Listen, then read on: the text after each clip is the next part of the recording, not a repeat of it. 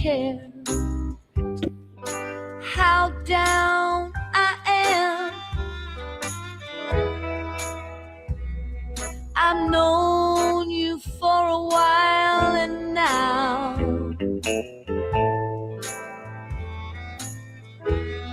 your smile has started looking like a grass.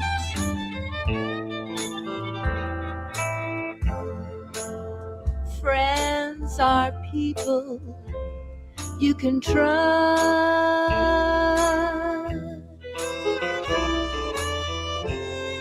Now all that shiny gold has turned to rust.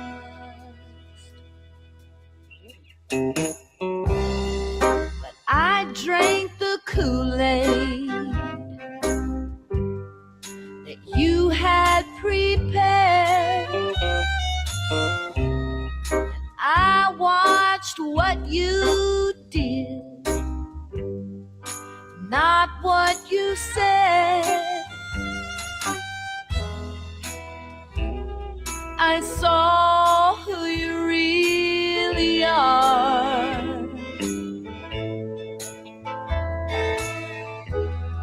You live to hitch your wagon to a star.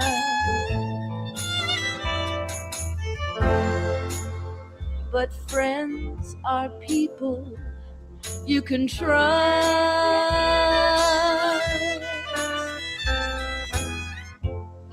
Now all that shiny gold has turned to rust.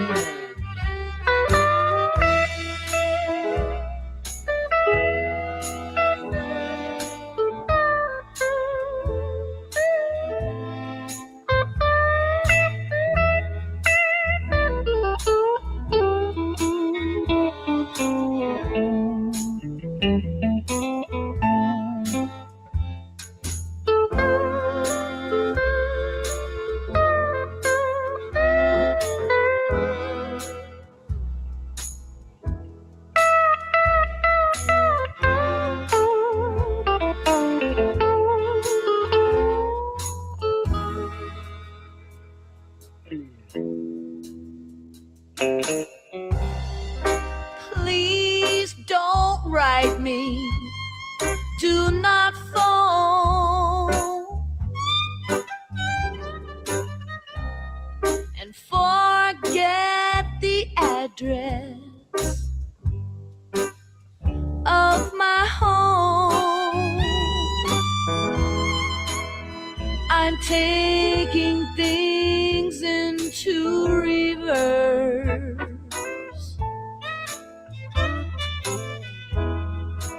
Forget the past, shake off your curse.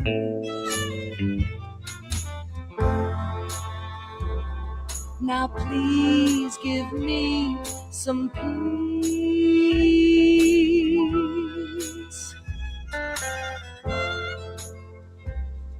And baby, take your leave.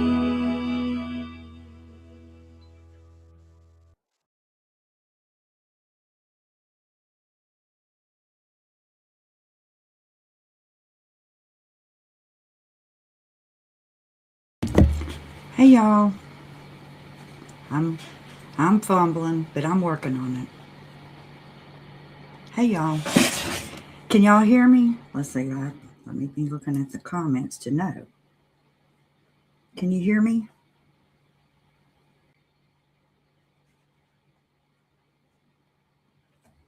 Y'all don't be disappointed, it's just me here today. It's just Donna here.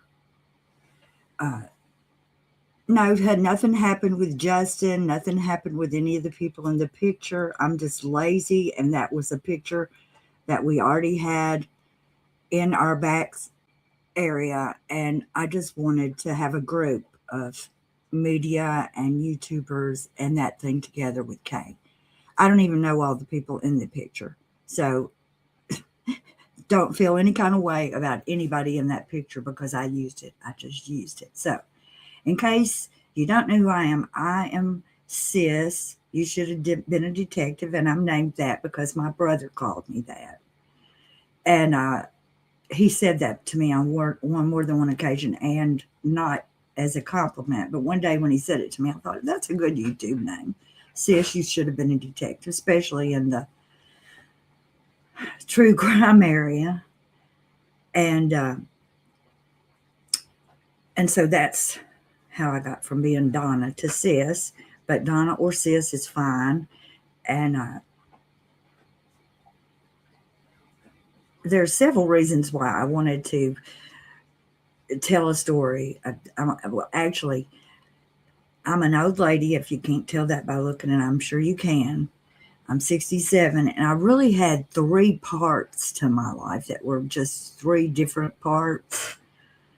And I'm not going to go through, I'm not going to make y'all listen to every story for 67 damn years. I don't remember them, and no one will not hear that anyway. But the short version of it is, I was raised in a high control religion. I was not LDS. And I'm not going to say what religion is. Many of you already know, but I'm not going to put that out there to have to bite me right now. I'll wait for later for that to bite me. So, and I was disfellowshipped, put out, shunned. And so I know a little bit about how that feels. And also I know how it feels to wake up and now you've been lied to by everybody around you. So that's kind of a hard pill to swallow for sure.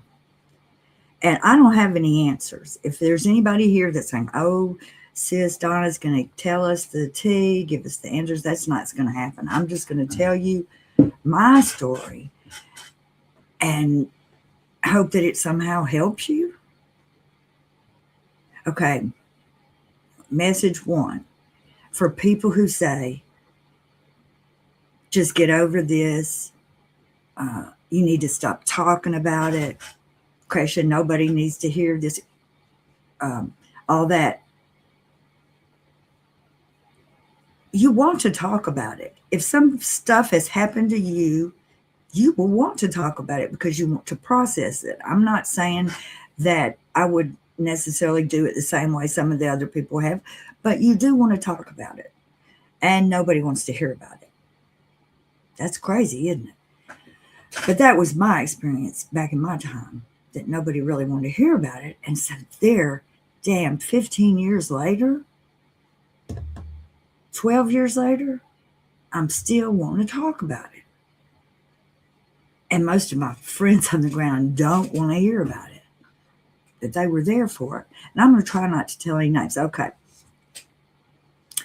First of all, this is Kresha's channel, and I help her, and I'm her mod. But I don't know everything about Kresha, and Kresha doesn't know everything about me, and that's a good thing. But one thing I do know about Kresha is that when something big happens to her, she needs a little bit of time to digest it, to think about it, and to come up and say what her piece is about it. It just takes her some time. It does. And I mean, that's been my experience with her through this time, is that when something would happen that was pretty big, that she would go down and be very quiet for a minute, and then she would just show back up and be fine. It's because she needs that downtime to regroup whenever you're going through terrible things like this.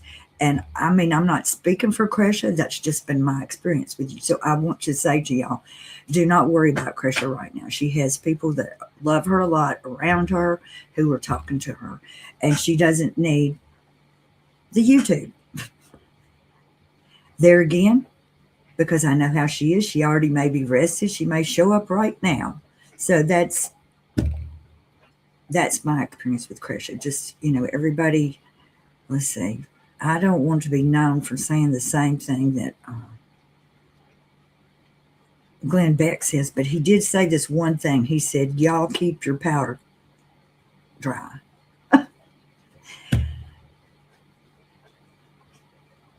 I want everybody to slow down because, oh, here's my story. I'll go back and tell you my story. Okay, the first part of the story was I was raised in a high control religion, and the high control religion taught me that the only people who were going to live when Jesus came back and the end of the times came was my group, not your group. All y'all's going to die. And that's why my group is out knocking on your door saying, hey, have you heard good news about Jesus? Because we were told that if we didn't go tell you this, but not tell you this, that we were going to die too. So that's the short version. So when I woke up and realized that I had gone along with some things and let decisions be made for me and not use my own critical thinking about it, it was very scary because it woke me up. And it was hugely scary because a lot of the things that I had hoped for and wanted for were just taken from me immediately. Plus, all the people in my family who were already shunning me, and the ones who weren't my family, that were my family, that weren't shunning me, that were not of this religion, I'd already been so mean to them, I guess, because who could think, okay, I know I'm not making a lot of sense, but when you're raised to think you are the only one that Jesus is going to save, you are just a little bit entitled. You are a little uppity. You just are. As much as I look back on my childhood and say, I was so good at school, and I don't know why people didn't like me and this and that. I was probably being rude and uppity. You're going to die and I'm not going to. I didn't say it outright, but my attitude gave it off.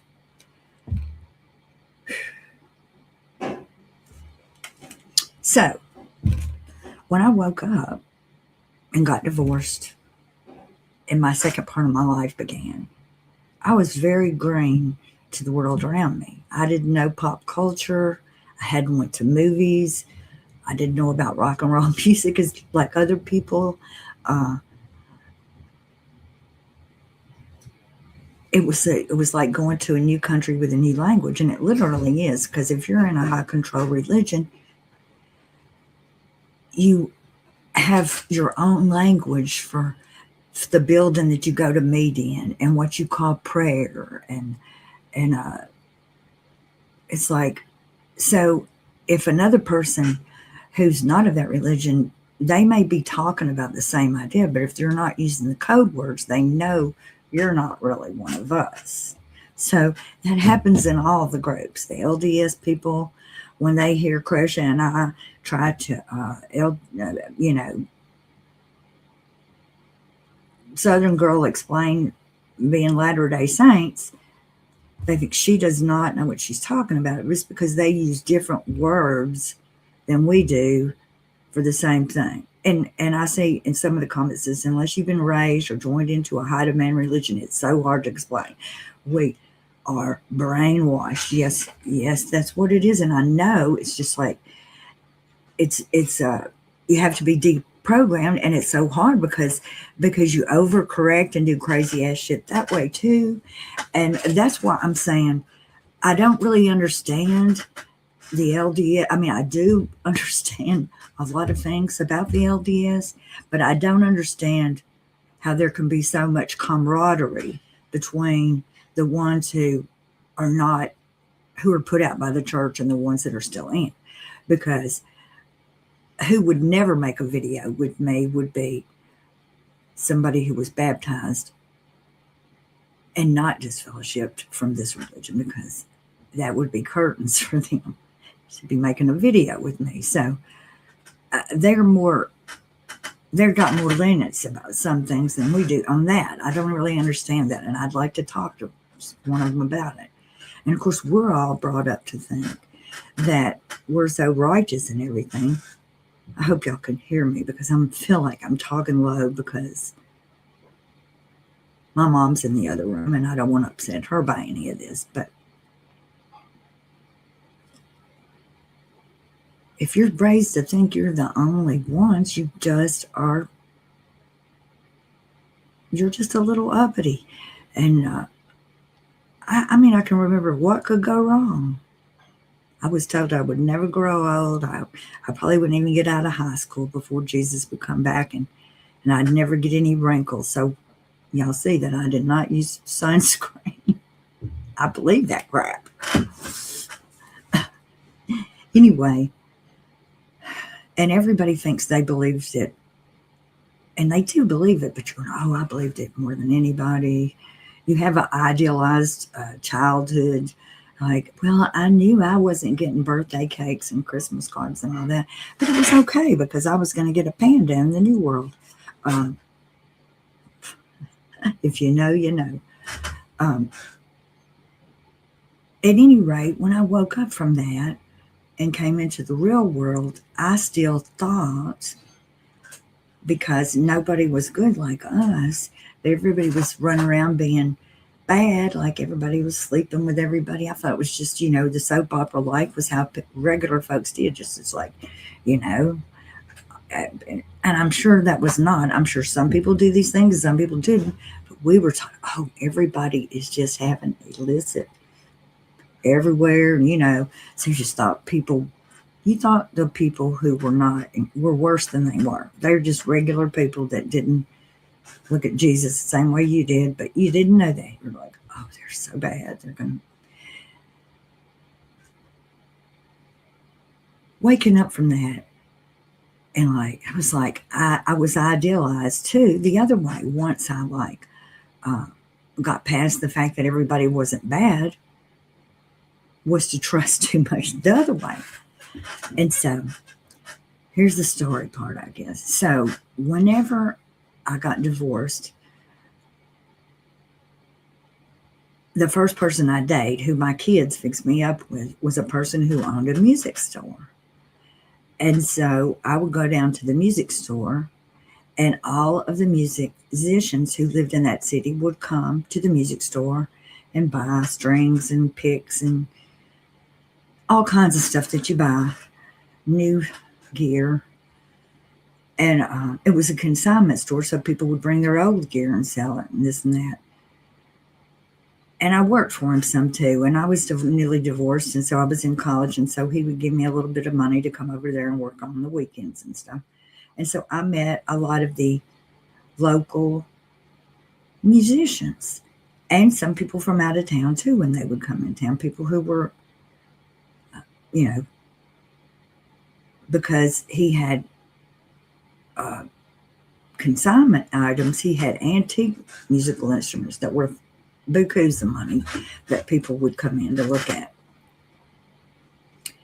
But at any rate, I met lots of people through being friends with the guy in the music store. And when we went out for dates and stuff, we would go to gigs around town and see all the people that came in and bought stuff from the store. So I got to know lots of musicians and sound people and bar owners and bar people and stuff, simply because of him doing business and with them and stuff. And so I got to know all these people and I became friends. We would go out to see them in gigs. So we got to see some of the musicians and singers and stuff. And some of them I got close with. Some of them I got real close with.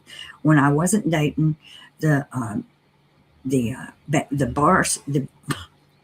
music store owner, after that, I started dating somebody that was in a band that we went to see. But it was no overlap, y'all. It was, I just had met him that way. I later met him again. Anyway, he's not important in this story. The important part of the story is that because of that, I got to meet a lot of girl singers and girl musicians too. It wasn't just about men. And so, and I would go on trips with them. We would go out of town to festivals and blues things out of town and stuff. It was a lot of fun. And so some of the girls I got close to was the one that was in the band with the one I dated. super, I love her to death. And she actually is the singer of the song that we heard at the beginning of the video that's called Rust. But I also met another lady, and we had a very good time. I knew her for, let's see, 1999, I guess, from 1999 until I parted company with her in like 2013 or 2014. But what happened in between is the weird part, because the whole time I was her friend, I had never had a best friend before. I never had somebody that just pulled me in and, you know, let's go here, let's go there. I never had that before because of the, the situation with I'm flipping over here to this thing. So I thought it was cool. We went to the park and we ran, and I never ran in my life, but she got me to run. And she would tell me horrendous stories about her past, about how mean people were to her in her childhood, and how her step parents were mean, and this and that and the other. And I thought, oh, she is so wonderful to have gone through all this stuff. And she's, this beautiful, beautiful woman, grown woman, and she can sing and she can dance, and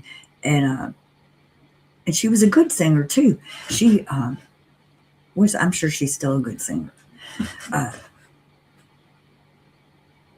Which shows that evil can come in pretty, pretty packages.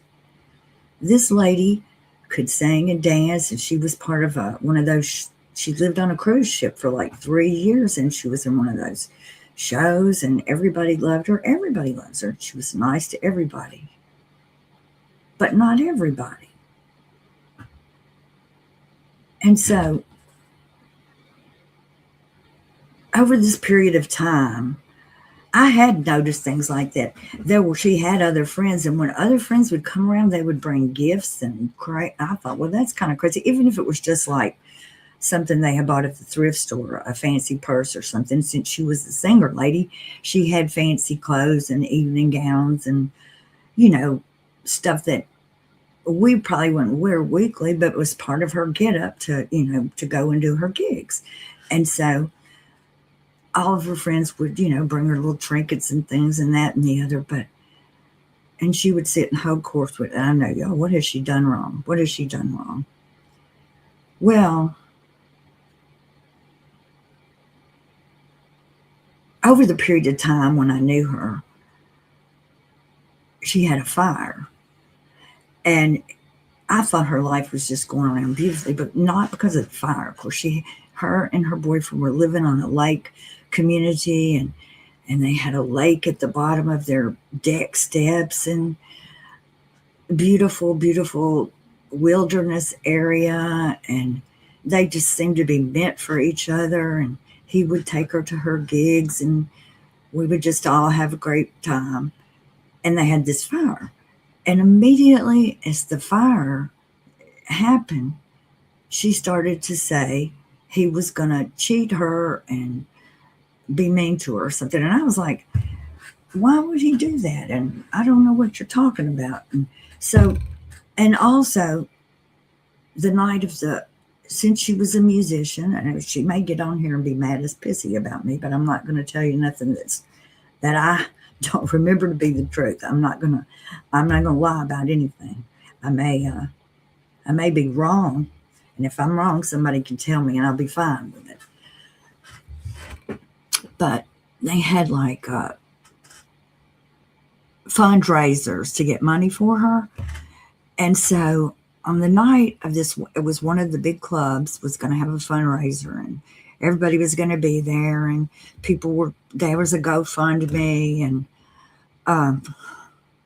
anyway, the night of the big fundraiser, we went out to eat before that, and she was wearing some clothes that people had donated. She had a cute little dress and little boots with fur on them, and she just looks cute as she could be. And I dressed cute too, because we were going to the club for this fundraiser for her. Then when we went back to the hotel on the way to the club, she took off her pretty little outfit and put on a dirty sweatshirt and dirty sweatpants and some shoes that had ash and stuff all over them from the fire. I said, why are you putting this stuff back on? She said, I spilled something on my pretty dress. And, she just had a fire. She was fragile. I thought, what the hell? I'm not going to try to make a big deal about it. She's pretty. She looks good in anything. She can wear damn sweatpants through this thing if she wants to. But what she was doing is she wanted people to feel sorry for her so they would give her more money.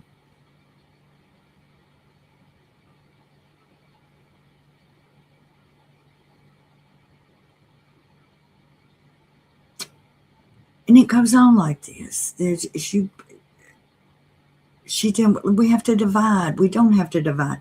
So this guy was crazy for her. And so he would have gave her anything, but she was just being so mean and like, you're trying to cheat me. And she was like, I have antique musical instruments and I have all these CDs I didn't sell and this piano and all these musical things. They're worth $50, $60, $70, $80,000. And nobody's going to pay me back for that. Well, they weren't married. He had fire insurance on the house. It was in his name. She didn't have renter's insurance. She didn't have nothing. He didn't owe her nothing. Because he's a stand-up guy, he gave her money anyway. 2 different times that added up to $80,000. And she told me, she's like, I don't tell my business to everybody. I don't want people to know my business. So don't tell anybody my business. And so I was like, I'm not telling him. I don't care. It's not my money. It's yours. And I was like, you're driving a raggedy old car that just barely gets from one place to the other. You got all that money. Go and get you a car. And you don't have a home. Right now, you're just living with people. You need to go and put a down payment on a house. No, she did not do that. I don't know what she did with the money, but she did not want to spend it so that anybody would think she had money. And it happened like in February or something, this fire. And I don't know how much of my money I gave her, but I got my income tax back. And I didn't give her straight out money, but she needed, besides all the stuff she needed, like underclothes and things that girls need. And I knew what girls need. So every time I would come, I would bring things girls need.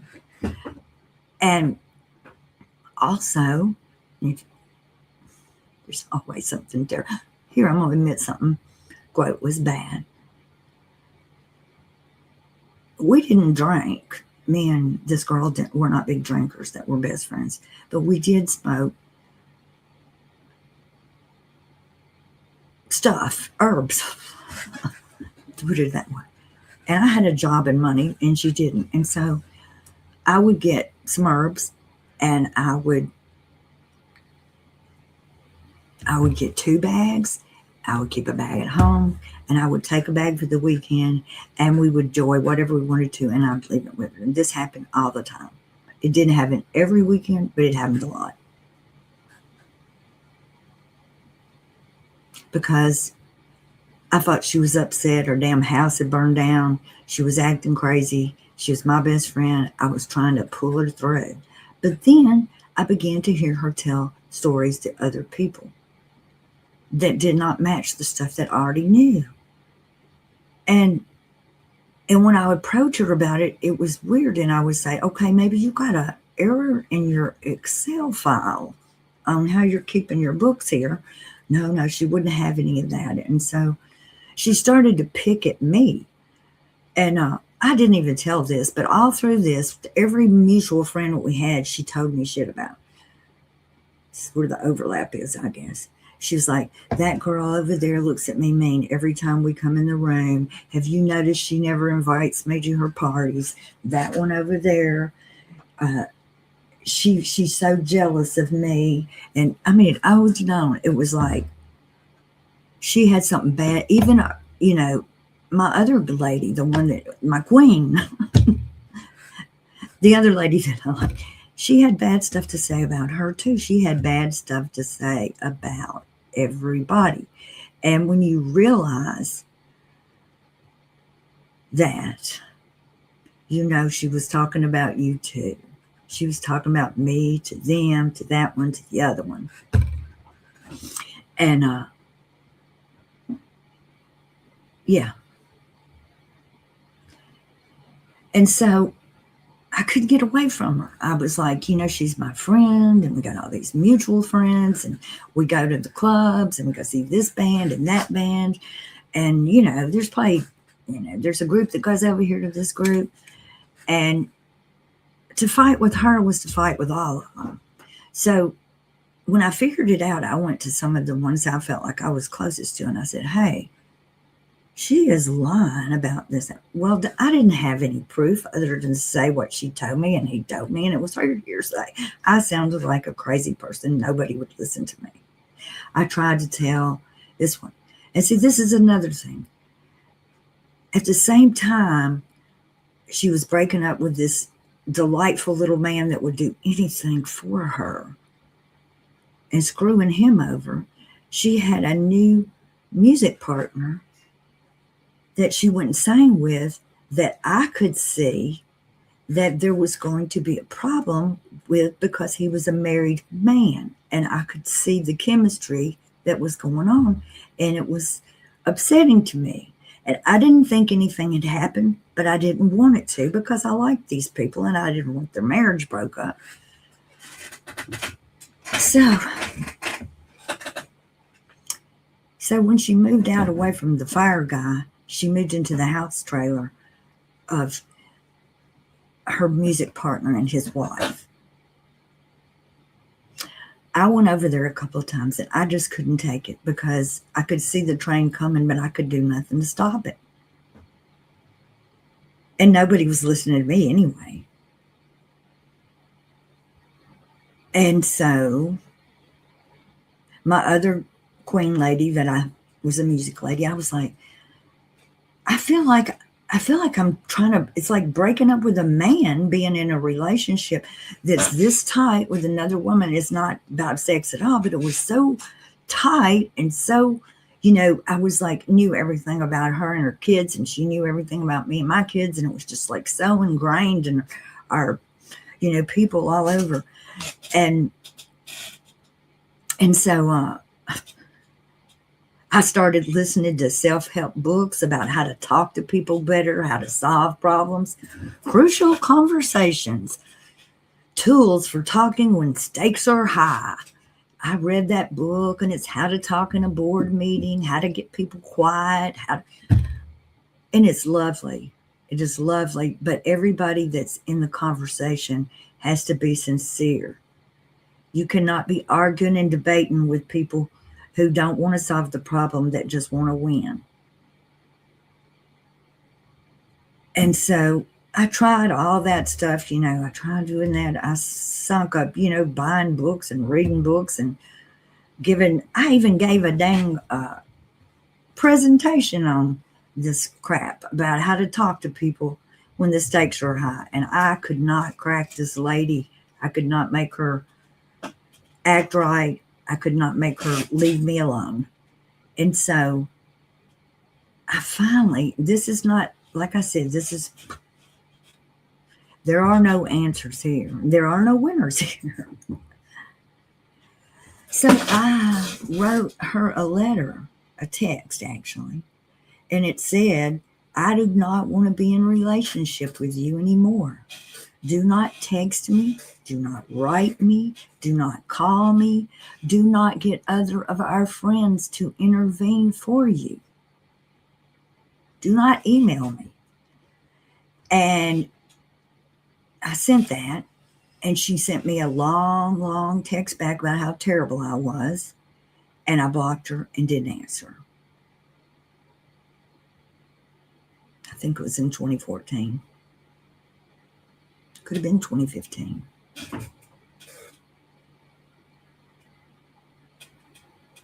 Did it go away? No.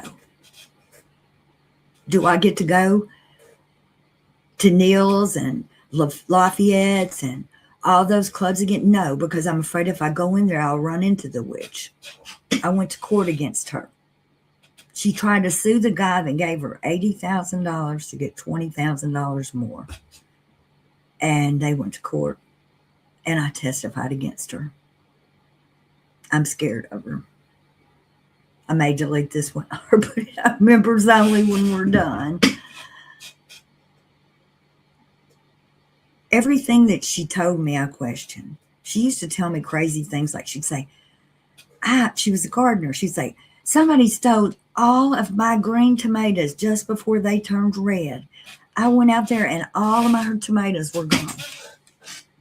Well, in retrospect and thinking about projection, I now think that she must have stole somebody else's green tomatoes, because everything she told me that was crazy that she said people did to her, she was doing to other people. Stalking. I don't know if this is stalking or not, but she would call me and say, hey, come over here. Let's go to the club. Let's get dressed up. I'd put on the makeup and clothes and crap, and we'd hang out, and we'd go to her house, and she wouldn't be ready, and I'd sit there and wait and listen to her talk about people, and she would finally get dressed, and we would go, and all we'd do is drive around the freaking parking lot because she was looking for somebody's car and somebody else's car. No, she wasn't stalking me, but I was a flying monkey. I was a flying monkey. And she said things in front of me as time went on that she knew were lies, and she knew I knew was a lie, just to see if I would call her out in front of other people. Now that's brazen. None of this is YouTube. None of this is people. Like the story, now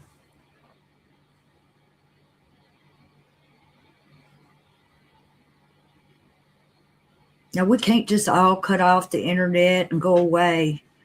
But this lady is probably in the next town scamming somebody else. I don't know. I hope she stays over there, because I tried stopping her in my group and I couldn't stop her, because it was like 2 years after she had broke up that guy's marriage, and all kinds of other nonsense had happened before people like said, hey, Donna was right about that chick. 2 or 3 years I'm sitting around on my hands telling if, she is. Nobody's listening to me. Well, I say that a few people were listening to me, but after you've been doing a flying monkey, they really don't care to hear too much you got to say. If you were over there giving somebody the stink eye with her, going around starkling cars with her. So this is the reason I'm telling you this story is several reasons. One thing is I just want to talk about it. I'll be honest. And also because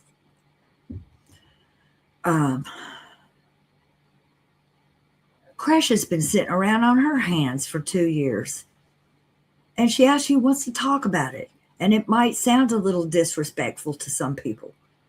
But if you have been sitting around keeping your mouth shut, and nobody was taking notes, we didn't sit over here and write down every little infraction we thought that Hidden True Crime had put on us. No, we did not, because we're bigger than that, and there was no need for that.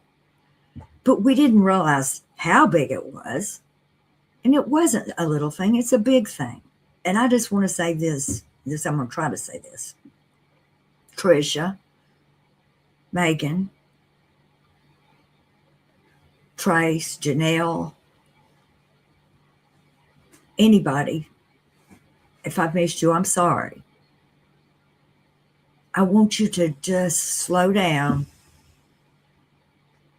and use your critical thinking and give this some time. Please do not be doing things because you think, I get where you're coming from, right now. You're still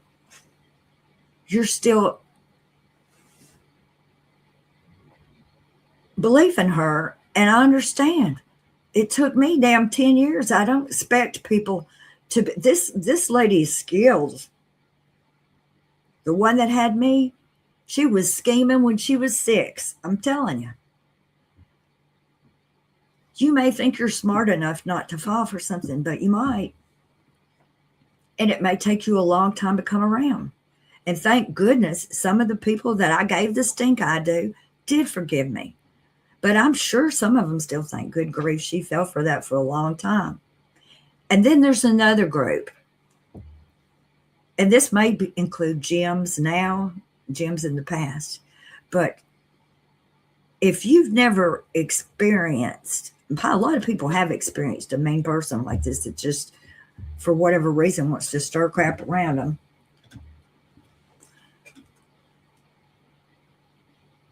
There's some people who have not. There is some people that are lucky enough who have gotten through life, who have never met a scam artist, a narcissist, a bad person like this. And I'm happy for them. Yes, there are really people who never meet one of these monsters. But just because you've never met one and experienced doesn't mean that somebody else hasn't.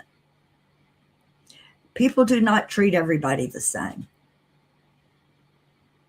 These people study you to know how to get to you, how to be the nicest to you, how to suck you in.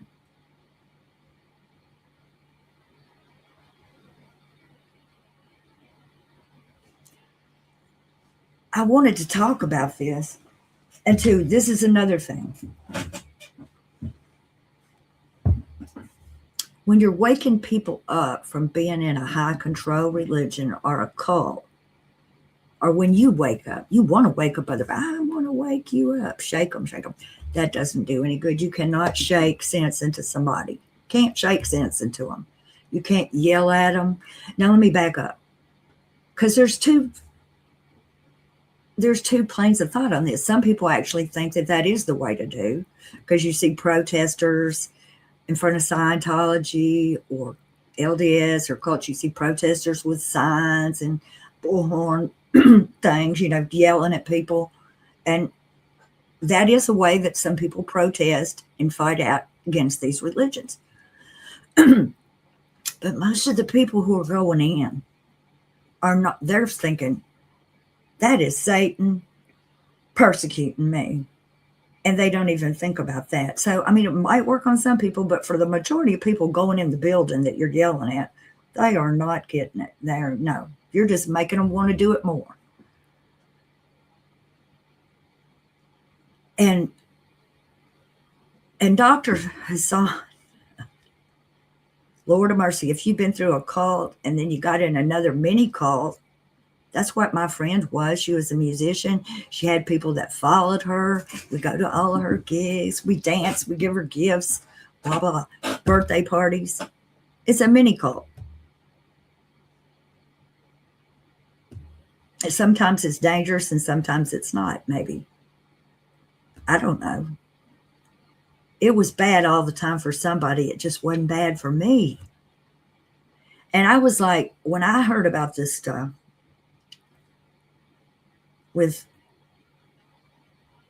I'm jumping around, I know. I hope somebody's hanging on to some of this.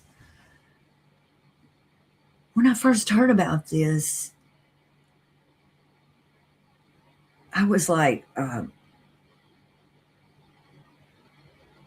not surprised or whatever. I don't even know when. It's like when you didn't hear first about what, Donna?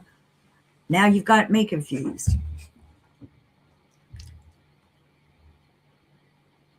When I first started hearing all this stuff about Lauren,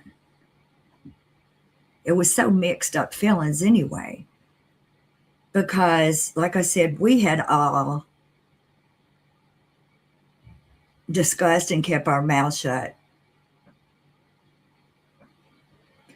And she could get access to people we couldn't get access to. So, yeah, we watched her. As Kresha said, we watched everybody. I watch a lot of people I do not agree with and people I do agree with because I want to know what they got for me. What's my argument?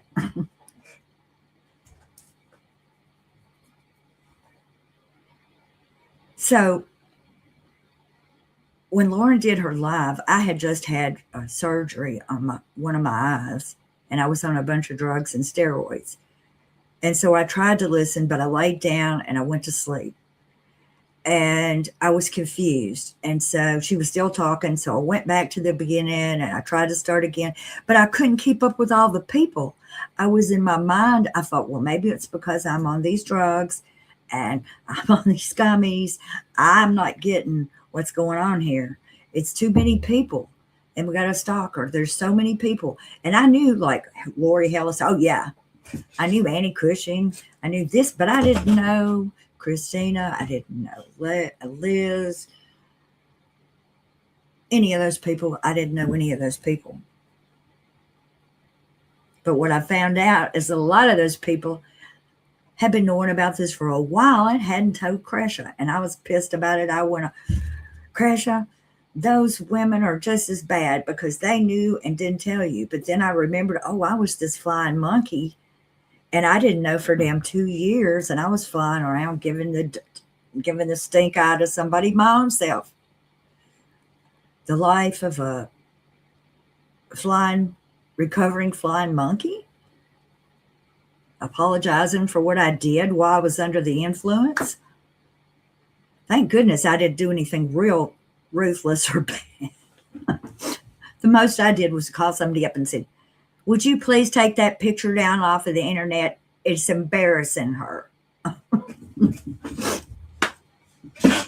my God.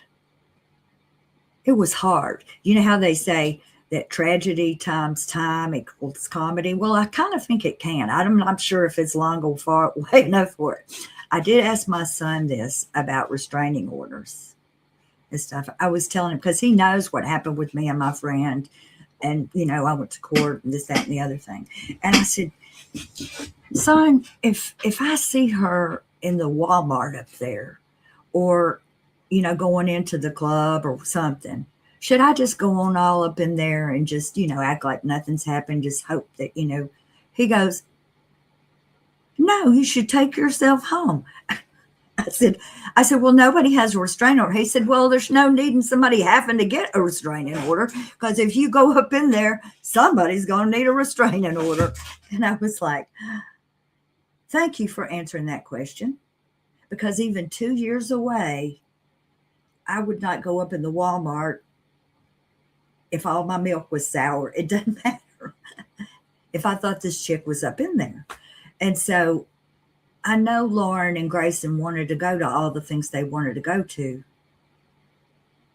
but I wouldn't have went around my lady that was my, you know, lady that scared me that way. And I don't know that my lady ever laid a hand on anybody, ever hurt anybody. I don't know. I know she lied. She took money she wasn't entitled to. And she took people's husbands. How much do I need to know? So therefore, I don't know what she did after that.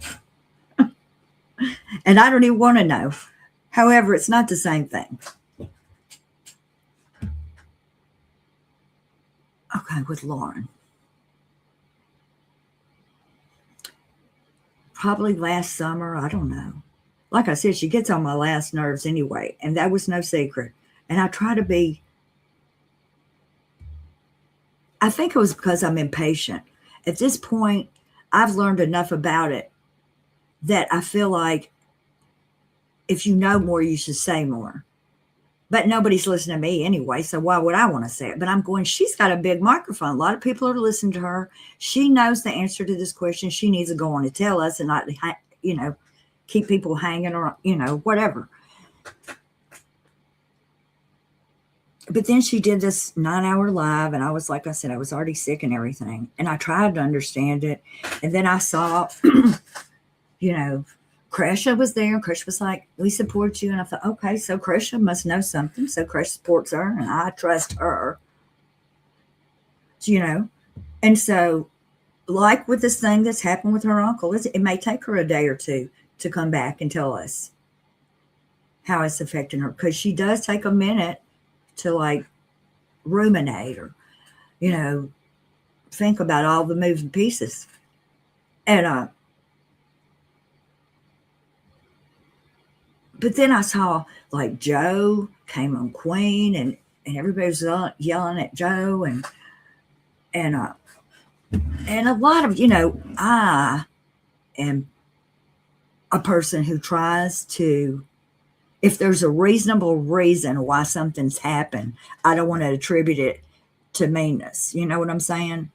Well, that could have happened, you know. That didn't have to be planned. You know, I'm that kind of person. I'm like, if it can be because of somebody having an accident or just being stupid, that's probably what happened.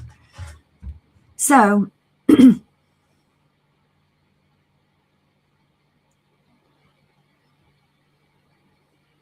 I don't know what's in other people's minds and hearts, and I don't know what they do or did or who they're like having conversations with. Before this happened with the 9 hour live, our group used to get together. Our group, some of the group, would talk, and I even we would talk backstage. Like I had talked to Joe Schmo backstage before, just talking and stuff. And he told me things about. He told us things about Crime Con and stuff, and he really had a good time and all that kind of stuff. And just to be fair, I mean, just to be honest, well, that's not the, you know, just to make sure everybody knows, you know, what we know and they know and who knows. I had seen Lori Hellis say that somebody had got thrown out of CromCon. And I just thought that was interesting. That's all I knew about it. And so I asked Joe, I said, Joe, who got thrown out of CrimeCon? And what the hell's the story on that? And he wouldn't tell us. And it wasn't that he wasn't tell us. He just said he didn't feel like it was his place to tell us. And that, you know, and I thought, well, okay. And everybody was like guessing, is it this one, is that one, is it this one, or that one? Of course, none of us would have ever guessed that it was Christina, because none of us knew about Christina.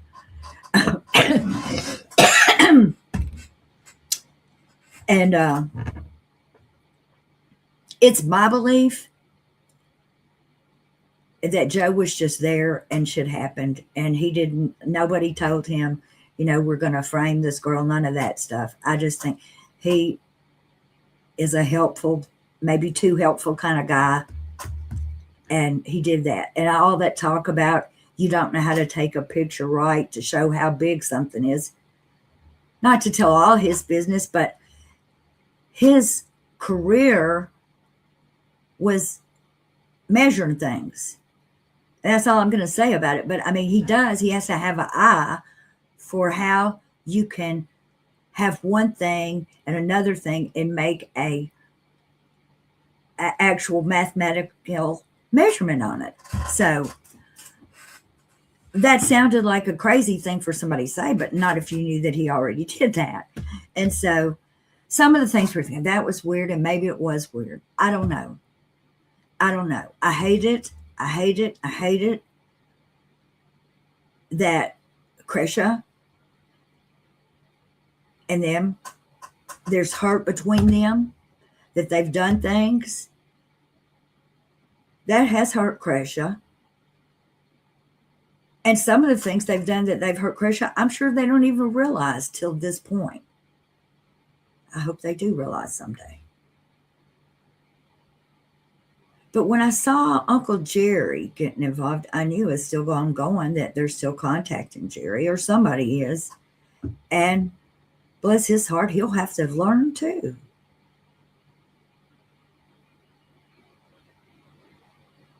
And it may take years, damn it.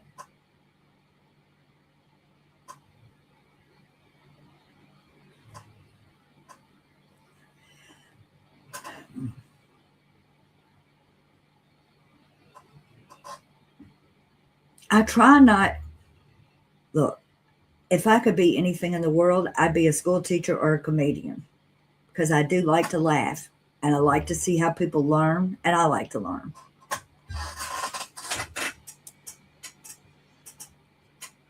So I want to laugh about this and I do laugh about some of it. But I want everybody to be careful. Everybody has free speech. Everybody can say what they want to say. None of this is, I'm not speaking for kresha at all when I say this, but this is just me. That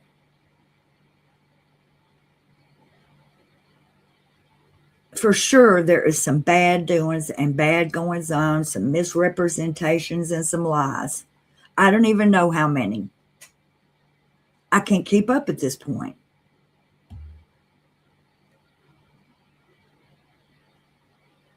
But I want you to give grace if you can to the people around, like Jerry, like Megan, like Joe, maybe even like Trisha. I don't know.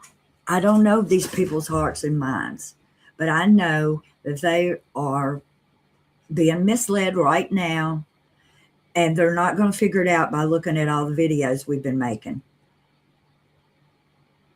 Because the videos we've been making, we've been calling them out and laughing at them. And nobody's going to watch a video with a body cam with you laughing at them.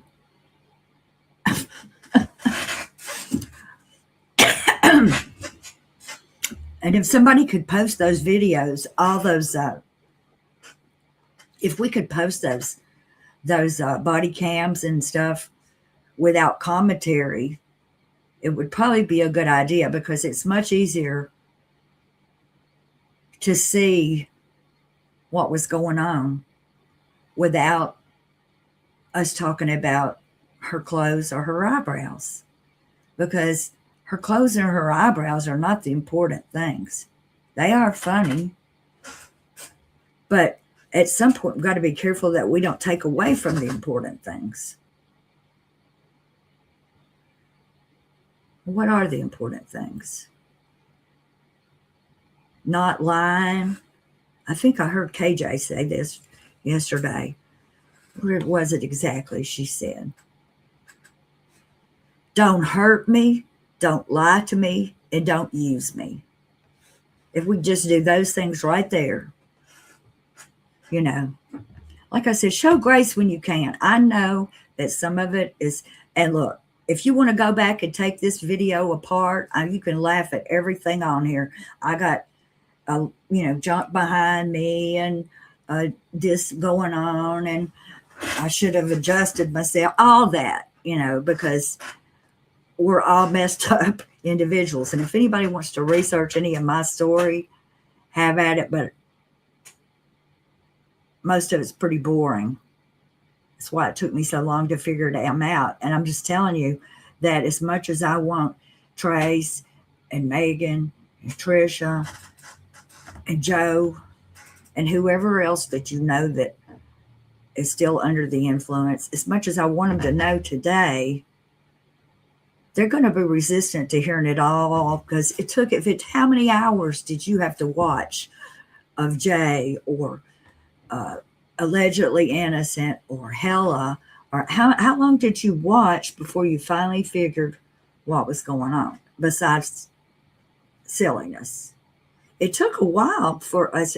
It's been 2 months, and we still, the text and things that we see are Facebook things that they're public to whoever's in there. If you're part of that group, you can be in there, which we did not go on the Facebook enough, clearly, while this was all going on, or we ought to already known some of this stuff, but we did not do that. We did not nose around on, we were too busy trying to get justice for Dolly and them. Oh my gosh. So I'm not doing, what is it? I'm not trying to make anybody feel bad for making fun or laughing about all this stuff. But I do want you to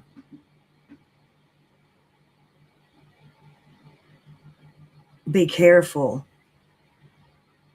because we want these other people to wake up.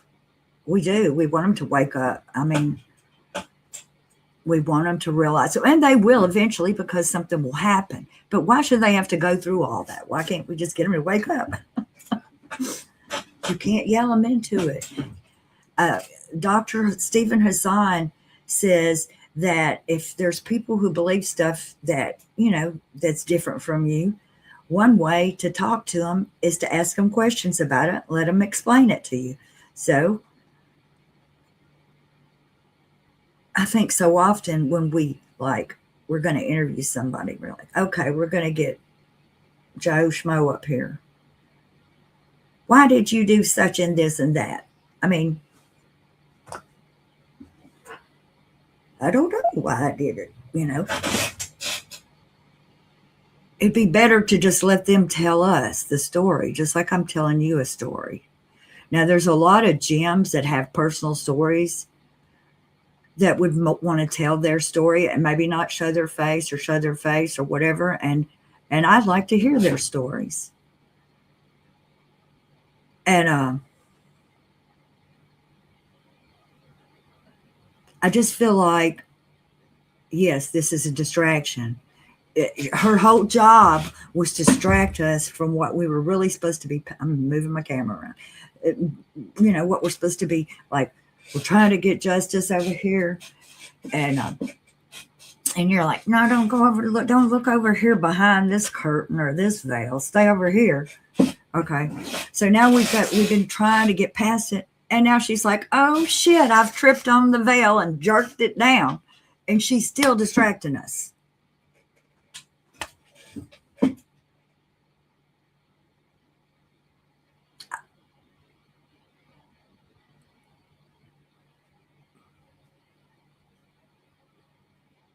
Still distracting us.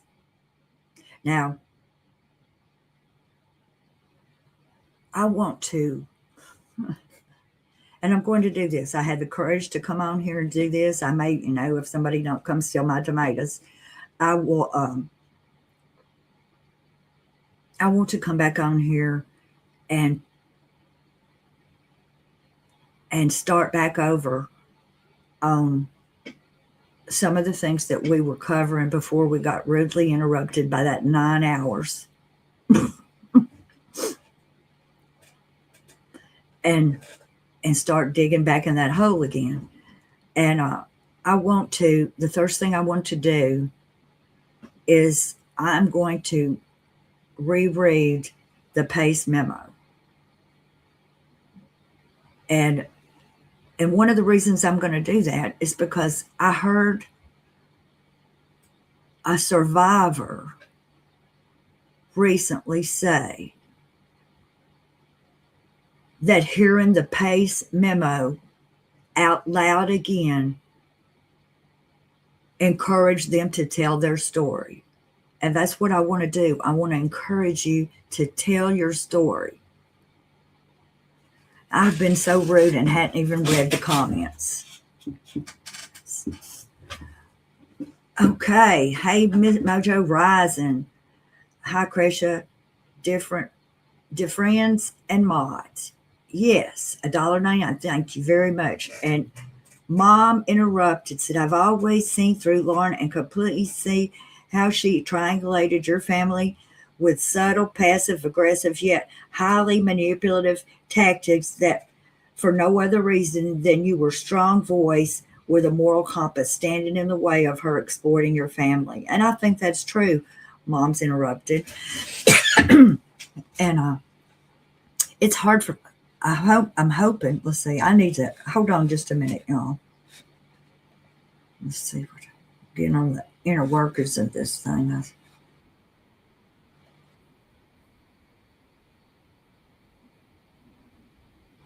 There you go. Okay. Okay, I hope that everybody's been nice in the dang uh, thing here. It says,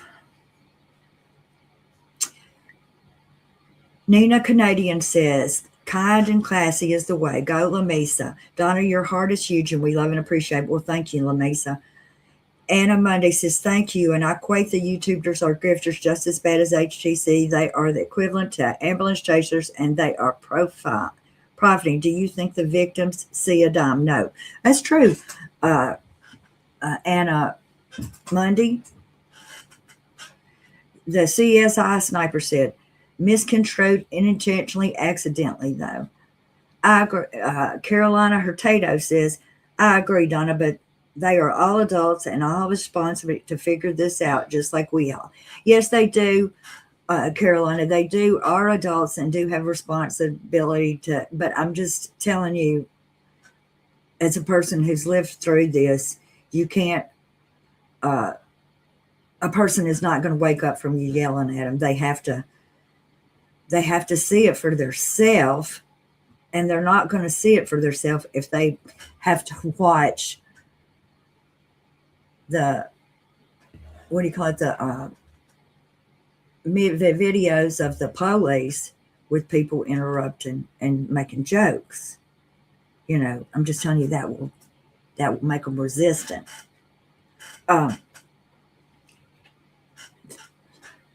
Sending love and hugs to you and Kresha. Why are they called flying monkeys? I know I was once one. They're called flying monkeys because of the Wizard of Oz, because the flying monkeys helped the Wicked Witch. They went around and captured people up and caused all kinds of bad stuff for Dorothy and them. So, yeah, a surviving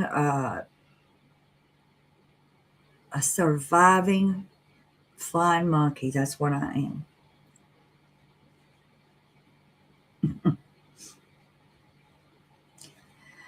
Yeah. So, Miss Sherry says, I agree. Mocking has become too much. Just facts, please. Yeah. Lamecia says, difficult research. I think it's been a powder keg that can only take so much pressure and builds you into graving. Look here, baby. They are posted without commentary separately. Look here, Kresha did post. That's why I don't delete videos, because that's counterproductive to my mission to share the experience with others so we can see it and feel it, experience it, and learn from it, to honor those that rest in peace. Look at that. Thank you, Kresha. We love you so much. Eddie Atwater says, sending love and strength to Kresha. Kelly 3544, M Sherry 5, stay off those channels mostly. Mabel Dragonburn. Hey, Kresha. Mabel Dragonburn. I don't know if I said that right. Vexatious Parrot. They won't see or hear anything we're saying. If we're ridiculing it, it's fun, but self-destructive. Yeah, I know it is. It feels so, like I said, it feels so good to tell my story, even though I left out a bunch of stuff and tried not to say anybody's names. But it could come back on me this afternoon, and for whatever reason, I have steered clear of that bitch, and I'd like to stay that way.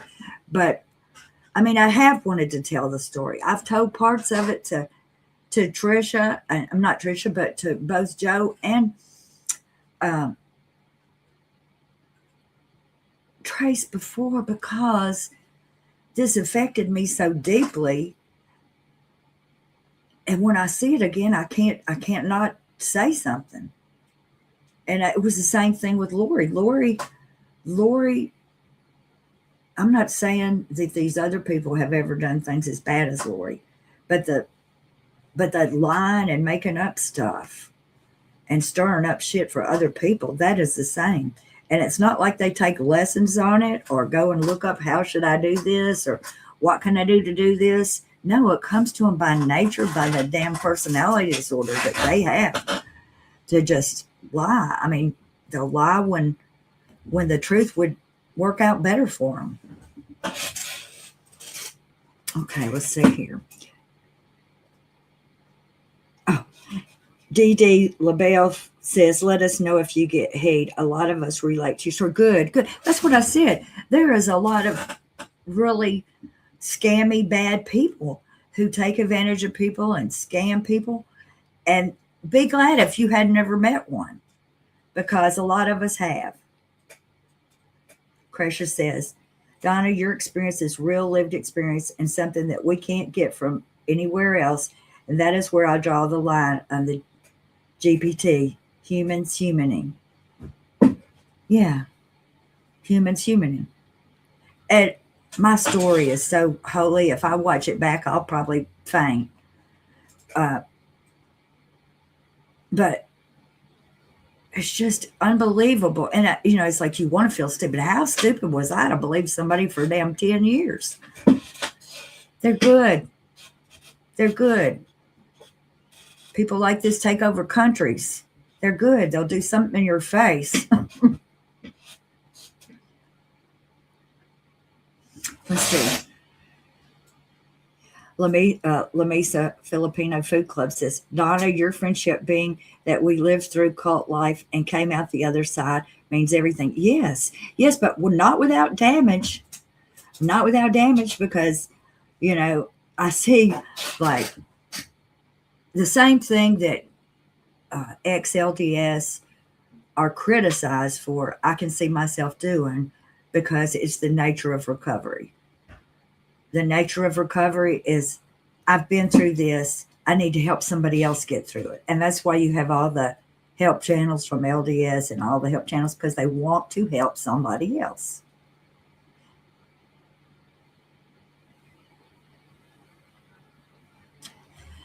Kresha says, same sister, same. I have to say the part pissed me off once I started to realize I had also been duped. Exactly.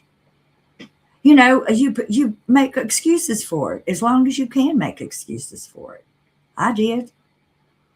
I was like, this beautiful, talented, dancing, acting, beautiful lady who's got a college degree.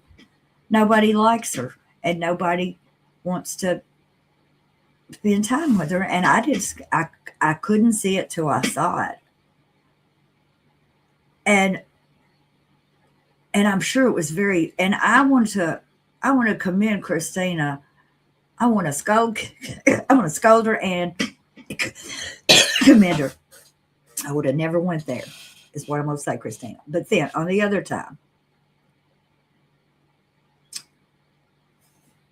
some of these people knew what Lauren was doing, or kind of knew what she was doing for a long time, and didn't say anything and just let her run wild open with it. But Christina did not stand for it for very long. She was not a flying monkey for a lengthy amount of time. Kudos to you for seeing it and doing something. I feel so bad for, and that's one reason, and I'm going to say this, I've tried to not be too snarky. Kathy says, hello, sorry I'm late. What happened, Kathy? We're having a snow, freezing rainstorm, and I ran shuffles. Oh, girl. Look, she's taking care of her mama. Oh, my gosh.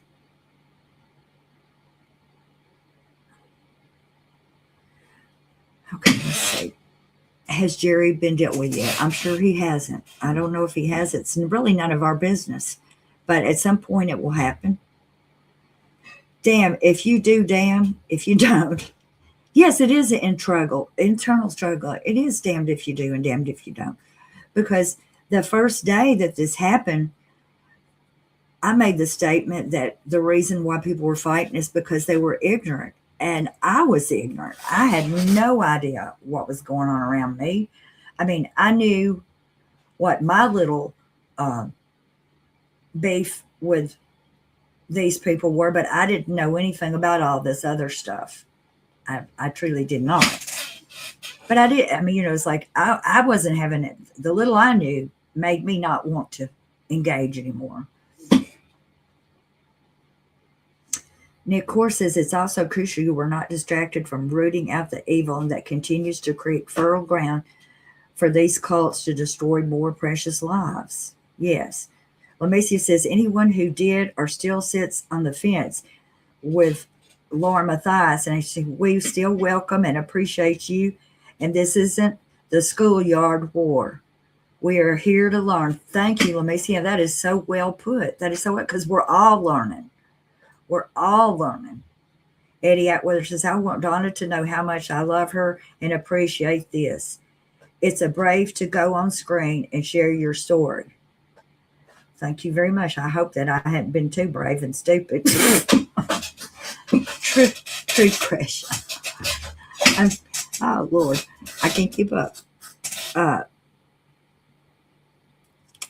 Christina's tactics are partly responsible for all of this, taking juvenile jabs on TikTok, blah, blah, blah. Okay, whatever. I wouldn't have done it, but if she hadn't started the pot big, I guess we would still getting just mean girl looks from across the hall. I don't know what would be happening. You hate to just throw a damn turd in it, but sometimes it's what happened. You want to believe the best people, but when you show you who you are, believe it. Exactly. It's tricky when it's professional boundaries. If you talk about your current or former employee, you will not look good to the potential employees or contract. Yes, that's exactly right. It is exactly right. And that may be part of why I have no, I'm an old lady and all I have is old employers that were assholes that I could talk about. No, I shouldn't say that. I'm going to tell you something. If there's a roof over the building and there's business going on, there's an asshole up in there somewhere. That's just a fact. It's just how bad is it? Can you give them grace? Difficult Research says, I have a statement. Oh, boy. No, where did I lose it? Dang it. Now? Well, I lost what I was looking at, but it says this very thing happened to my friend Jen. She was the Christina of 2021, and she still ran off of YouTube because of these bitches. Lauren Matthias and Lauren Hellis. Yes. So that's whenever Lauren started her 9-hour, man, I thought it was going to be about Lori Hellis and Annie Cushing because they had been mean to us, and I was well aware. I thought they'd been mean to us. And I'm still up in the air about some of them. I don't even know, but I don't need to know. They don't know who I am, and I don't know who they are, and that's probably the best way to keep it. But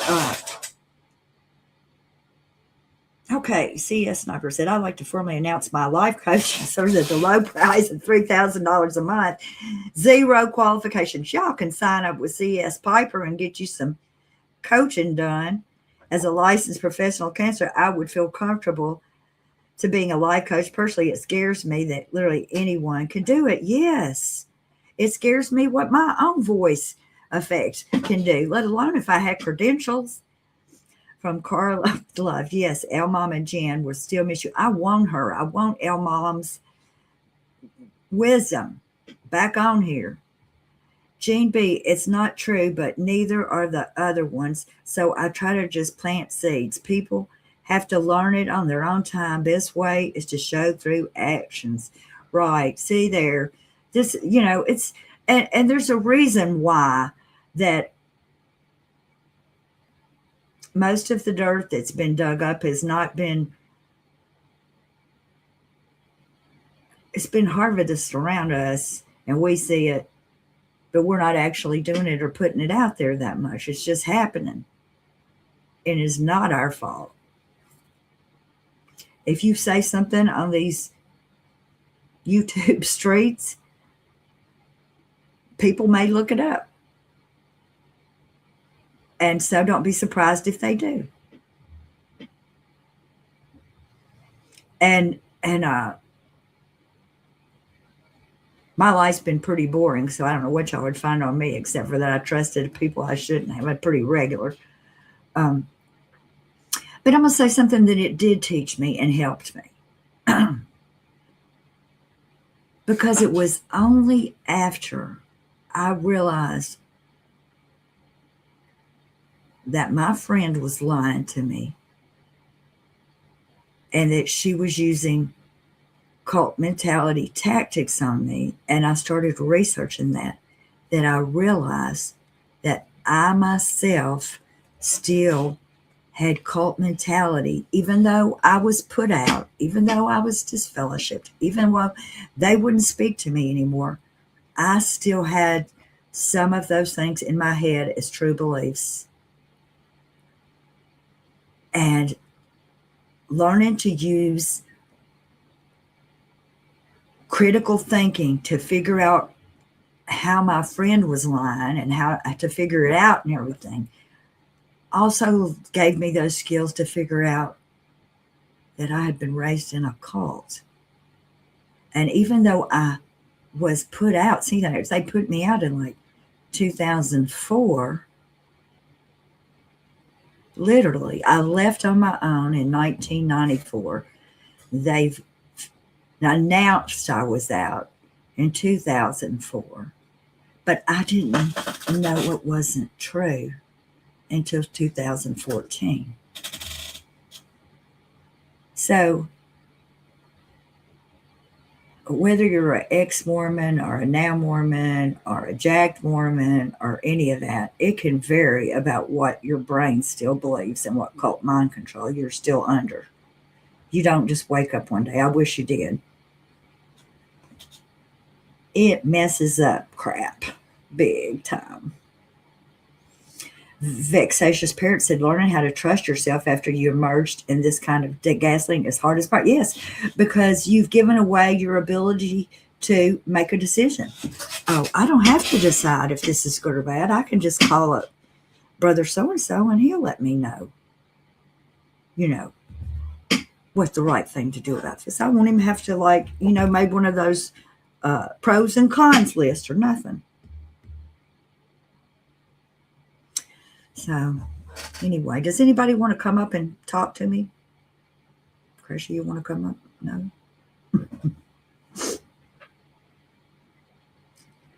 If not, I guess I should put this one away and get ready to start another one.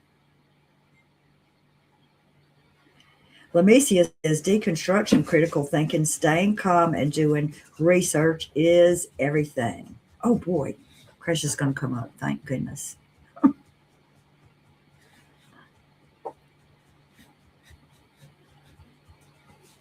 Yeah, good. I hope that she's saying I love to Megan come up. Okay, Vexatious Spirit said a lot of LDS were raised to seek direction from others, wards, presidents, bishops. Learning how to make decisions and trust your own judgment is a Holy Spirit. Yes, it is. I mean, it's like being in prison. They tell you when to eat. They tell you what to wear. Tell you what to read. I mean, it's not literally like being in prison. You can go to the beach, but you have farmed out your everyday skills to other people. And I kind of think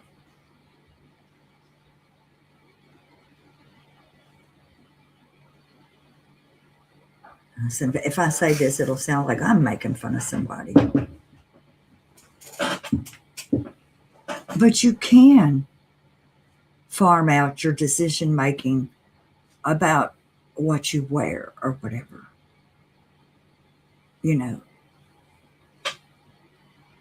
Send me 5 days of clothes to wear on screen, and I'm just going to wear them.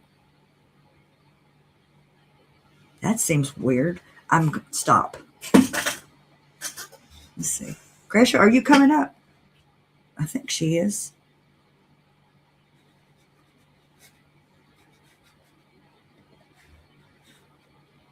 Let's see.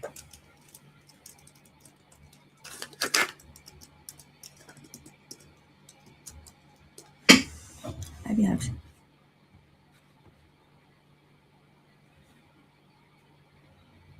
Okay.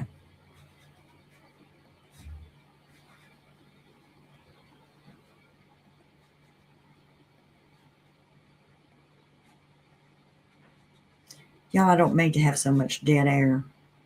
I could never been a DJ, huh? To anyone coming into this, Donna, she's a dear friend of Kresha's and a longtime moderator for this channel. She'd think I don't have to lean over to do. Kresha, if you want to come up, here's the link, or anybody else that might want to. I hear "Come On Down" music from Price Right every time someone says "Come on." That's true. That's true. It's okay to have your opinions on Donna. It's okay just to have a little judgy about this. Yes, it's okay because I guarantee you I am a messed up individual that you could find fault with today. Oh, it's already freezing up. This is, oh, there she is.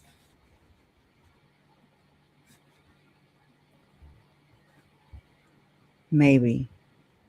Look, I thought I just flew into your shoulder, girl. You there? That was weird looking. Can you hear me? Yeah. Oh, Lord. Why can't I hear you? Here Kresha, we go. I can't hear you. So Am I muted? go back out and come back in, or maybe I should go back out and come back in. Can you hear me? Oh, I don't know. She's going to go out and come back in. I'm gonna put on my thing here. I'm gonna put on my thing here. Do I feel better since I have told my story a little bit, but I'm sure it was so disjointed. I didn't take notes or anything. I should have made notes, but I didn't.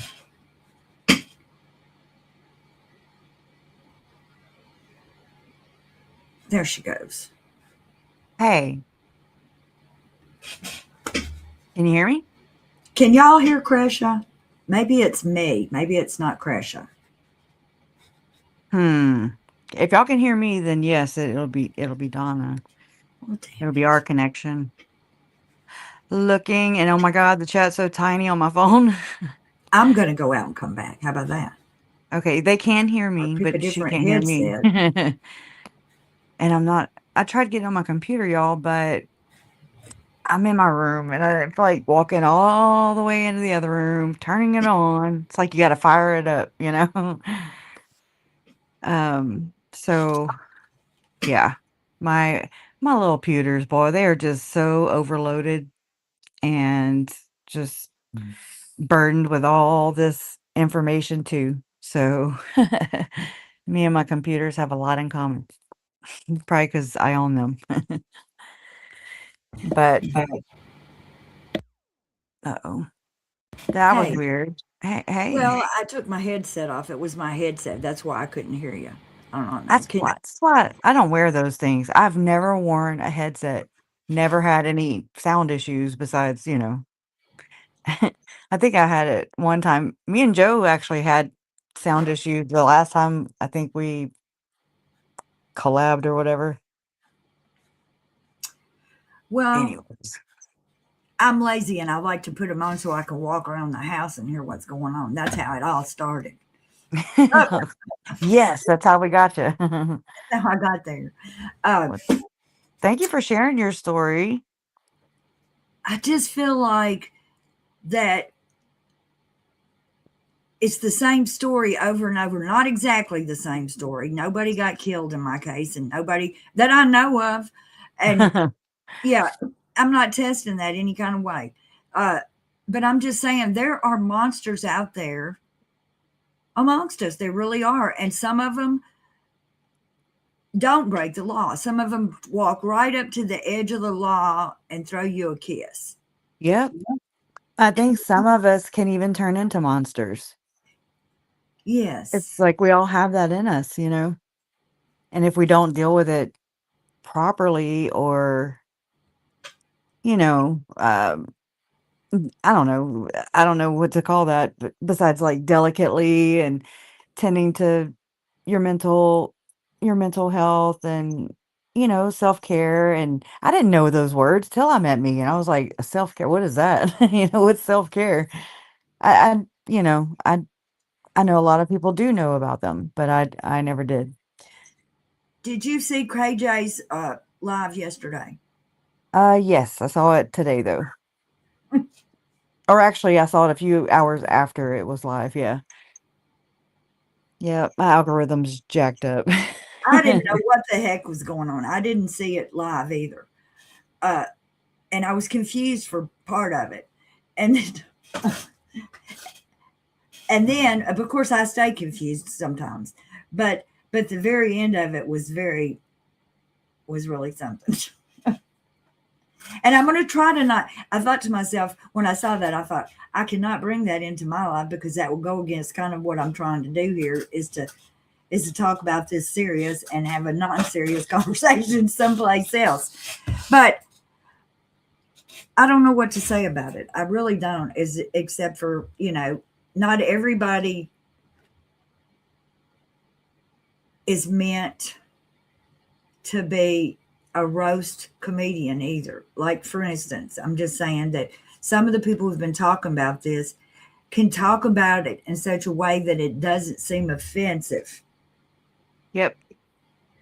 And if I said it, I feel like it would be offensive.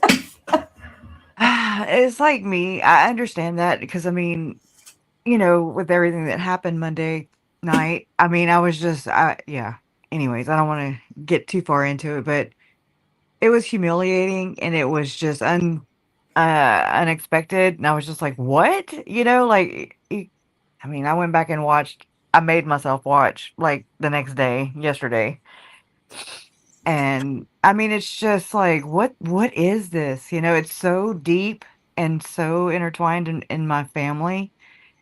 And I mean, it just is kind of, I guess, one of those things. I don't know. I've never been through this, but I mean, Lauren should have not done that. Lauren should have not done that. She should have not got him because I feel like that one of them must have like let him know that was going on. Maybe they didn't. Maybe it just happened on maybe their own. exactly. We I have to don't kind know. of, but, I, and I blamed him in the, when it happened, I blamed her, but I'm going to start putting it on the person who's, I mean, I'm not going to yeah, go ham on them or anything. I'm going to do it like I do everything else, but, um, we can't let people get away. I mean, if I'm being a shitty person, then I deserve it, right?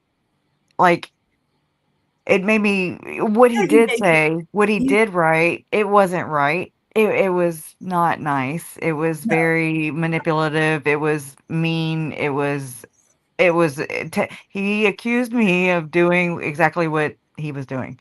That type of thing. So it's just like, but it made me think about how I could have done it more eloquent. I could have, but I just kind of want to laugh too. I want to laugh too because it's so because it's my life. It's because I want to break from it too, and I just sometimes, that actually not sometimes, all the time, that's my way of dealing with things is to just cut a joke, distract, like just break up the yes. craziness, the seriousness of things and just kind of be goofy and silly, but I don't want to be like Megan, all uptight and like I don't ever want to be like that. And I'm sure she don't ever want to be like me, you know, uh, not being able to carry a thought and yada yada yada. But I think it's kind of the difference between trauma and I mean, she says she's healed. I don't actually believe that, but because I think that's a process. You can't just be like, okay, I'm done. No, I think Like you're right about that. One thing though, yeah. with here, I'm trying to give her this grace is that Megan is a school teacher and she sounds a lot like a school teacher most of the time. Now, Yeah. not everybody had that good of experience with a know-it-all school teacher. You know what I'm saying? Mhm. I myself have to work to not be a know-it-all school teacher. you know. Yeah. So I think part of how she talks is because she's a know-it-all school teacher. And Megan, if you're listening, I don't mean to be. That is not a bad thing to be a know-it-all school teacher Mm-mm. if you're being a school teacher Right. in that circumstances. Yeah. I actually told her that, I'm like, and I joked about it when I said it because it just kind of was what I thought at the time. How, she was like, "Oh yeah, I'm gonna schedule a Q&A or something," and I was like, "Girl, that's why you schedule the Q&As because you have all the answers." And on my channel, that's where we ask all the damn questions. So, Right, right. like I don't have the answers. I Exactly, just and that's don't. why I said that when I scheduled this. I should have put on there that there. I said that secret, something about secret, or no, I didn't. I took that off. No, I didn't let it on there. It doesn't matter. There was Yeah. not going to be no secrets on here because I don't know any answers. There's no winners in my story. Right. It's just it was what happened. And I seen the similarities so much in Lori and how Lori acted and how she sucked people in. She was so friendly. She'd take both of their hands and pull them in, and you look so pretty. And I wish this looked. And it takes a lot of time and effort to try to suck people in that way. You think that is a whole lot of effort to because you said when Lori would talk to you, she would give you all of your attention, and you were complete. Yeah. See, that's Like why. What's her face? captivated. Yeah. Melanie said that. You were Everybody the that only person that existed, right, it right. felt like. And I think Lauren uses that tactic on people, and also my friend did. I And agree with that. Actually, how about y'all? Do y'all kind of feel like Lauren, that's kind of that love bomby type of attention, I guess. I don't know, or tactic. I don't know. I'm learning these things as I go because I that's had to pretty learn so many cool. things. If you're just on the peripherals of that and you had never been loved bombed by anybody and you're getting all this love and good stuff, and then they wander on and you don't know what other shit they've done, they seem pretty nice. Yeah. It's the Darvo thing though. That to me is like the core, the projection and the just the I for always forget the acronym. I know the acronym, but I don't remember the thing. It's like deny, attack, reverse, offender. I don't know. See what I'm saying? But it's the same type of phenomenon or behaviors. I don't know what to call it that we saw with Charles in the body cams. Lori with the police. Just the non-confrontational, the quote unquote the people pleaser, and I'm like, people pleaser? What are you? What are y'all smoking? Because y'all ain't pleasing no people. But it seems, and I've heard the term performative so many times since Lauren happened and exposed herself, and that I'm just like, okay, I get it now. Like just kind of putting these terms with matching it with the behavior, and just seeing what people are talking about. Well, in these high control religions, they have you giving your testimony and standing before the congregation and telling stories, and you get over your fear of public speaking. And you know what I'm saying? If you are brought up in that, you are not afraid to just up and speak your mind, even though if your mind is limited to the third grade. Okay. I mean, that makes sense too, though.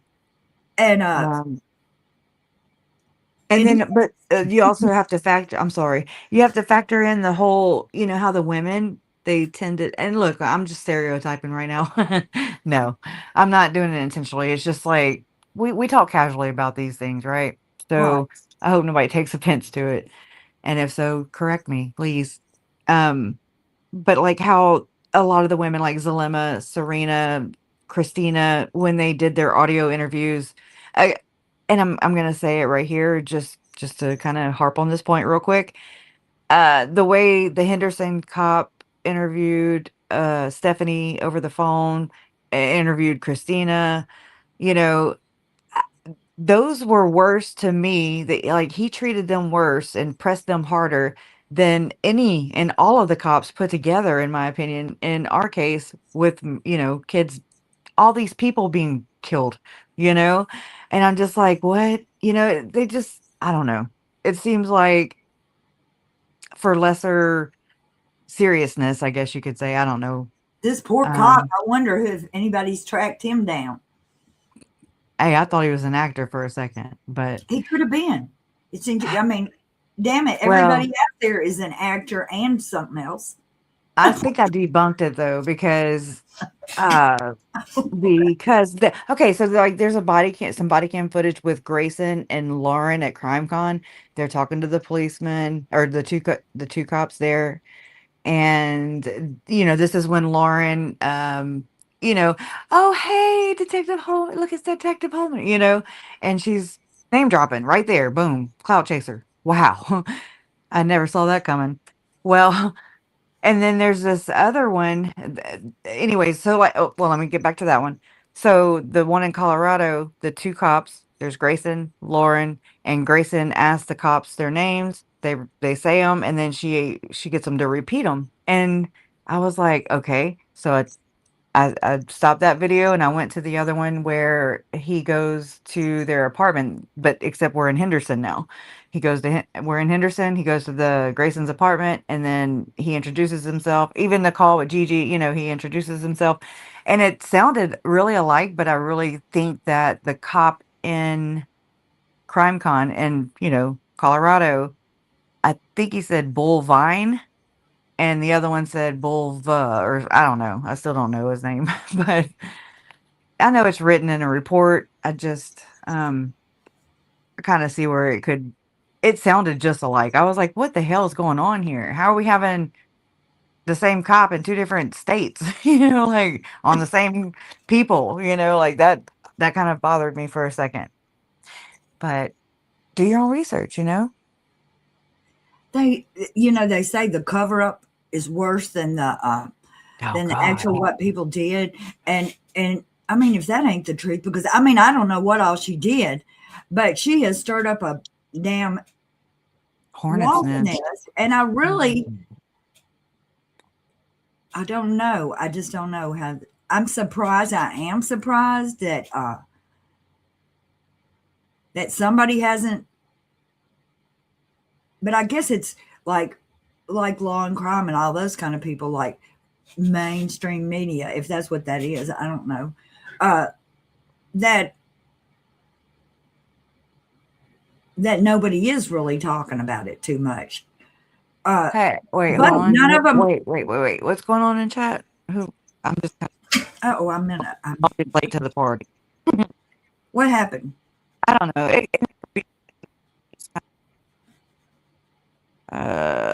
Y'all, if there's anybody not getting along, just block each other, and then you don't have to see each other.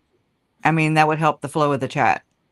I'd really, seriously, I mean, I've been doing this since 2021. The first time, actually, I mean, really, the other night was the first time like anything like that ever happened. And it was from a damn family member. I'm like, what the hell? What the hell? But we have to keep it respectful. We don't agree on everything. It's not that we don't have to. We don't. None of us agree on the same thing No. wholeheartedly. So, just be respectful. I was even thinking about this too when people were like, "Oh, I don't like Turtle Boy," and I'm like, "Okay, that's great." I respect your opinions. And then there were some that were worried, like worried about me for whatever reasons. And again, I don't know, but I respect that. But just also respect and trust me in that sense. Like I appreciate and I still want you to have my back. Like still watch out. I'll still watch out for you too. But you know, we we tend to be protective of people that we get to know and love and form a friendship and uh, see each other. We know each other's personalities for the most part, but we never walk one day in another person's shoes. So, I mean, that's just impossible, right? So, just try to be respectful, y'all. That's it. I Kresha, just wish I could see my phone. Yes. I'm going to ask you a question. If it's none of my business, tell me. Was Melanie present whenever Jerry was being interviewed by? Was she there too? Are Was you she? talking about Megan or Melanie? Who? My aunt Melanie, Melanie? yes, There's a lot of Melanies, okay? was Melanie Vallow present when when Lauren interviewed Uncle Jerry? I don't know, I wasn't there. Was she in town? I don't know. Okay. I really don't. I mean, the last time I saw them was at the sentencing, I'm you not know? saying, let me back up. I just thought about how that's, I'm Oh, not no, no, saying no, I get her it about because of Uncle how Jerry at all. close. I remember I just seeing the wondered interview. if Melanie was close with Lauren too, or if it was just Jerry. That's what I was asking about. I wasn't trying to say nothing funny. Lauren's only Well, close with herself, girl. you know what I'm saying. Yeah. Yeah. I mean, I I'll don't have, know. And I wonder because my Aunt Melanie is very, very, very opinionated I and know that. she is not scared to step out and like do whatever, That's why I'm say saying whatever, do whatever. this was a mistake. That was a mistake on her I on don't the. I don't know if it That was was a a mistake. mistake, It but was a mistake on Lauren's fault to it's give you very that. telling. If anything, it's very telling It and absolutely it was evidence. yep, there you go. It's just one of those things you're like, yeah. When you start adding these things into the bucket, you're like, God, my bucket is so damn full. It's so heavy now. And that's all the things that you've kind of collected along the way, and you're just kind of collecting evidence. Angel, my angel wants to know. I'm curious if you've been able to confront Lauren about all of this, not by email or text. I think No. the last time they were with each other was a long time ago, maybe. The last time I saw her was at the sentencing in July Oh, 25th, 2025. okay. And I mean, she was jacking with me then, as but I mean, I'm having to like survey the entire process. And I think that's kind of what mom's doing too. It's what it seems like. I don't know if that's what she's doing, but it seems like she's doing these same kind of things, where you're just kind of questioning, oh, well, you're thinking back like to the sentencing, and I'm like, "Well, where was Lauren? What was happening?" Because I don't too much pay attention to all that stuff because I'm not there to see Lauren. I'm not there to visit. I'm not there for a pizza party. I'm not there for a book signing. I'm there because it's my damn family. And I think that is very, I mean, now that part of this process, this experience is unique, you know? Uh, the relationship ties, the it's personal. Like this is my life, this is my family's lives. And Lord knows I don't speak for my Uncle Jerry. Okay. So I still love him. I mean, anyways, but back to Lauren, like I remember her and Grayson, like whenever I don't know how to explain it very well, but whenever me, Jason, and our little one, we, you know, made it to the courthouse. We parked in the parking garage, ran into Nancy Joe right away. And I was just like, oh, wow. And then we get inside the courthouse, we go up, and then there's a line outside of the courtroom. And so we go to the back of it, and that's where at the Thomas Evans, the juror number, what, 18, I think, in Lori's first trial. But, said hi, accidentally touched Susan's boob, when I went to like hug her. We went to hug and I was like, "Oh my God, I'm so sorry. I'm awkward, y'all. Shit." I'm just like, you're just one of those people. Where, I'm sorry. I don't because I hate being in public. It's not my favorite.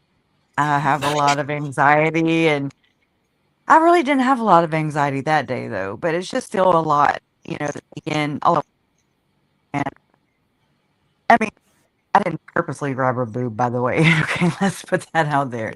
Didn't sound very good. We both laughed. We were like, "Oh my god."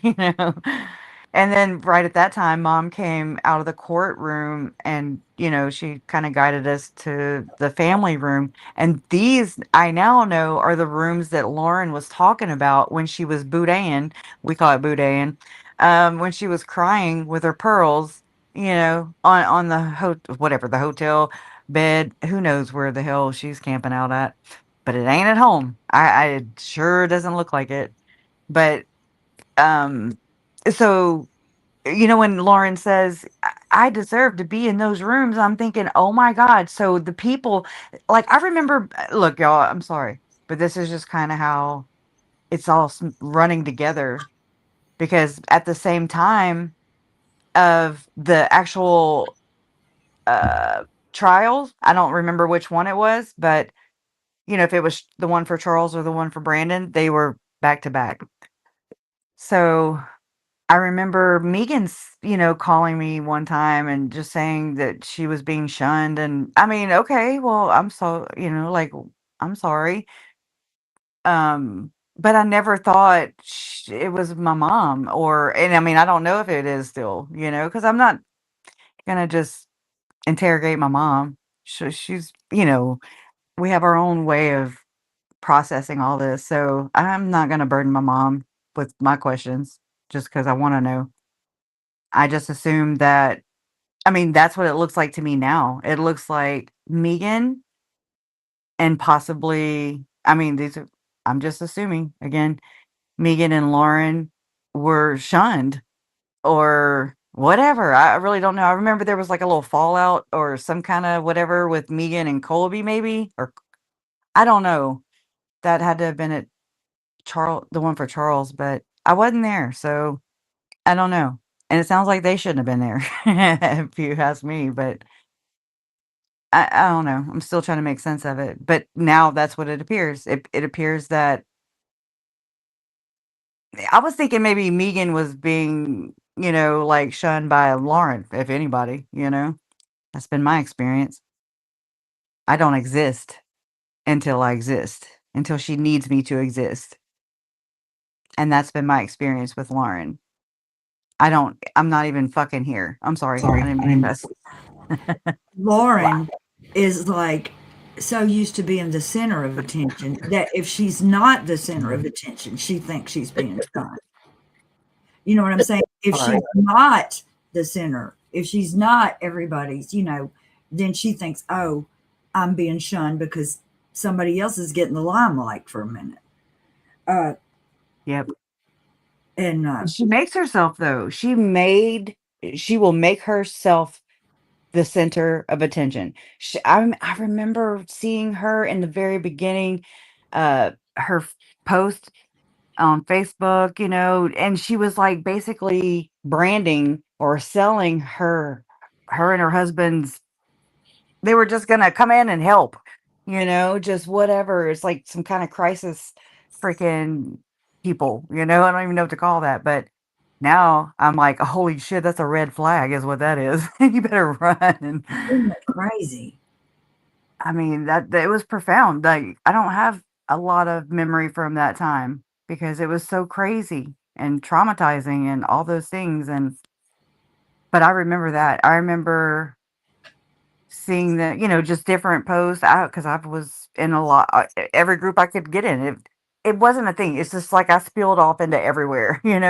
I'm looking, I'm searching the comments, I'm trying to read as much as I can. I know nothing about the religion, but people are saying, "Oh, this has nothing to do with the church," and then you got the people that are like, "Oh, this is the church, the sacrifices," and you're just like, "What?" It's very scary. It's because you don't know who to trust. You really can't trust anybody because you've got people who aren't even ill-intentioned, who just don't know boundaries I remember we went to Rexburg one time. We were eating at some like a uh Golden Corral or I don't know, something like that. And this woman sat there and just stared at us, talked, and we were eating, and anyways, it was just very weird. It's very awkward. But we're not rude people. Sit down, eat, but anyways, that's just how it went down that one time. And no, you don't accept drinks from people. You don't. You just don't. And I mean, that's something that my parents told me whenever they went to eat with Rob Wood. They just went grab lunch um one day and some people sent over drinks and Um, Kresha, say that again because you're breaking up and I want to hear that. well, I know Jason was coughing. I had to mute myself. Um, but no, they went to lunch with Rob Wood, and while at lunch, some people, a couple sent over drinks, you know, sodas, Oh, and so after they accepted them, Rob kind of was like, "Hey, X-nay." So, wow. yep. So, I mean, that's just, I mean, and you don't really, I'm gonna have to go walk him out of the room. He's starting to cough. So, can you talk for a little bit while I go Okay, I sure change? will. I'm going to tell Okay. something else about my crazy friend. When my crazy friend, am I talking? When this lady had this, they had a fundraiser for her when she had the fire. She said, now a lot of people are going to be buying me shots of tequila. And she said, but I don't want to be drinking all that tequila. So you, you at least drink every other one of these so I don't get too drunk. So, girl, I was drinking her every other shot of tequila that people were giving her because their damn house had burnt down. And come to find out, she told people that I was just hanging out with her so that I could steal her shots of tequila and this and that. I'm so stupid to have fell for all of that. But okay, no, I'm not. It's just what happened. And I should be glad nothing worse happened to me. Like I said, I was the flying monkey. The people whose marriages got broke up, that's a whole nother deal. And what else? I don't know. It could go on and on and on.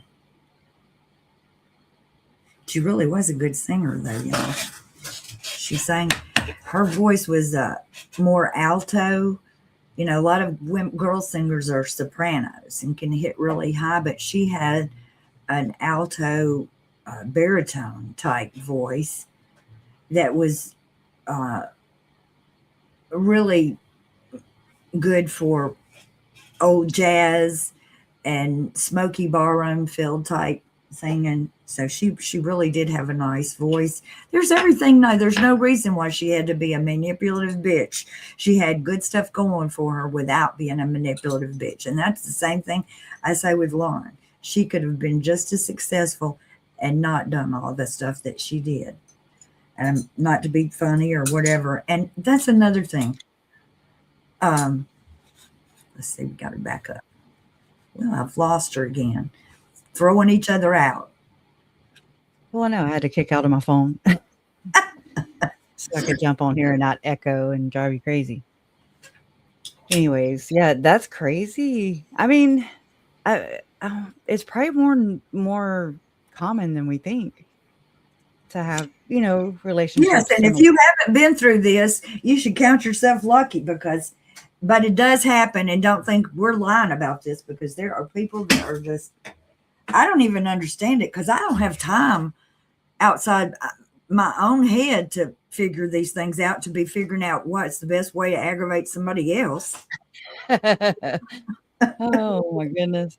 Right? I mean, I don't know. That's Like I another thing. said, I want to say this. People, I'm a life coach now. I'm a I'm guru.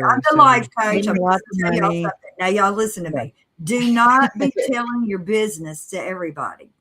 No. This is how they know what to use against you, is because you tell them your business. They get you talking and you tell them what your weaknesses are, what your wants are, what your dreams are. So they know how to use all this against you because they've That's been called listening to gather up information beforehand. Mm-hmm. Don't tell your That's business. Yeah, and when I'm on my microphone, like on my computer, that's when I talk over you. But when I'm on my phone, I'm fine. I hate the way the microphones travel, like the audio.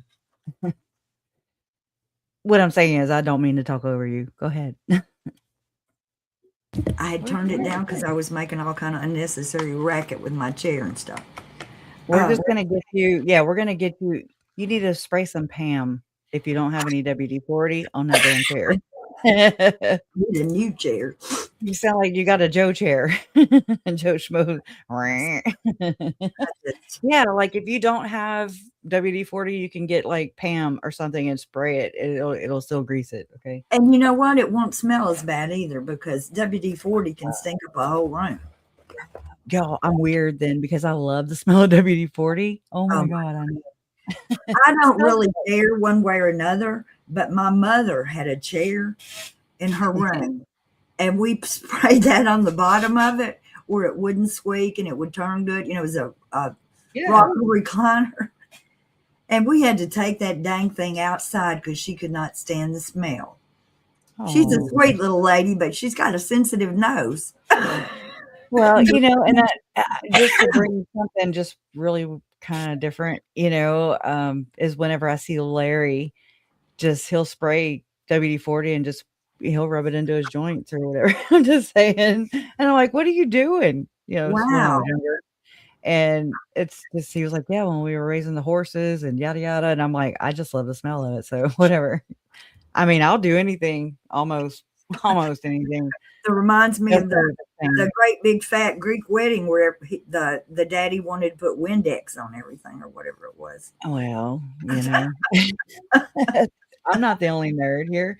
She likes this Debbie also likes the smell of WD-40. Now there's the more, like, concentrated kind that Jason was just using, like, yesterday, and I was like, "Ew, that's not the WD-40. We need to get that again." This is, like, more industrial. I'm like, "That shit stinks."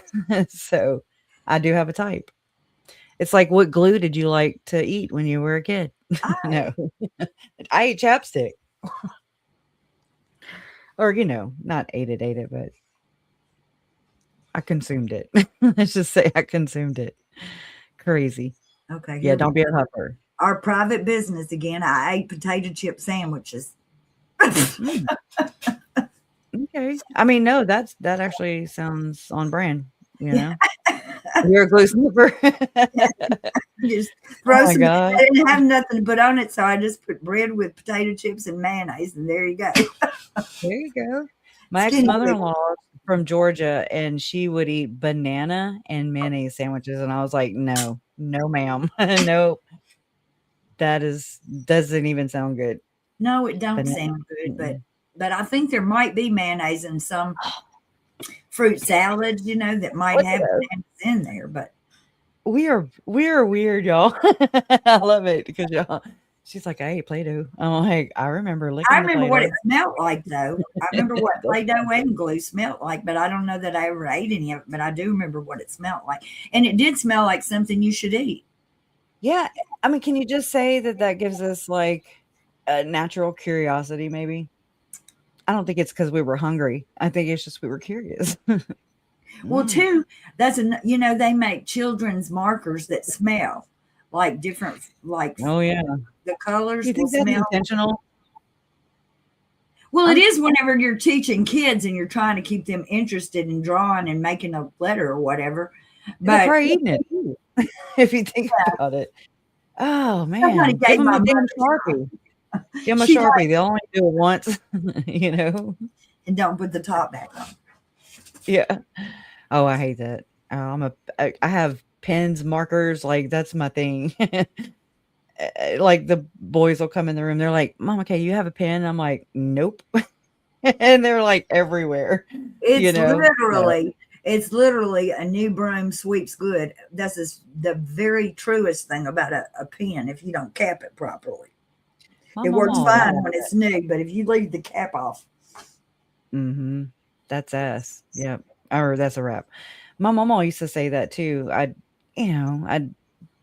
bring my boyfriend, whoever I was dating at the time when I was younger, and I'd be like, "Mama, here's I'll introduce so and so," and she'd be like, "Every new broom sweeps good." She told me my that. grandmother said that about boys too. That's awesome.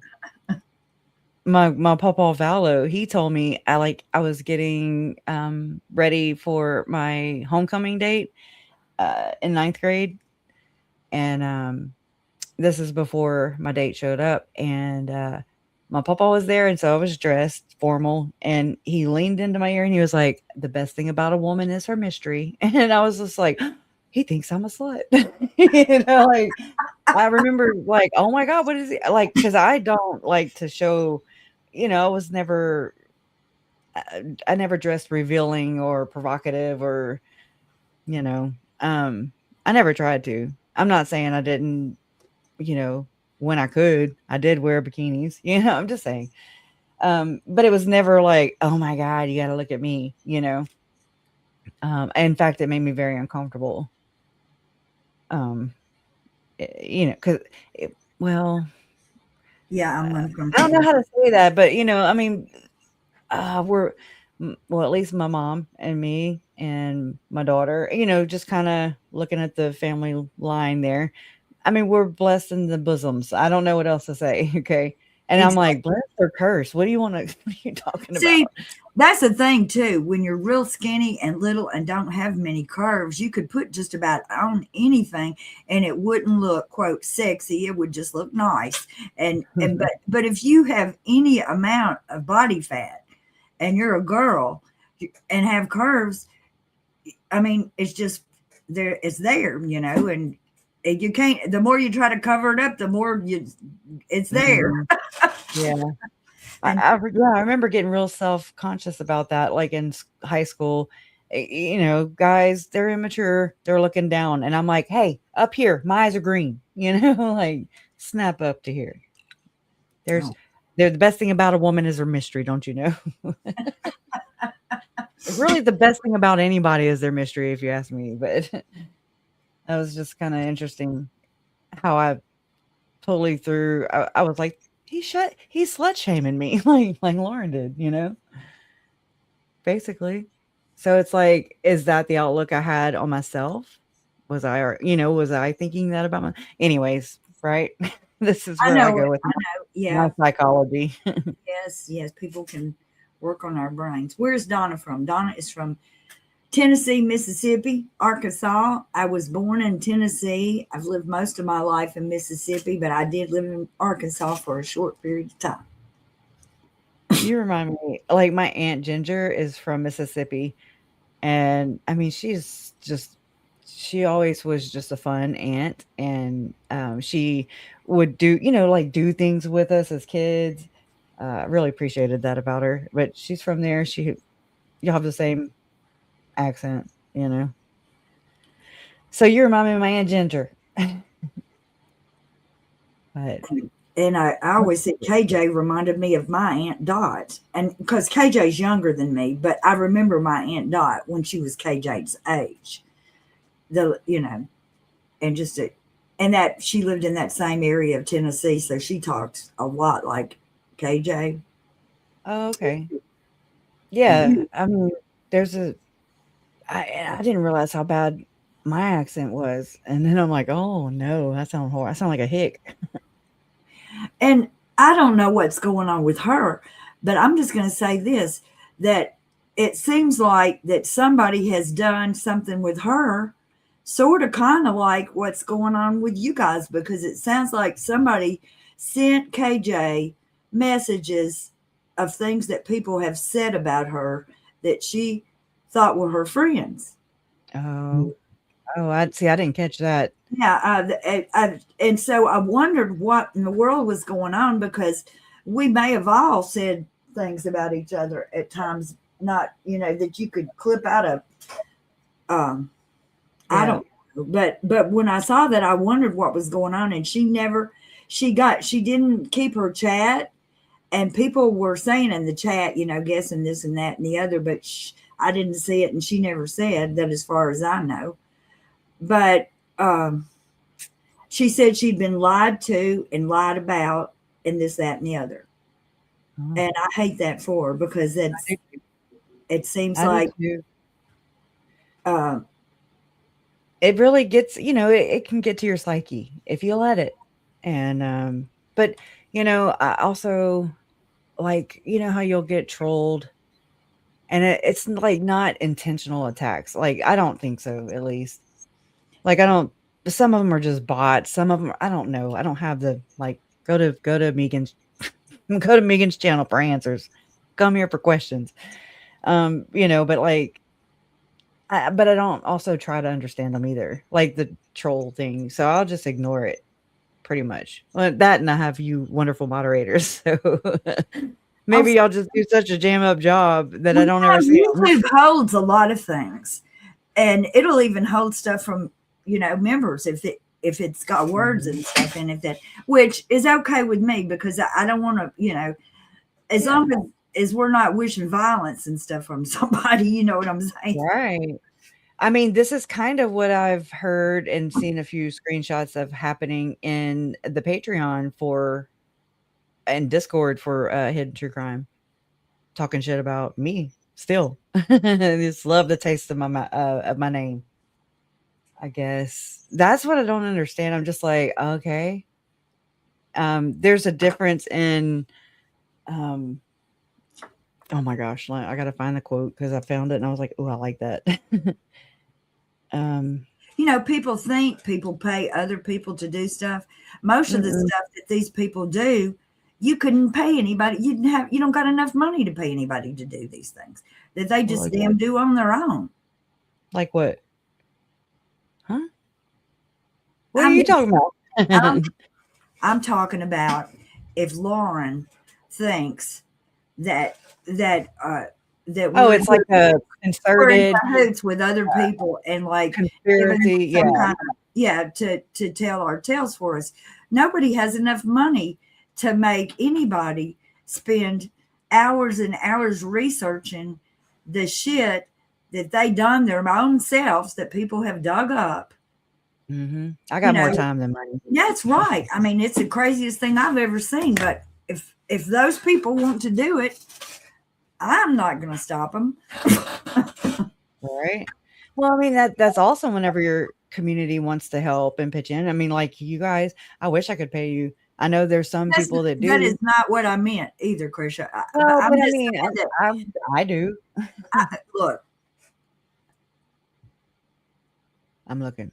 it's the stuff that people do because they care about you is not something you could ever pay for, really. Yeah. You know what I'm saying? I feel like that I'm a better person for knowing you and knowing the community that we know. I'm Yeah. more educated and a better person. And I feel like that it's almost that our goal, our, you know, justice through understanding and researching these damn satanic ritual pedophile people is a mission. Yep. Yep. And I wish somebody would pay us for it, but that ain't going to happen because nobody wants to hear this. Well, I mean, but it's not that we want to hear it, but we need to. I Yeah. think that's what I've come to learn. Like I need to hear it. I don't like hearing it, but I mean, I tried. So whenever I'm thinking like that, and I know this might be not a healthy way to do it, but this is what comes up for me is I think about the victims. I think about Tylee, JJ. I think about Charles, Tammy, Joe. I'm thinking about their last moments and how it was the cruelest thing ever, just to take that into your own hands and just take that basic human right away to live. That's how controlling this, in my opinion, this cult is. Okay. And I'm really, at first I was looking at Lauren as a distraction until stuff started coming out and the connections are connecting. And I mean, I don't have like the source, like, like I need to vet this out a little more. But I mean, it's one of those things where I think it's like a need to know basis and a right to know, Yeah. And I think I needed to know that Lauren's brother, the one that died, Jameis, was best friends with Tom Harrison's son. That's one of those, yeah, I need to know that. That changes things. Yeah, that's crazy as hell right there. Not to mention that Lauren herself told me in a text a long time ago that Tom Harrison was in her ward. She told us that too whenever she received his he sent her allegedly, according to them, her she, Get us off his back letter. yeah, the one that went to the brethren, da da da da da. Yeah. And now I'm thinking, well, of course he did. Of course Tom did. So that's where I think Lauren, yes, still is a distraction because she distracted us from Tom. She distracted us. I still got to check into this because I spent yesterday crying. Just saying. Baby. And I mean, I haven't been able to cry in like a year. Okay. Like, you know what I mean? And it wouldn't stop once it started. So, which is good in that sense. You know, I needed to cry. I needed to, but not the way it happened. But, I forgot. You Something must about be Tom. so Oh, proud, Lauren. You must be so proud. I really wonder if it was more, did Megan have a bigger impact on my uncle? Because what he wrote was, let me pull it up so I can speak factually. Okay. Hold on. I'm in StreamYard looking at the video on StreamYard, so it's a little slow. Man, my shoulder feels like it needs to pop. Okay. Ooh, ooh. I'm trying to keep playing and okay, it's right around here. He said something. Man, you can see it on my face. I'm just like, I thought about, like it's very vulnerable, and embarrassing. It was so humiliating. Um, because I'm like, how can we be on two different sides of this? Like, it's happening again, It's just like, not again, but I don't know. It just sucked to see. I'm sorry. It's like, okay, I'm right around it. It's just not going. It's not as accurate or close or whatever like it is to stop a video and start a video on YouTube, which I should just damn pull it up. God, after all this. Oh my gosh. I'll just pull it up on my phone. Go ahead, because I'm apparently taking long.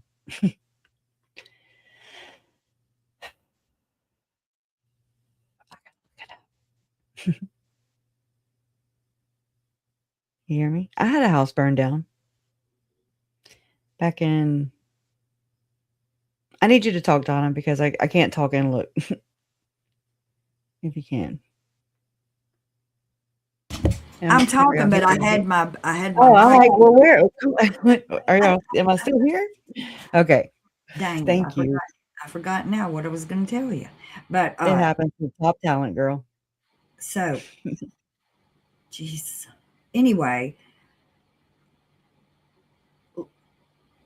I need to just forget whatever I'm trying to remember what I was thinking of and just going. That thing has left the building, whatever that thought was. But, well, that is big about the. It is. I mean, really. I'm still processing that. And, but what I was going to say is there are other people talking about this. There's channels. I don't even know the channel, but I saw somebody talking about it, and they were going back through Lauren's interview with Uncle Jerry.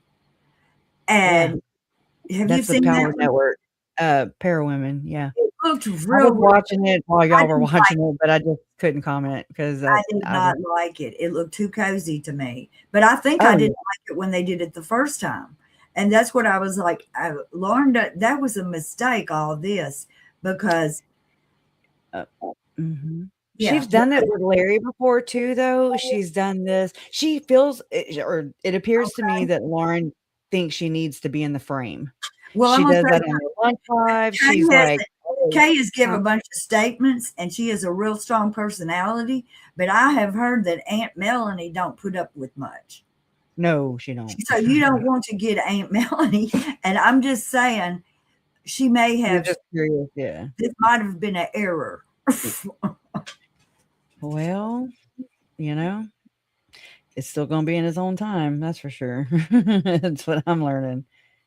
Let's see. God dang it, I found okay, so well, I can't put those side by side because I can't find the other one. My God. Let me go on my Canva app. I'm You always know, hunting things. I don't even know how to say this. Go ahead. Uh, I go through this all the time. I'm like, my ah, friend would talk to all kinds of men, and she would get up in their face and she would talk to them, and it was like she was letting them think they had some kind of chance yeah, that's with her. And using sex I mean, appeal. even though she had no intentions of turning it over for most of them, she used that technique and it worked every freaking time because Mm-mm. men just, y'all men don't be taking it the wrong way, but it seems like men fall for that sometimes. I think that goes both ways though too. I Yes, it mean, men does. Yes, and it does. women. I admit that I'm biased Well, sometimes. I mean, look at Lori. I mean, just seductive. What do they call that? Yes. Yeah.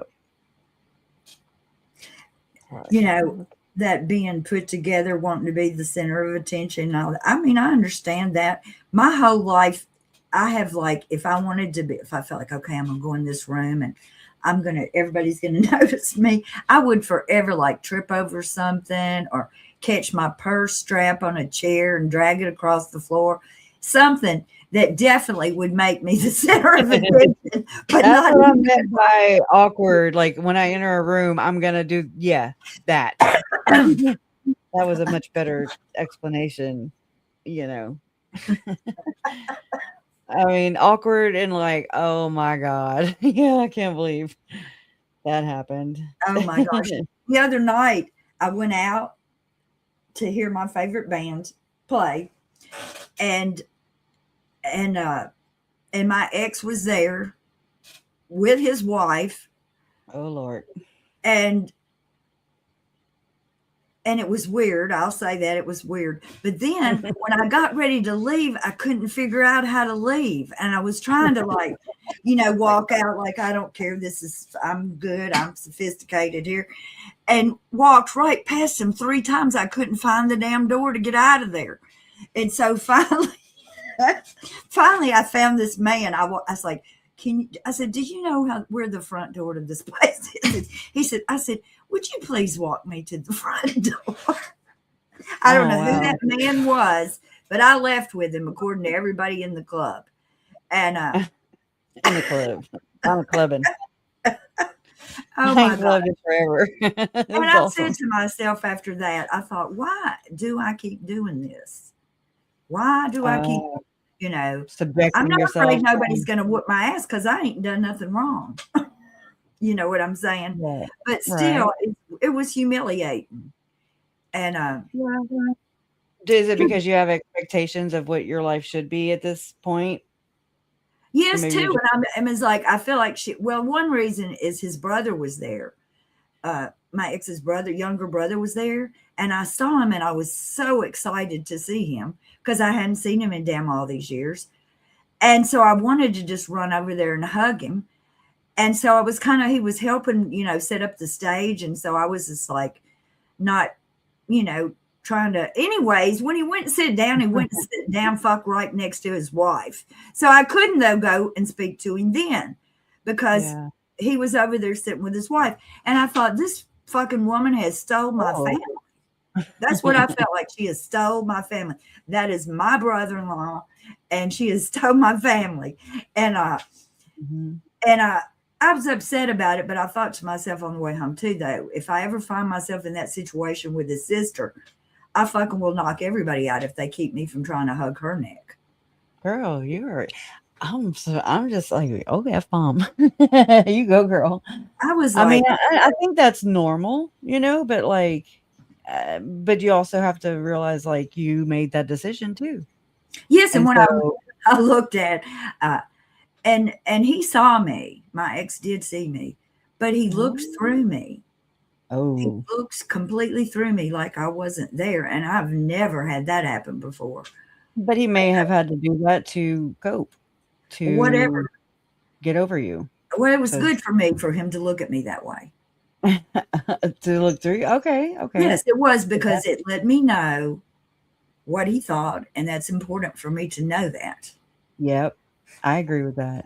Totally. I mean, I can say that I relate with that, you know? Like, just to know that that's done. Yeah. Because I'm gonna be honest with you, it's been however many years, but anytime I've ever saw him in all these years, when he looked at me, his eyes danced still. Hmm. And when he I saw got me the other night, he looked right through me like I wasn't there, and it was like I was invisible. And the veil was gone. it was weird. But then I Yeah, go, different. Maybe maybe it was different. all just a big fucking act, anyways. You know, Yeah. I don't know. Live I and learn. I just think it's really cool that, I mean, you're in a different phase of life and you're still like kind of questioning the same things that I did back in my 30s, 20s now. I mean, now, so I it's don't know if like, that's good or okay, not. I'm forever going to be questioning these things. And I think that's cool.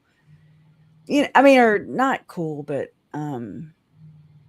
Don't wear insightful. yourself out because you won't find the answers easy. Just go ahead, Right. Right. live your You got best life there while you're working your way through it. plenty of time. Plenty of time.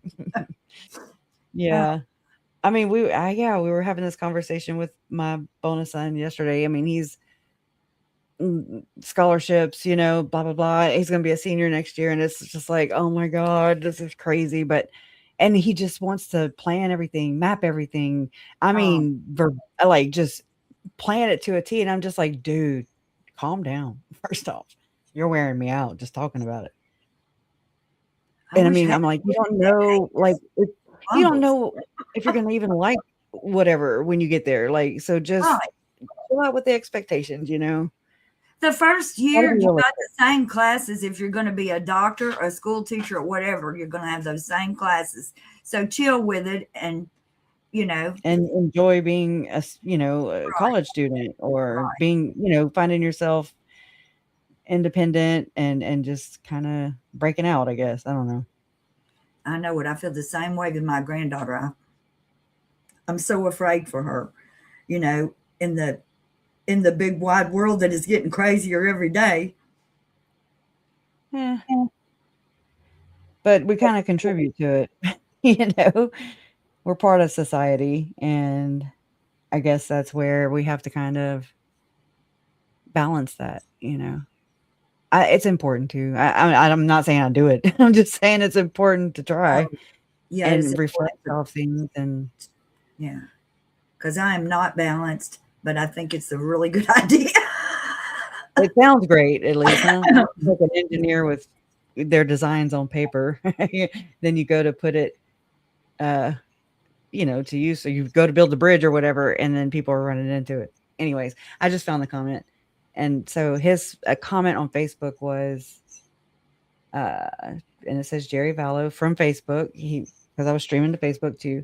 He says your title of this show, which I mean, I did get AI to help me. So the title of the show is Megan Connor Analysis Reaction. The Vallow Family Speaks Out. My mom is Kay Vallow Woodcock. She is a Vallow. Was I named Kresha K Vallow? No, I was named Kresha K Easton. And so it's like, but that's my mom. You know what I mean? So, anyways, your title of the show says the Vallow family speaks out at the end. Okay. You do not speak for me. You speak for yourself. When are you going to stop the hate, Kresha? You should be ashamed of yourself. Who are you going to attack next? Go take a look in the mirror if you want to talk shit about somebody. Grow up, girl. And this was the kicker. Love always wins. Like I don't know. It just was like, what? What? Like it was foreign to me. Like I couldn't believe that that was occurring, you Oh, know. And I pinned it. I mean, I'm not ashamed, like I mean, I get embarrassed, right? But I mean, I don't know. I don't know how people can just block it and go. I can't. I'm a very emotional person. Um, I've gotten picked on throughout my life for being too emotional, and I'm just like, now I'm learning that it's not bad to feel emotions. It's it's bad to feel too many of them, it's also bad to feel none of them. I think it's like, again, the balance thing.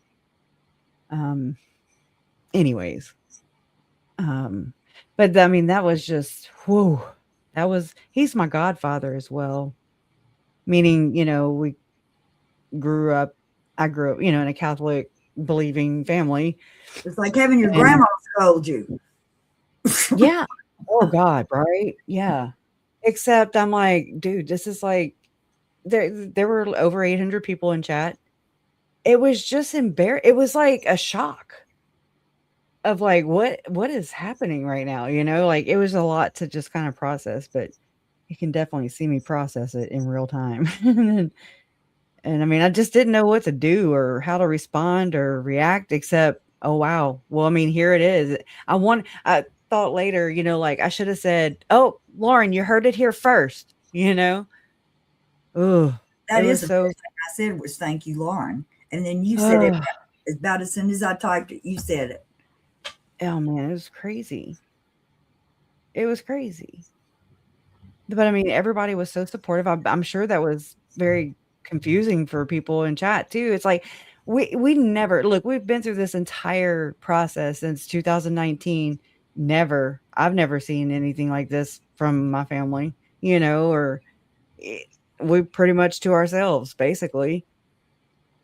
That's At least that's been my experience. We hadn't But had trolls write that mean of things. no, no. That's what I'm like. Whoa, what the hell is going on?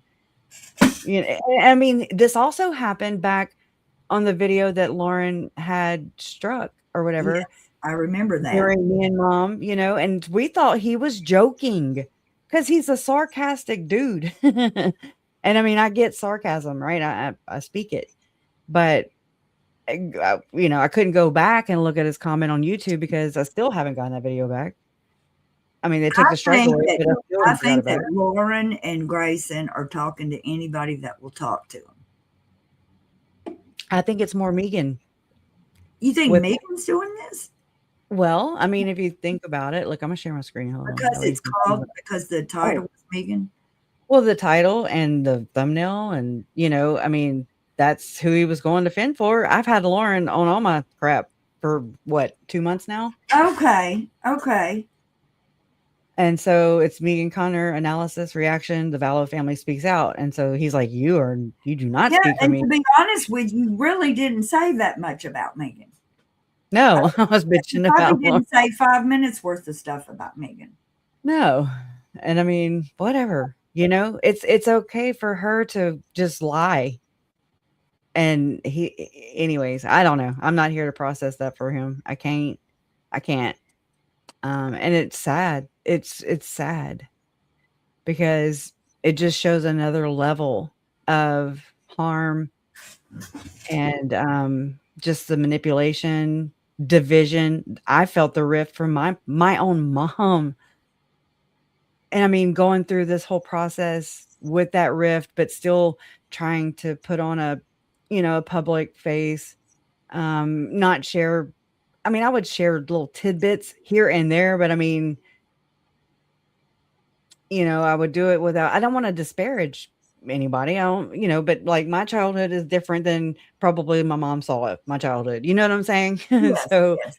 and I Exactly. don't want to My disparage. parents too, and everybody Yeah, everybody has a weird way of idealizing or looking at their childhood in different relating ways. and Yeah, and their experience. Yeah, for because sure, their experience. you know because I mean that's the one thing that I did notice on the Mormon stories about Lauren talking about how wonderful her little childhood was and this that and the other and I this never that and the watched other. that, by the way. Well, Oh wait, Lauren or Megan? I never watched Megan's on Mormon Stories no, podcast. Lauren said that Okay, I did watch that one finally. it's and that's another thing. I want everybody to learn about this, but honest to God, this has been a tremendous amount of time. Mm-hmm. And I mean, the important stuff probably don't take up that much time, but there was so much intentional dribble put in here.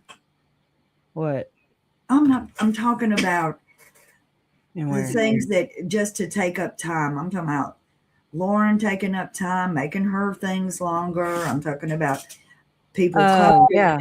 you know. Thank you. Yeah, no, you're right. I mean, because ever since that happened, since her 9 hour, yeah, I've been like just r- having town, like meetings. We're in here for the long haul. And I mean, I feel bad, but I also just feel like it's not enough. Like I just want to process it. And by talking about it, I'm processing it.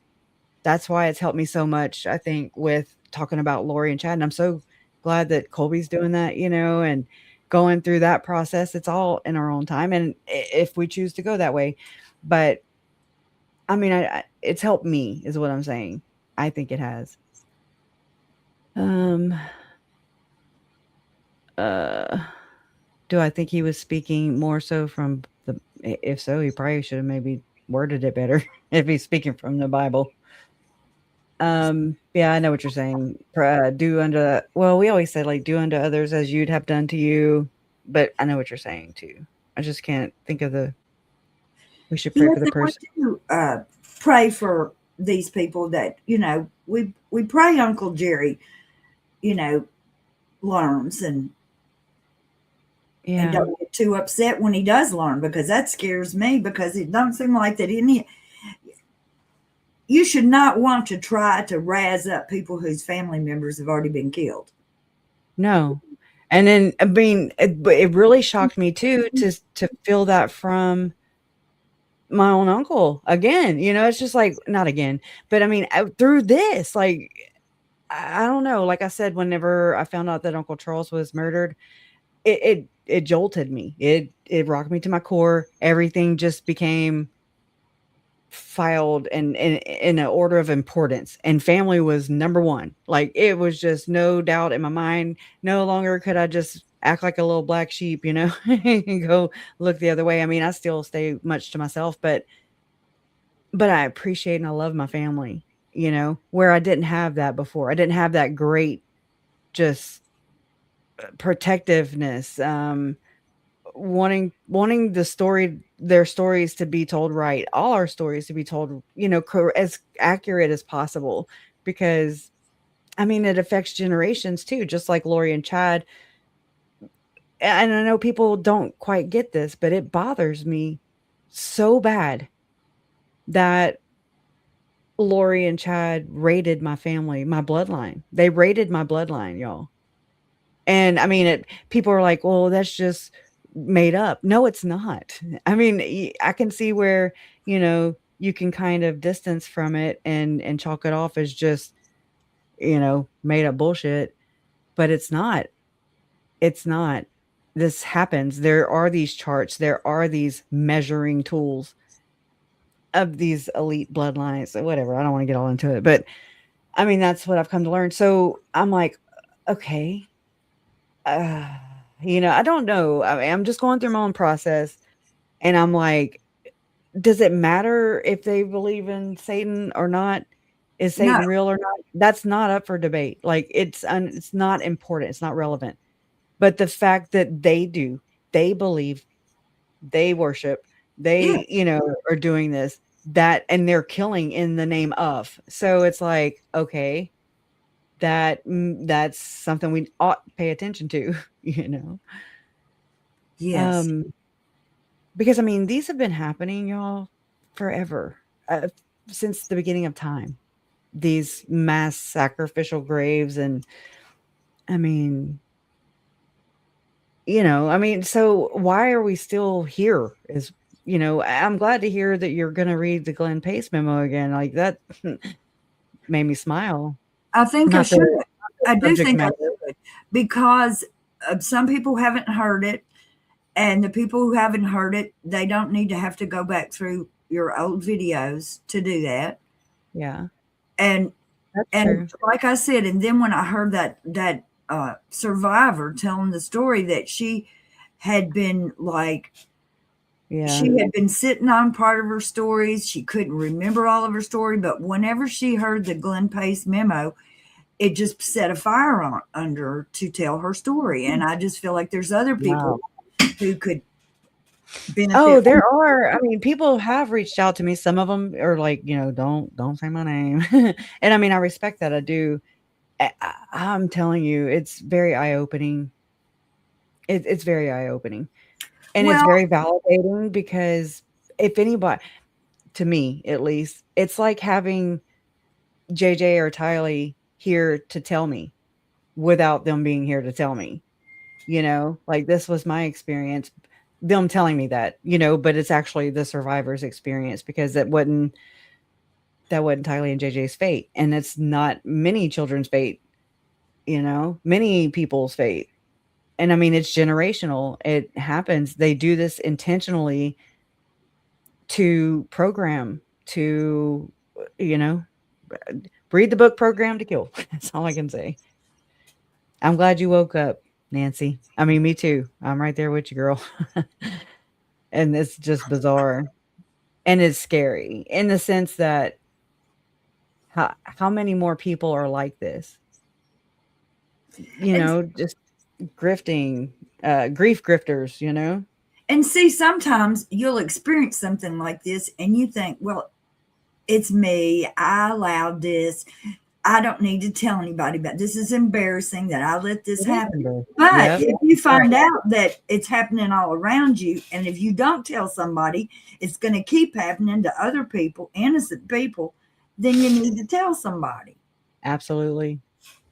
Absolutely. Like, I mean, there are people who are like, I'm an ex-Jim, and that's awesome. I'm glad you're here. I'm glad I'm here. I'm glad we made it to this side. It's like now looking at the church all over again. When I was going through this the first time, not that I was in the church, but I'm looking at it as an outsider going, I'm trying to understand. I'm watching Mormon Stories podcast. I'm watching people's stories. I'm listening. I mean, I've been on this like white on rice since like literally since 2019. Well, I didn't creep into it till about 2020. If I'm being honest. Because I mean, I was doing more background checks and stuff, and I didn't know anything about Mormonism really, or really my own religion at the time. Because it's confusing. It's different because it's a lot of double speak, which I'm going to be on Esoteric Atlanta tomorrow. But I think it's like a pre-record, so I'll have to let you guys know. But I mean, she has been digging into this for quite some time. And I mean, I've been watching her latest episodes and I'm like, she gets it. Like the spiritual side of it, the manipulation side, the fraudulent side of it, like just the Freemasonry side, the occult side. That's what esoteric means. I mean, I'm just like, wow. That's so freaking, it's horrible. Okay. It's horrible, but it's also like, okay, here's the root of the problem. Here are the roots, now it's time to like stamp them out. And I mean, I'm trying to be realistic, there's no way I'll be able to stamp them out by myself. So I think the best way to do that realistically is through exposure, which is to expose. And I think that's also in the Bible somewhere, is that's our job. That's, to warn other people, because what they're doing is not, I mean, if you're religious, if you're spiritual, if you're atheist, whatever you are, you can find a way for it to fit into your framework, where you just either don't be a shitty person. You want to warn people because you want to protect people, because this is not right, what's happening. And being jealous. Let's just talk about that for a minute. My ex-friend, when we were fighting before we completely broke ties, her new singing partner that was going to be the next man she ran off with told her I was just jealous of her because I didn't have a pocket full of money like she did. Well, weren't you? And I was like, And I thought to myself, no, I am not jealous of this girl. I would never be jealous of her because she is just a total wrecked out lying Tool. bitch. There was. Could I be jealous I couldn't sing? Yes, but I never was. Could I be jealous that I couldn't dance? I could, but it ain't like I'm trying to. You know what I'm saying? Right.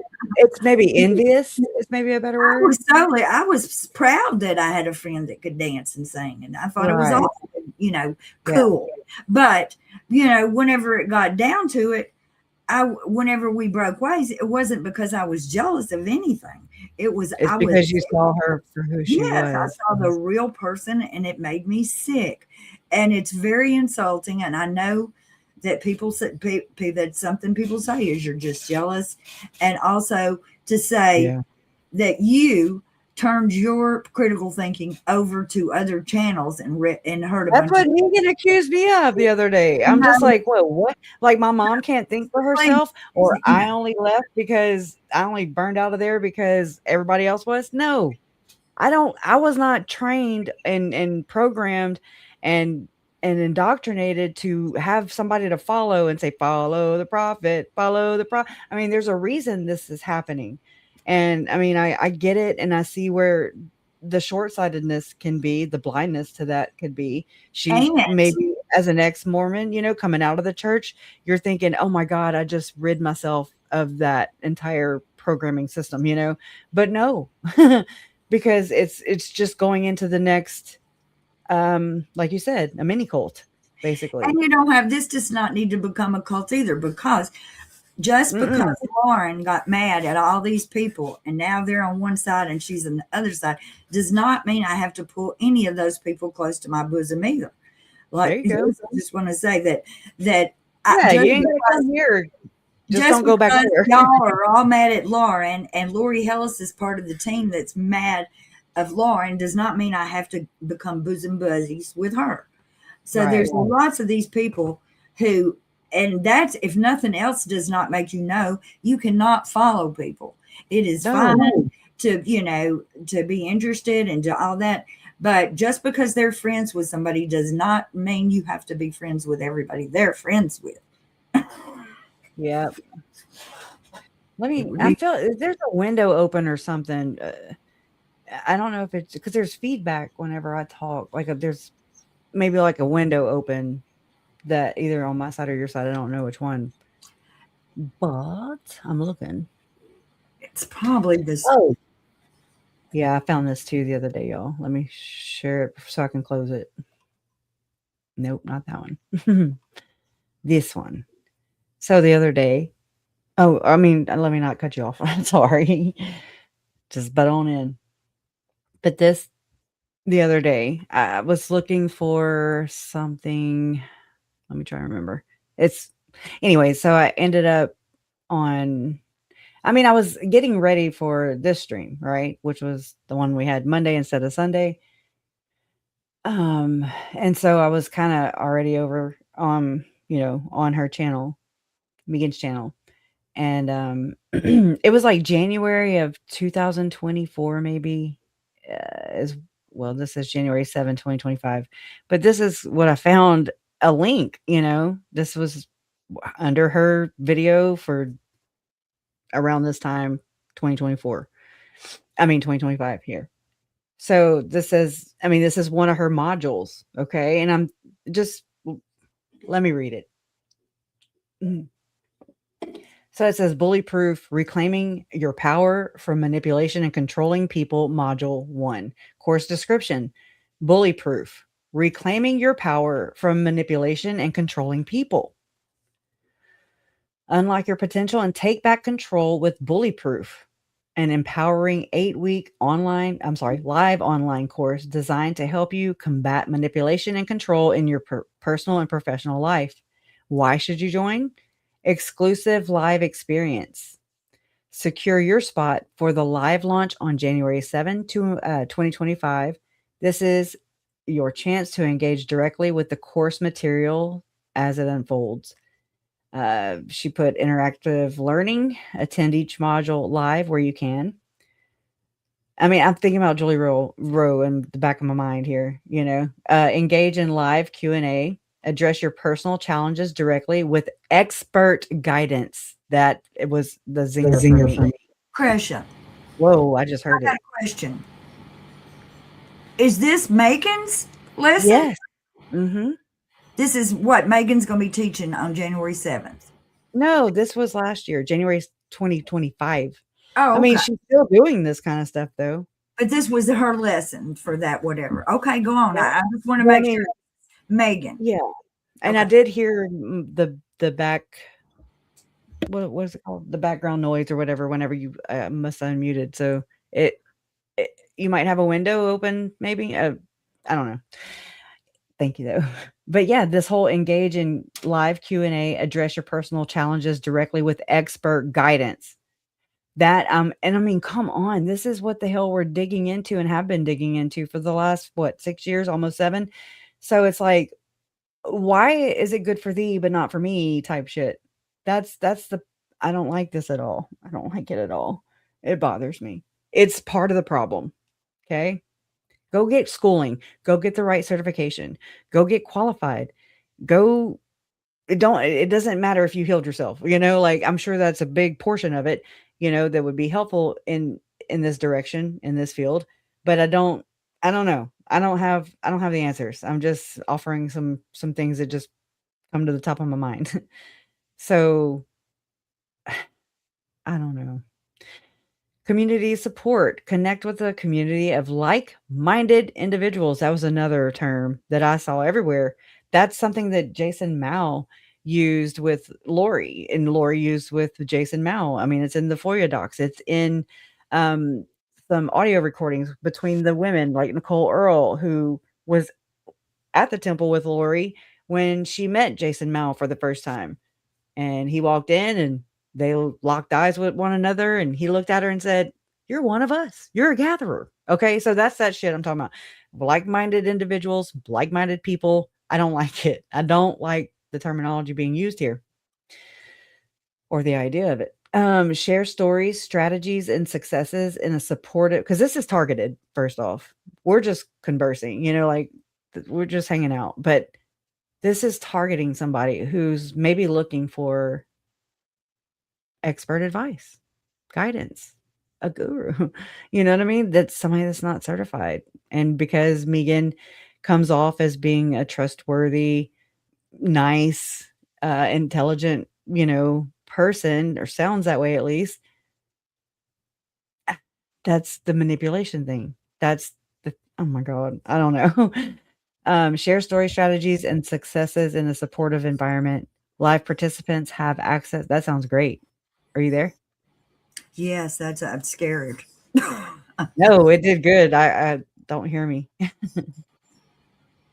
That's awesome. Um, it says flexibility. Oh wait, creating a network of support.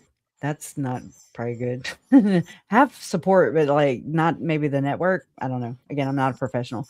A network of support that continues beyond the course. Flexibility for all.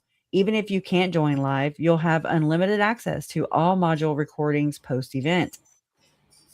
However, the real magic happens in real time interaction.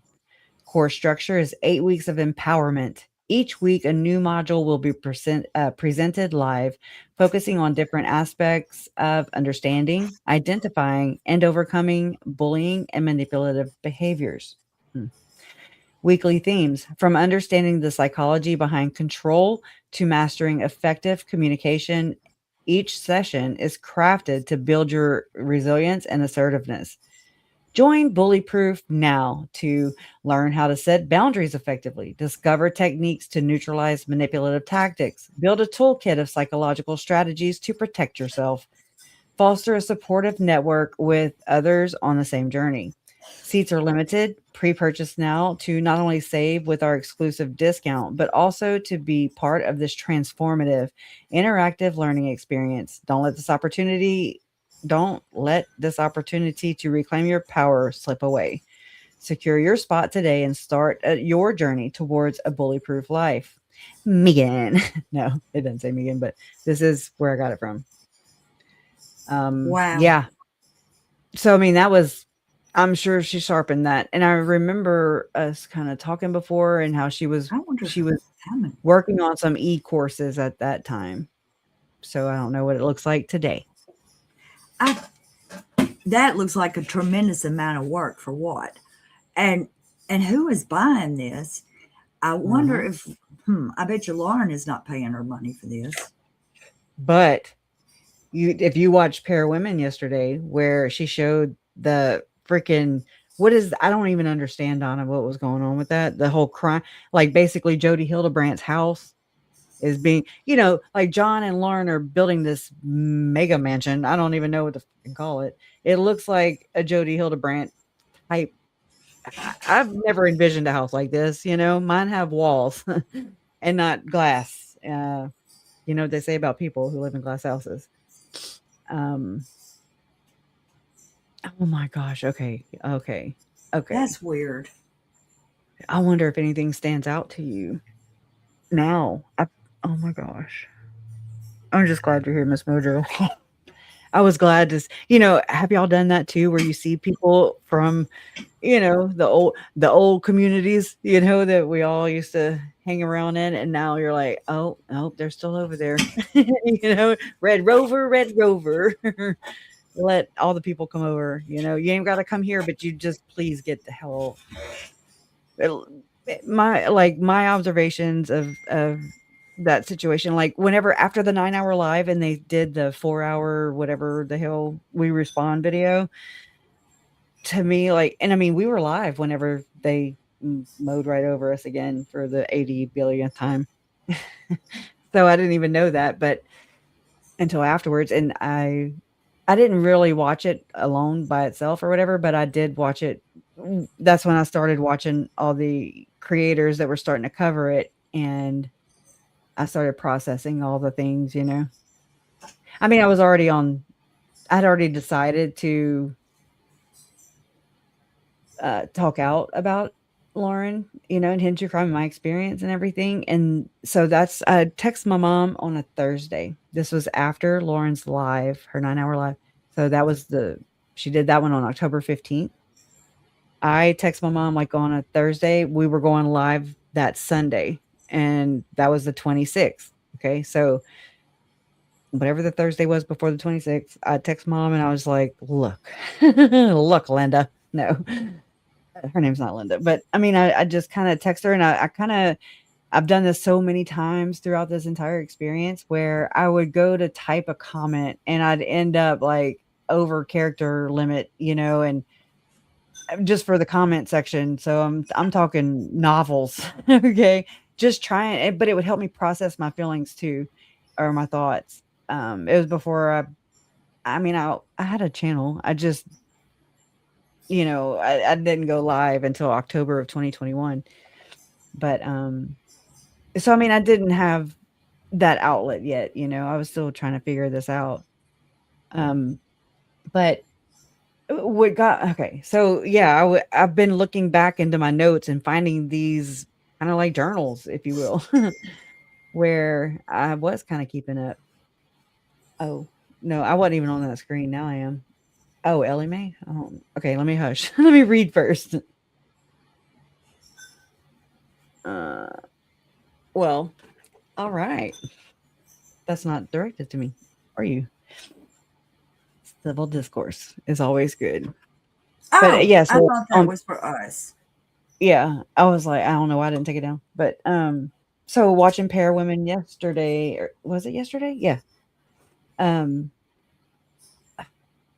if I knew where to go, like if I could just have it right here handy, like Reddit is where I think she found it. I'll try and find it. Um I'm not good with maneuvering with Reddit on my computer, so just know that. I mean, this could be it for all I know. Let me fix my screens here. And just change my aspect. I wish it had like a button or something where you could just say it and it would just change. All right, let me try this. All right, let me see if I can find it in here. I mean, I don't even know where to go, but I guess search bar. I don't know. Matthias. I don't know what to look up. It's a house they're building, say a mansion. Let's see. Delphi Joe. Homestead. They called it a homestead. Okay, thank you. It said Well, that no. didn't work. But I mean, I don't know if I'm looking in the right place. It might be. Let me just go home. I'm going home. Oh, hello. Well, damn. Hit Oh, me to goodness. the right spot. That is wild. Oh, oh, here we go. You got what you deserved. You are lucky you didn't get worse. That is under my own video, I think. I'm You see what I'm sorry. saying? It's like, what the people are vile. Um, I couldn't tell what the goal here is is it to show he lied about work history or that he is up to something bad? And the difference was going to say both. I don't know. I'm just digging to. Um, this person said, "Live and let live. Have no idea how you popped up on my stuff. Have a nice day." They're always so nice. This sounds so amateurish. I have watched both sides, and it just seems like you're riding Lauren's coattails. That'd be the last thing I'd want to be touching. And I mean, I don't see it that way. Like you're just trying to get attention off of Lauren Matthias's reputation. What? But I mean, if you think about that, then it's like built off of my family's blood. You know what I'm saying? Like it's just really gross. It's gross. But all the content here just looks I'm sorry, just sounds like middle school sniping. Oh god. Hmm. Jenny Hicks says, "Peace out, have fun being mean girls and piling up on someone going through something very serious." Yeah, it's serious. Something that every one of you would make you feel the same way. Yes. It's like tunnel vision or something. I don't know how to like I'm trying to figure out how people are not seeing the difference. Well, it would be different if she had issued some kind of big apology and all that. And everybody's acting like she has just because she Says so. yeah. That's Megan too. Joe Schmo actually ran his declaration that he tested. I mean, basically, he swore in a court of law, and he added his like basically his witness, to yes, Christina's a stalker, off with her head type shit. Not that. People are so technical sometimes, so I'm like, I feel like I need to defend myself and say I'm not being serious. Like get fucking real, okay, people. Called metaphors.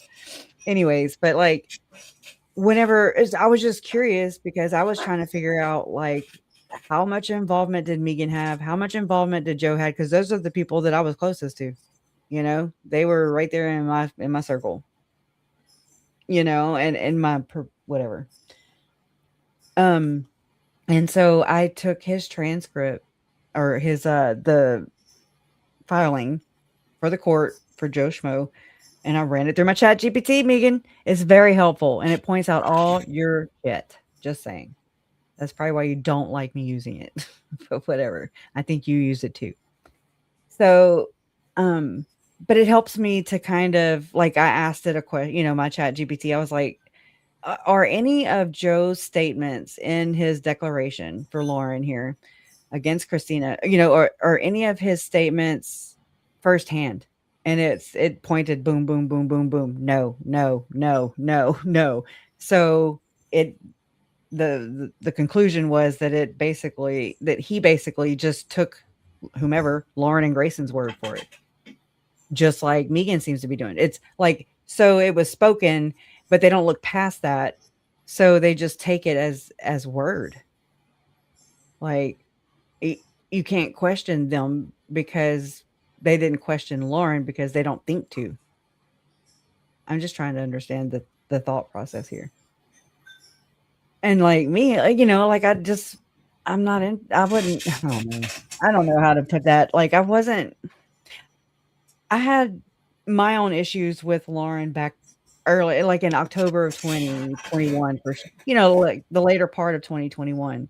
And it was wild. And it was so paralyzing at times, like there's so many times I had to be the bigger person. I mean, I don't know how else to put it, but it was like, oh my God, because it was never about, oh, Lauren's just getting on my nerves or I'm just jealous. It was like she is fucking with my friend and it also me, because I would catch some of that too. But I mainly stayed. I don't know. It's like I didn't see it because again, I'm not. Anyways, I've got like a couple of. Let me find them real quick. They are some analysis that I did on myself of the texts that I've been finding from about 4 years ago. That is very interesting. Let's see. Hold on. Oh, my Wi-Fi is still trying to catch back here on my phone. That's why it's slow. That's why it's slow. Turn it off. Okay, let me look for yesterday's date. There it is.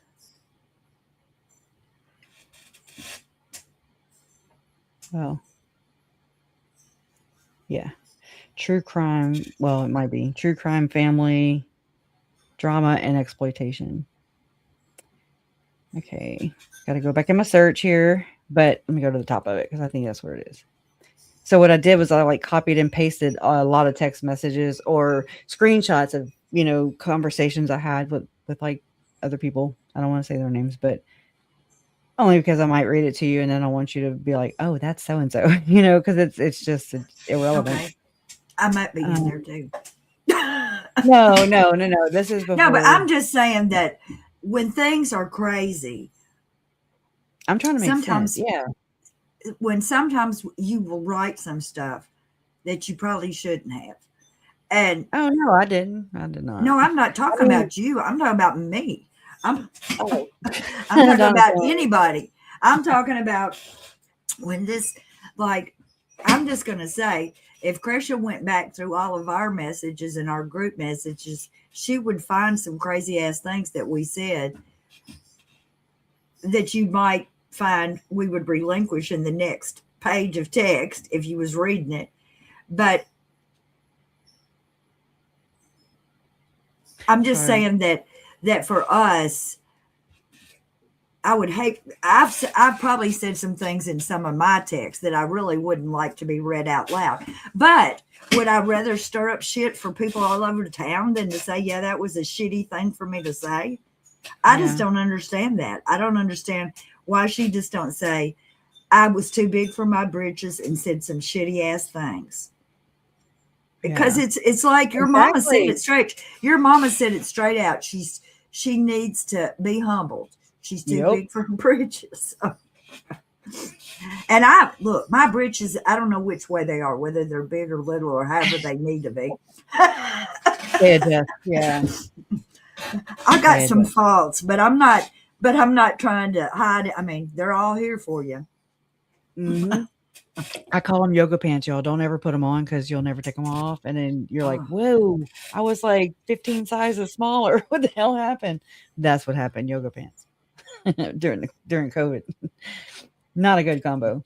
I love the yoga pants too. Right? I mean, they're comfortable as all get out. And we were there. I will, Lindsay. I'll take forever if I sit here and do it online though. Because I don't even know where that file is right now. You know me, chicken with my head cut off. But yes. And they may have damn copied and pasted it. And also, this is when I was reading. And the same thing with what's her face's. I bet you if we copied and pasted, I hate to say this, but if we copied and pasted Megan's like her pull for what you're going to get in her thing, and we just like copied a couple of paragraphs in it, I guarantee you we could put it in Google and it would pull up at least 10 other people who say the same thing. Because Yeah. I mean, it didn't sound that original to me. It sounded like something that, and that's a trick that one I of my really don't know what you're bosses talking taught about. me. What are you If talking about? A pool? What are you talking about? Who was talking about a pool? I'm kind of Okay, lost on that part. no, I don't know how pool. I don't know what I said. Okay, maybe I I'm talking. misunderstood. This is what I'm talking about. I'm talking about the text, the thing you showed where you could sign up for one of Megan's Oh yeah, the programs. bully Okay, course. if you Yeah. took a couple of paragraphs of that, just in the middle, that don't have her name in it or a date in it, and you pasted that into Google, you would pull up many, many, many things that said almost that same thing. Because it was, if she didn't use AI or copy and paste it, she used, it was very similar to many other things. And one of my bosses told me one time, if you ever get an email and you wonder, like it's some offer for a job or something, and you wonder, should I pursue this, or is this a scam? You can copy and paste some of the middle text into Google, and if it's a true thing that's original text, it will not come up in Google. So, so you're saying test this is what are you saying test this or just try to make your own up like based off of No, the I'm text? just saying, I'm not saying for you to Because I'm test doing it. it in I'm real just time. I was okay, trying to. but don't do all of it. Don't do her name, but just a couple of paragraphs of the Okay. middle stuff. Because I'm telling you, it's it's common. It seems like real common language to me. Ooh, ooh. Oh my gosh, it's very sensitive. Let's see, we'll do that. Her name's not on here anyways. But I mean, the link is because I'm like StreamYard, it was a StreamYard link, and I was just like, I don't know. Well, I that get is, button hopped I didn't sometimes. even know you could do that on StreamYard. So now we're gonna go over here. Well, let me clear my chat here so you don't see My point being with this, what I just said, is that is people don't read text anymore. They don't even read, like if somebody sends you the terms of service, you'll do good to read part of it. You Oh better yeah. read it now. I'm like, You better oh, read there it goes my now. firstborn again. But Yeah. you just assume that people you're dealing with are not going to send you nothing shady. I know we're probably way signing our lives over our rights as we speak. I don't know about And it that always January, so you puts better us take in the our date out. Mhm. Well, it What? doesn't matter. Hit it. Just go ahead and do it. I'll take it out. On blank. But what am I mean, I need to command it or whatever. What am I asking it to do? See if it's copied? Oh, okay. Similar, Command something similar. I don't know. I wouldn't have done this. I'd have just stuck it straight in regular Google to see what came up. But this is fine too. I still can. Let's look. I'm just gonna do it without giving it any instructions. It's designing a course structure is what it's doing. Because I might have it in that. I have gems, don't you know, Gemini. Let's see. It's a strong foundation for a course launch. The value proposition moving from being a target to being bully. Oh, see, mine keeps my history on me on certain Okay, it's okay. like It's the okay. gem I'm using, so I can type it into. It doesn't matter. It's not important. The thing I'm saying is how authentic was all that text?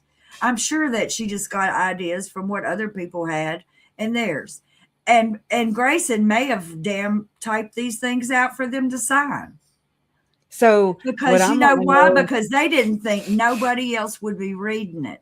They didn't think people were going to poke through it. They really didn't. right? They were banking on everybody to just buy in. And But be it's making me honest. wonder about, like, the neon gems, okay? And I'm saying neon gems because those who have the neon signs behind them, like Joe, like Trisha, it's like, "What's going on here?" They gave one to Colby too, I think. I wanna say I'm pretty sure that l was it a gift from Lauren and John, or was it a gift from Kelsey? I feel like I'm kinda torn on that now, the neon sign behind Colby. Um Anyways, it pulled this up when I stuck the whole damn thing in that search bar, and it brought me to Dory Clark. Let me go to AI mode, and Damn it. it says, huh? I'm just like, damn it. I hate bad people. I hate assholes. Damn it. Go Well, ahead. they're not bad. They're just bad things. I really don't like assholes that just stir up trouble. I really don't. So, Is and there it's a, what do you call it? It's a spectrum. It's an asshole spectrum. Oh yeah, for sure. From being just irritating and starting trouble all the way to killing people. All the way to admitting you're an asshole, right? Because we're all Yeah. assholes.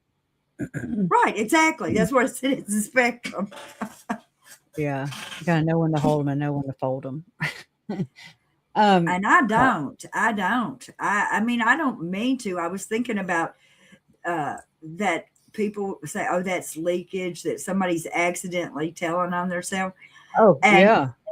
I am real bad to, if somebody tells me something, I won't tell what they've told me not to tell, but I'll say something that's crazy adjacent. Oh, Lord. It just as diarrhea. You know what I'm talking about. Yeah. I was like, why did Diarrhea. I even say that? Where did that even come? It's And just you're trying to suppress it, I guess, and you just can't. oh my gosh, don't say it. Don't say it. Elephant, elephant, elephant. Oh my gosh. That's interesting. Sounds like you working like you whittling a binder or something. Like you like to move your arms and stuff whenever you're talking. I've got my I'm the other mouse one too. plugged into something, is what it is. And I probably need to put a top on my a buffer on my.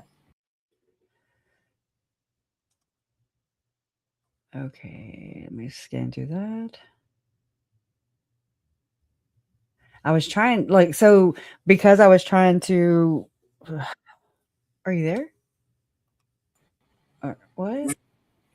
I ran off accidentally. Ooh, I heard boop. I was like, what the hell?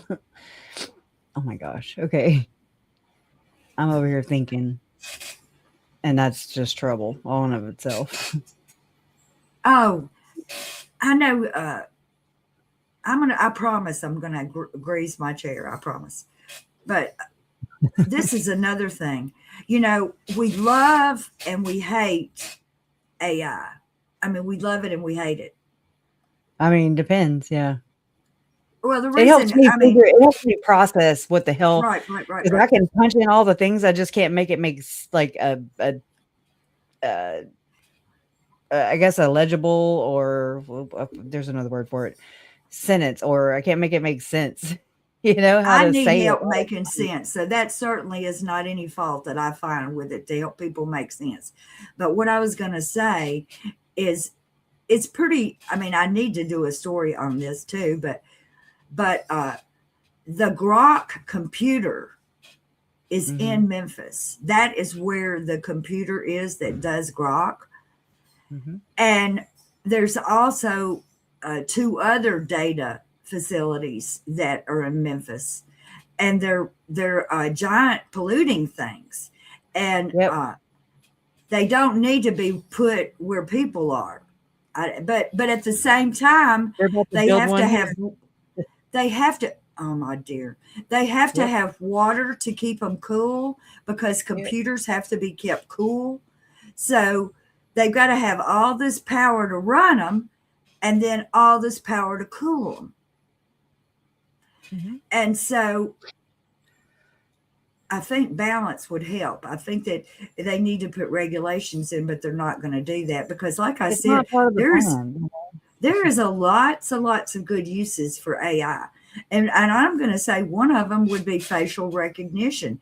They should be able to take these pictures from pedophiles and people and they should be able to take facial recognition from missing children without one human having to look at any pornography and figure out if some of those kids match. But Donna, I mean, a lot of them people know where them kids are, is what the problem is, you know? Yeah, damn But it. anyway. There's always that. Is that phenomenon of all the kids disappearing, and it's just crazy. We don't have any idea where they go. Tom Harrison, I mean, that's one of his visions or whatever. There was that interview that Lauren did with Ryan Fisher of where he expounds upon what Tom Harrison's vision was, according to Ryan Fisher at least, of children being orphans, and because their parents die in calamities and yada yada yada. And I'm like, what? It reminds me of Polar Express. If you know, you freaking know. John, that's what it sounds like to me. John, that Kresha is Kay's daughter, and Donna, I'm a moderator. I'm not related to them. Somebody was asking, is that Kay's sister? So I don't know which one he was asking that about, but John Smith. John. Oh, well, we must have more than one John Smith. If you're hilarious, there's a John Smith that's hilarious. But I'm new here. Are you Kay's sister? No, I'm her daughter. Well, she just said it. I'm Kresha K. Difficult Research. This is my channel, and we just, I don't know. We try to understand justice through understanding, allegedly. There's a lady, you've probably seen her before. Her name is, oh crap, what is her name? But she's Life Takes Two is the name of her. Yeah. Life Take Two. And she did a video about all this Botox and lip filler and all this. And she said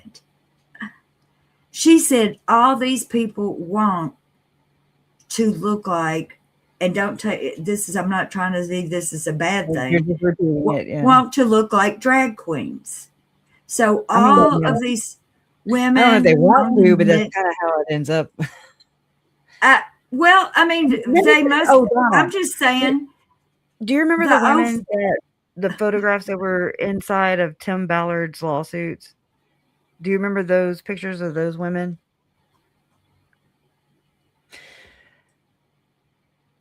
Hello? I don't. I'm talking. Was it in court or was it? Yeah, I mean, they're in the filings against Tim Ballard, and I know who you're talking about, but what photos are you talking about? I mean, I'd have to go find them, but they're basically that look that. Oh yeah, every one of them is a carbon copy with the hands type the lips and all that. Yeah, Jenny Gage. Yeah, is who we were talking about. Yeah, I really like her. She just says everything. Yeah, she's funny. She is funny, but I mean, that's what she says, and I had never thought about it that way at all. I did think that every one of them look kind of the same, and I don't blame people for trying as look as you can look. It's like if you got the money to spend for fancy groom and all that stuff, go ahead with it. But it's always like, at what cost? Well, yeah, that's what like the dysmorphia or whatever you call it. Where they go so I got far with it. I got me some new moisturizer down at everything's at the Dollar Tree store for $1.25, and it's pretty damn good for $1.25. So. But I have also had $30 cream in my life. I'm just saying, some things, like if I could afford a $30 cream, I'd probably still buy it. But would I put needles in my face and all that? I don't think so. If I could go back in time, I'd use more sunscreen and wear a damn hat. There's some more advice for you people, for you young people. Don't tell your business. And wear a hat when you're out in the sun. At least sunblock, yeah. I learned that the hard way too. Miss Ellie's, I'm sure you're not. She says, I'm just ugly anymore. I feel ugly anymore. No. That's it. And when I see these, well, I don't really, and I don't really. It's just that, like, when I hear, like one day I was watching some video. And somebody goes, that lady looks like she bought that sweater in 1985. And I was thinking, oh shit, I do have some sweaters I bought in 1985. And but then on the other hand, since I'm an old lady, I've seen sweaters and dresses that have done come in and out of style 3 or 4 times since I've been alive. So My mama used to say that too. She'd be like, "Girl, even clothes come back into style." And I'm like, "Oh, Lord, I didn't really get it yeah, now." they do. Even ones you thought were ugly. Like remember when you were a Lauren wears teenager, them all the time. whenever you were a teenager, whenever that was, those clothes that you thought your mama wore that were ugly, they She always eventually has came those into clothes. style and people Yeah, were wearing them around, them little old and right back out. ruffledy sleeves and damn. Bell bottoms, you know. I like bell bottoms, but the Me grown too. women with ruffles around and puffy sleeves is kind of a. Yeah, I don't get it. I never identified with that. But you know, when I got married, uh, which I was a child when I got married, but I did pick out my own fabric and pattern for my wedding dress. And I did not have any lace on my dress and I did not have any ruffles on my dress because I did not like lace and ruffles. Hmm, that's I had a interesting. kind You of were a, very it had some A-line kind of a dress and it had pearl buttons that went up the front and pearl buttons on the sleeves, but it was very simple. And I didn't have a veil. I wore damn daisies in my hair like some kind of hippie. well, it was back in the day. It was the style. Yeah, My mom used but to I have have not long, too long much hair. on. Oh yeah. My mom was very pretty, I think. Oh, I'm sure she's still very pretty, and I've seen pictures. Y'all's whole family is pretty good looking. Mm. Uncle Charles. he Yeah, I was thinking never about Uncle he Charles always when I pulled his started to mirror. see this. He was really Like, a pretty thing. he wasn't vain, I but was he would just I don't know. I don't even know how to explain it. He just cared about what he looked like. You know what I mean? Like, he wanted to dress nice. He wanted to not wanted to, he did. And then when he wasn't, I guess, uh, business or whatever, he always had flip-flops and his, just shorts and T-shirt, tank top, whatever. That's how okay. he rolled. I bet one thing that Uncle Charles was every time you saw him was put together. Well, that's what I'm saying, and, I mean, but like I said, Yeah, outside of business, he was just wearing his flip-flops and yeah, but, I mean, he was always very put together, yeah. He always smelled yeah, good. He always, I've never seen him, like, drunk or anything, you know what I mean? Like, he was right. always I'm not saying that never happened, I'm just saying that was not my experience, but and, Oh I well, remember being taken to Astroworld when I was a kid. Me and my cousin Jonathan, he was a little bit older than me, and, it's before I had a brother. My brother came, to my life whenever I was 7 going on 8, and, so me and Jonathan were like brother and sister kinda. We fought like some damn idiots. But, I mean, we love each other, and, um, anyways, but I have there's pictures of us going to Astroworld and riding the little car thingies, where you push the pedal, but it's on a rail or something, I don't know, just I have some memories of, like, going to him, and he was married to Kim at the time, as his first wife, who's now a hypnotist. That's oh funny. Lord. Yeah. Um, she, well, yeah, so they got married, and I was in their wedding, and then I was in him and Cheryl's wedding, so the second wedding, and then not in his third because they eloped in Vegas with Lori, him and Lori. So I was in 2 of the 3, if you will. But, I mean, he just presented himself a certain way, like he appeared as confident as Oh yeah, I'm when sure that the nothing had ever women saw him before. coming. Oh, Well, I damn it. never looked at him like that either, so I don't know, I'll just take your word for I'm it, just but saying that I'm not surprised that that that all of the women that he did marry seem to be pretty strong-minded women and with a gender. Well, I better shut up. Never mind what I said. Forget about what I said. Girl, you better stay He's a out the good club. he's a good looking man. Oh, yeah. Can't take her nowhere, y'all. Can't do it. Can't do it. No, you can't. I'll trip over something and fall before you get me out of the club. I'm thinking, like, I'm sitting here thinking, do I just keep going with this or do I schedule another one? That way I don't ram this one. It's already 3.5 hours. Well, we should schedule another one. And two is is Jay or anybody going on with any Oh, tea I don't tonight? know. Or I don't know how to do that. But I don't either. And I think you're right I did it about what you one said time, about but I I don't never really. get I don't as Huh. much as I try to go by and look at that, I don't Like, ever get it offered to me. Like the algorithm does not offer me Jay. I know, me neither. I'm like, I gotta go find her ass. I always do. Always, always. Let me look. I'm looking. I did notice that was kind of weird. I don't know why that is, Oh but yeah, she's having her call-in show tonight. So it's in 4 hours. Um she got her head on. She did what? I mean, you I can enjoyed the last one.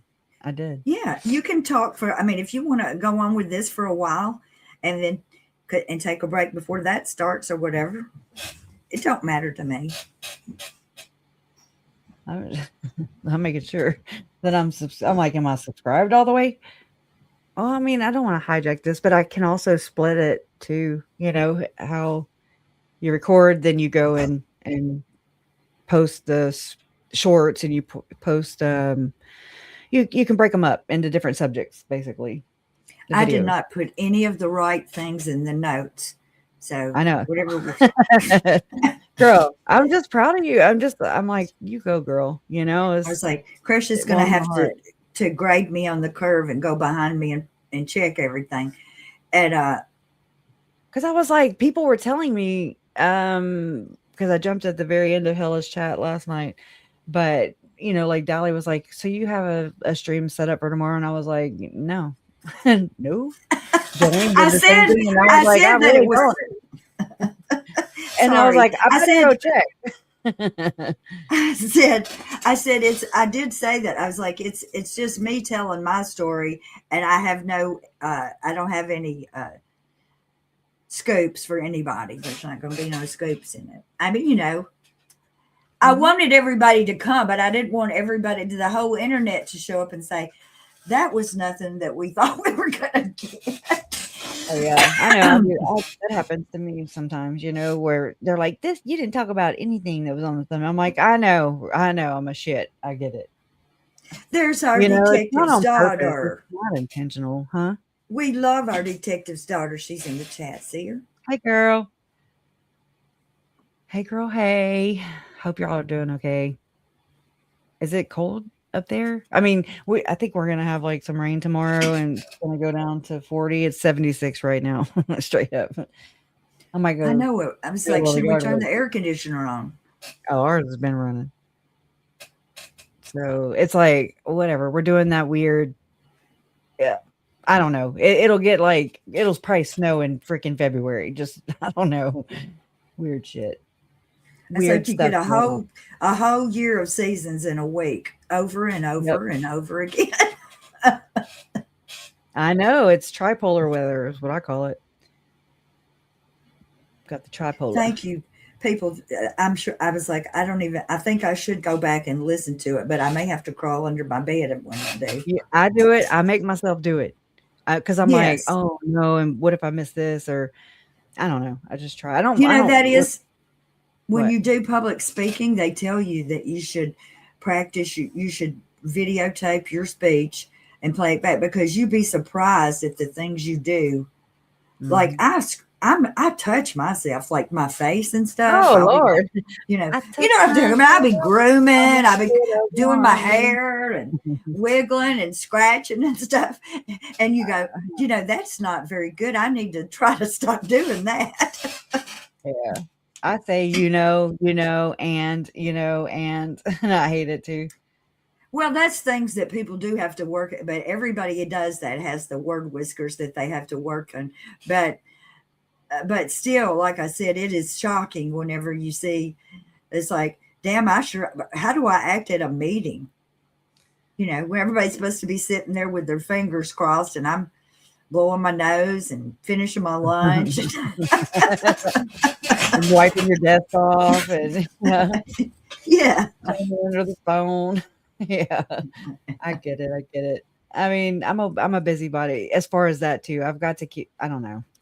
Especially like I've shared before. Whenever there was like that Lifetime movie that came on that was about our family or whatever, and I was so uncomfortable with the characters that were, picked or whatever, and or cast. And so I was like cleaning. I did everything I could not to look at the damn TV, but I was just like, I just still wanted to hear it. I don't know. It was weird.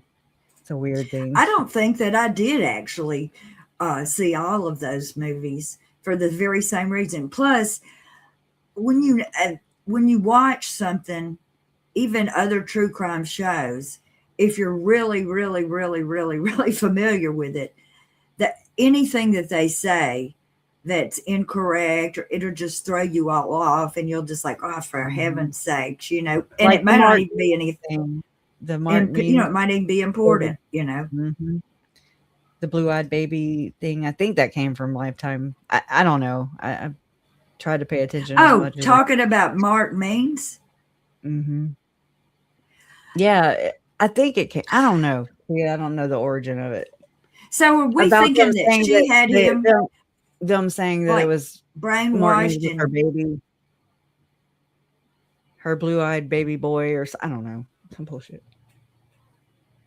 I do have a It's right, channel. joke. Yeah, she's streaming to her channel too right now. I haven't You looked should. at it. Look, I went and grabbed the freaking link earlier too, but I didn't put it in here for your channel. How do I do that? You grab your share link and then share it. Okay, let's see.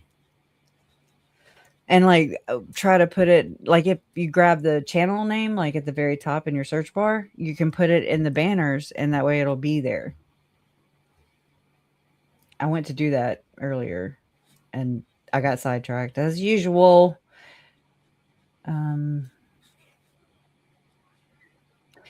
Like one of my look, I've been digging heavy into like the whole media stuff too with just all this stuff, just how it influences us. And I don't know, I just have been finding it very fascinating. And I thought I'd just open it up, but I did not. It's terrible. I don't even see it on my channel. I don't even know what channel I have. It should be at the top of StreamYard too. But don't, I mean, if you click it from there, you might have to open it in another tab is what I'm saying.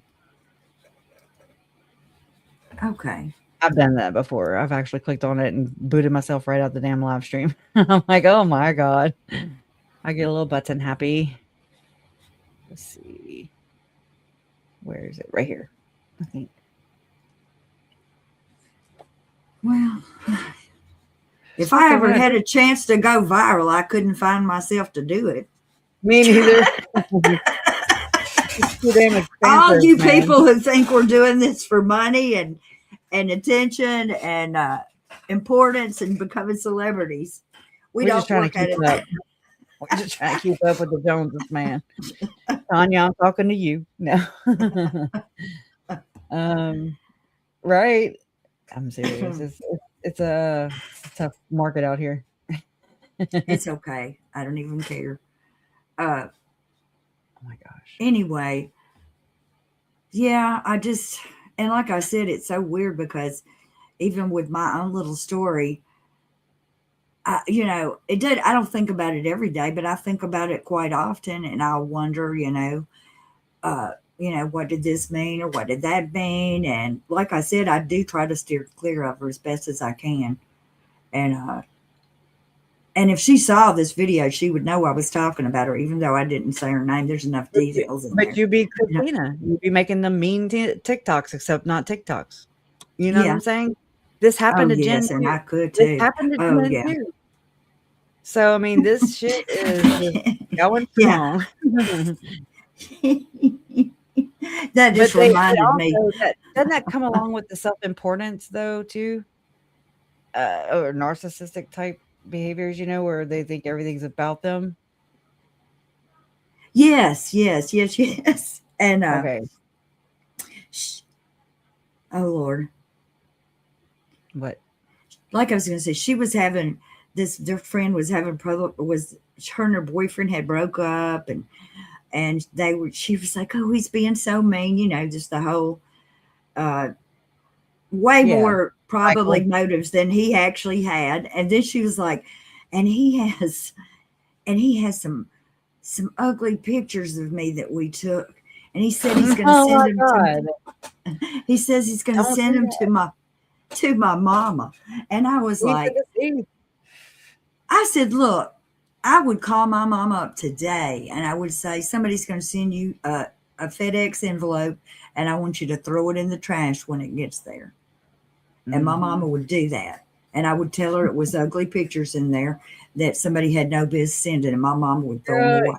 get rid of evidence, y'all. Donna's that kind of No, friend. that's not, but no, she was just hysterical about it. Well, then later I found out that actually it was a movie, not pictures, and that it was her and the preacher and his wife, and not just her and the boyfriend. That's what she was Mm. so hysterical about. It was the damn sex tape. Oh my god. Yeah, I figured that out. I don't know. Hey, Donna, do you know That how may to have been donate? more. We may have to cut that part out. I know, right? I know. I'm like, oh, Tourette's, Tourette's. I feel like Tourette's, and I can't stop it. Here it comes out. It's coming out. I know. Oh But yeah, she do did you some know how? crazy Do you know? things. Do you know how to donate memberships, guys? Anybody? I don't know how to explain it. I suck at explaining things. I know it's like different on a computer than it is on On the a. computer, there's a dollar sign that I think you can hit to do that. Let me see. Uh, Let me share my screen and go somewhere where I can maybe do that. I don't know. Let's see. So dollar sign here. You can do member gift. Oh, I mean, I'm on her channel, but I'm just saying. So you would go. Oh my gosh, give me. Oh, X. Okay. Anyways, over here, if you're on your computer, but it should kind of be the same on your phone, your device, and so you have your emojis here, which we don't need that, and I just jacked it. So, oh, here it is. Then you have the dollar sign, and then you can do a super chat, super stickers, members gifting. I don't even know how to do this, so thank you. I don't either. I don't know how to do that either. And Well, you will now. Wow. So I've been gifted 50 memberships here. That's wild. isn't it crazy and so good? And that's why we need to like do Make some a better. I members. know how I feel like I'm shortchanging y'all, man. Well, this I is hate what we it. should do. We should Yeah. have some members only things, but then maybe 2 days later let them go. It's just like members first, because I feel Yeah. like if we got anything important to say, we want It's everybody. everybody to hear it. Yeah. I've We're never not been like hiding that with. nothing over here. I don't do We that with want them. y'all I'm not a all to know gatekeeper. what we know. I hate the gatekeeping thing. Oh my god. I think that's another reason why I've not just done that type of. I feel like I'm being chinchy or something. I don't know. It's weird. It's a battle I have with myself. But I mean, Yeah, 199. I mean, we were not these a lot of these people are entrepreneurial. Anytime they see anything, they're like, how can I make some money off of this? And I would probably be better off if I did do that, but I don't. Yeah. So I have to let my other motives lead me. Yeah. And so that's why I'm just like we're the important information is very important, and it was difficult research. Kresha did not come up on all these things. It's It just didn't under my just fall channel. into her hands. She had to damn dig it. Yeah. There's the hidden Definitely. true crime homestead I stuff. found it. So I'm gonna read it. Okay. Go ahead. The Hidden True Crime Homestead. And so this is basically the foundation of where covering up my family's case. Yes, journalistic stuff went into it. Storytelling, really, if you think about it. Um, because it's kind of like there could be a exaggeration on the credentials and the world renowned, how people will attach that to their credentials, or if they host somebody. I want to say Trisha did to Othram, because I've been digging through, when things started happening and who started sponsoring who when. And it's just interesting, right? Because they don't really come right out and tell you that. And sometimes you may miss it too. I mean, I tend to do that. But I mean, still built off my family's pain, murders, the blood, sweat, the tears, the just the anguish, the isolation, the triangulation. I'm starting to understand or get a better picture of what this is, and like assessing the damage. I'm like what do you call that whenever you have, like, when a hurricane happens and you have insurance adjusters that come out and they you know factor all the things in, and then they cut you a check sometimes. I don't know, not all the time. Sometimes they be chinchy, but whatever. So that's what I've been doing with just kind of trying to understand what happened, when, where. Where was I? What was I doing? Where were my parents? What were they doing? Where were we at in the case, so to speak, with Lori and Chad? Was Lori incompetent at that time? What was happening? Anyways, um, so this is about their homestead, okay, which is a freaking fortress, basically. Hidden True Crime Homestead. I wonder if she's gonna actually go home, though. I mean, probably it'd be like, you get this west wing and I'll get the east wing, and we'll meet in the middle in the studio. So it says location and purpose. It says the Hidden True Crime Homestead is located in Henderson, Nevada, and serves as both the family home of Lauren and Dr. John Matthias and the headquarters for their podcast and YouTube channel. As of January 2026, Lauren and Dr. John Matthias continue to document the development. Is this the documentary thing? Like, let me open this. I'm sorry. I have not seen this like myself. I've just kind of seen people cover it a little bit. It's the same damn thing. Oh, oh my God. Can you even freaking? Oh, this is Jody's. Okay. I'm like, what the fuck? Or wait, let me make sure. Let me go back and read that caption again. If Jody Hildebrandt can sell her morals and ethics for real estate, so can John and Lauren Matthias. I concur. I don't really have high expectations or hopes for it being any more wholesome than that, or disingenuous. I don't know what I'm saying. Let me go back to the other thing. The first one. As of January 2026, Lauren and Dr. John Matthias continue to document and the development of the Hidden Homestead. Can you fucking imagine? The Hidden Homestead in Henderson, Nevada. Let's go back to the Hidden Homestead, the occult homestead, basically. Features. So the Hidden Homestead here, it features include a state-of-the-art studio for high-end audio and video production. A primary feature of the home is a state-of-the-art studio specifically built for high-end audio and video production of the Hidden True Crime podcast and YouTube. Did I just repeat myself? Yes. Completion and launch. Have you ever launched your house? I live in a freaking 90-something model freaking mobile home. Okay. It just isn't in a trailer park. That's all. But you know what I mean? Like, I'm like, oh, take the wheels off, we don't have the same world problems. You know what I'm saying? These are first world problems, in my opinion. Must be freaking, I'm not going to say nice, because they're not happy. At least that's my take on viewing and, analyzing and just studying, I guess, how John and Lauren interact, and then looking back and reviewing things that they've done. I'm like, oh, wow. I don't look like she was home at that time either, and this was like 5 months ago, so it's like, I'm still trying to tally it all up and figure it all out too. All I'm going to say, and this is my opinion, is just that you're not fooling me, at least not with the pretending to be together and this whole um,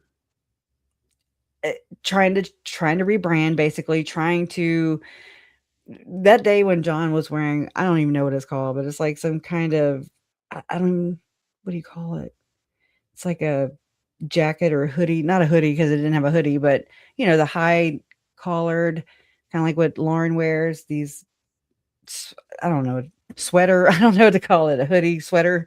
And just, he looked so not him, I was just like, What's going on here? And then how are people not like seeing this as like something being wrong, like what's off with these people and how come it's like not apparent for everybody? That, I guess that's the thing I'm trying to say is what the hell and how come people aren't noticing it as bad as I do or maybe as much as you do? It's interesting. um so it says the completion and launch. The couple aims for final completion and studio launch in 2026. So are they going to do a groundbreaking? Oh, that was so last year, I'm sure.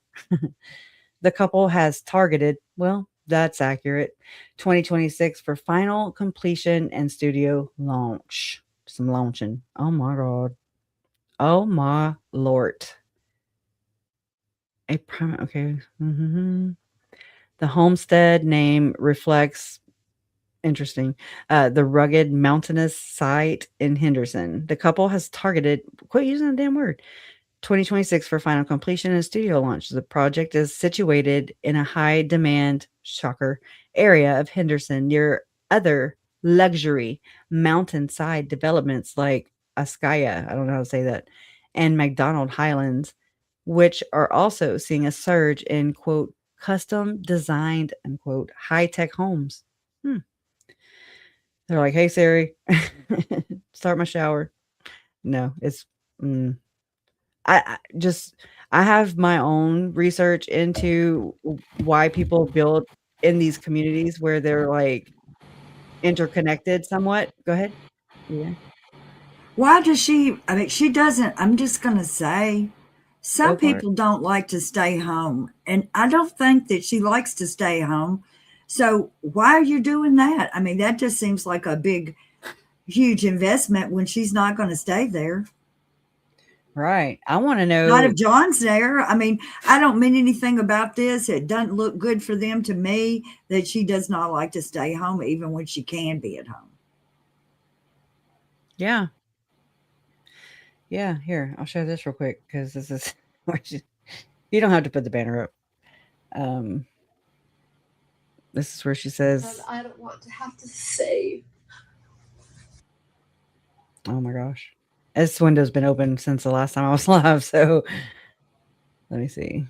Let me cut this down a little bit. Let me 720 it. Oh my gosh. I'm in a portal. Look, I just want to throw some damn clips together. I want to tie some things up. All right, computer. Shit. Where am I at? 2737. Let me refresh the damn thing. Kresha the refresher. Oh, and did y'all see that? Um, shit. Richens. She had a preliminary hearing today, and she has one tomorrow. But then it was happening right at the same time you were going live, and then tomorrow I'm going to be on that. At 1 o'clock. I want to say I'm going to collab or whatever. So I was like, well, Corey Richens, that's her name. Shit. Yeah, I Oh my wanted god. to see that too. I'm gonna go back and catch. Gigi's probably will give a review or something because Yeah. she's covering that. And Yep. I have, Get online. I Every had time kind y'all of want to like, say. Sorry, it started by itself. I had sort of kind of blocked about trying to learn about too much more cases. I was trying to limit myself because because it's a lot to research and you only got so much time and brain width. So I didn't really pay that much attention to Delphi, but it seems like that is really a contentious point with a Mhm. lot of people. As it should be. It should alarm Well, I everybody. mean, I don't even know all the reasons why, but it's clear Mm. that there's something the matter. Yeah, it's caught a lot of attention. Yeah, except for Lauren and Grayson, and I know for sure one of the mods, I'm just like, "Whoa." And that was one of the explanations, the night that they went live and did, We Respond video, and it was a premiere, and so after our live was over, That's not oh it. my god, it's playing by itself, There I'm is a just gonna let it go. consistent. Oh, shit. I don't know what's happening, y'all, but I really don't like it. I'm gonna close the window. A tab. Okay. Closing another one.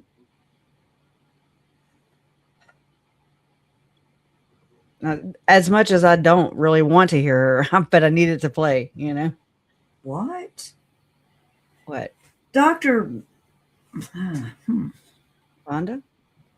yeah, she has a comment that I don't really understand, and I'd like to. Let's see. Is it this? Oh, I'm sorry. I just jacked you up. Let's see. Amy from Case X Case talked about signing on her last live, and Signaling. signaling her Like last hand live. signs. Oh, Like, okay. yeah. I Actually, didn't I thought, understand that. yeah. No, I was reading along with you. Okay. That's interesting. I mean, I've been picking up, I've been watching people who do cover it, you know, I really don't like what's happened there. And it just ain't right. It ain't right for nobody. Like, at least give them a fair trial. If for those who, I think it's just a whole.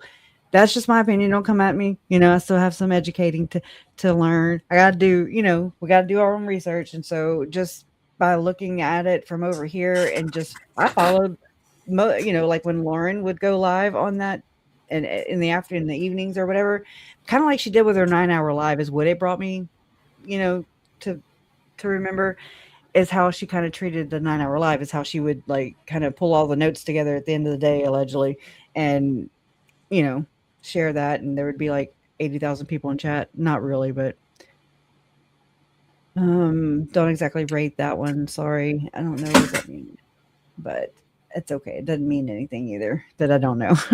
That's not okay, so let me try and play it. If it don't play, I'm good. Constant whisper campaign going on, and they're pulling. I'll just read it, Budge. Look, is she gonna take a Xanax right there or a pill? Just saying. Gotta watch her. You gotta watch her. Because she does. There is a consistent and constant whisper campaign going on, and they're pulling new people in. So they're recruiting people. Like the 10 people she actually frames as being one stalker. That's what it equates to. She's taking like 10 different people, up to 10, and interchanging them out to create her quote unquote evidence. Straight up. Been analyzing this for a hot minute. They're trying to destroy me. Yeah. And I don't want to have to say that they've succeeded, but I have changed a lot in the past 6 months. So that was interesting to me, this whole 6 months thing. So this was back in September. Was it? I think it was September 22nd. I think that was, the same day as JJ's murder, allegedly.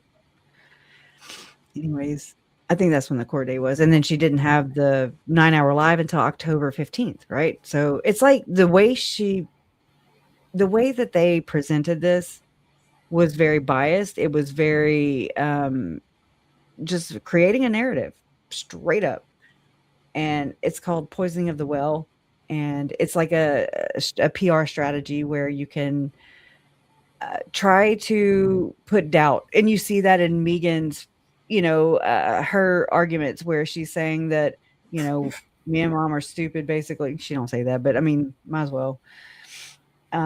We have to prove receipts and shit, and I'm like, that's not how this works. That's on the it's the prosecution, who has the burden. So you're doubting me. So you know what I mean? Like, I'm not going to sit here when they're coming out and you're just not looking, basically. Like, I cannot remove the film from your eyes, you know?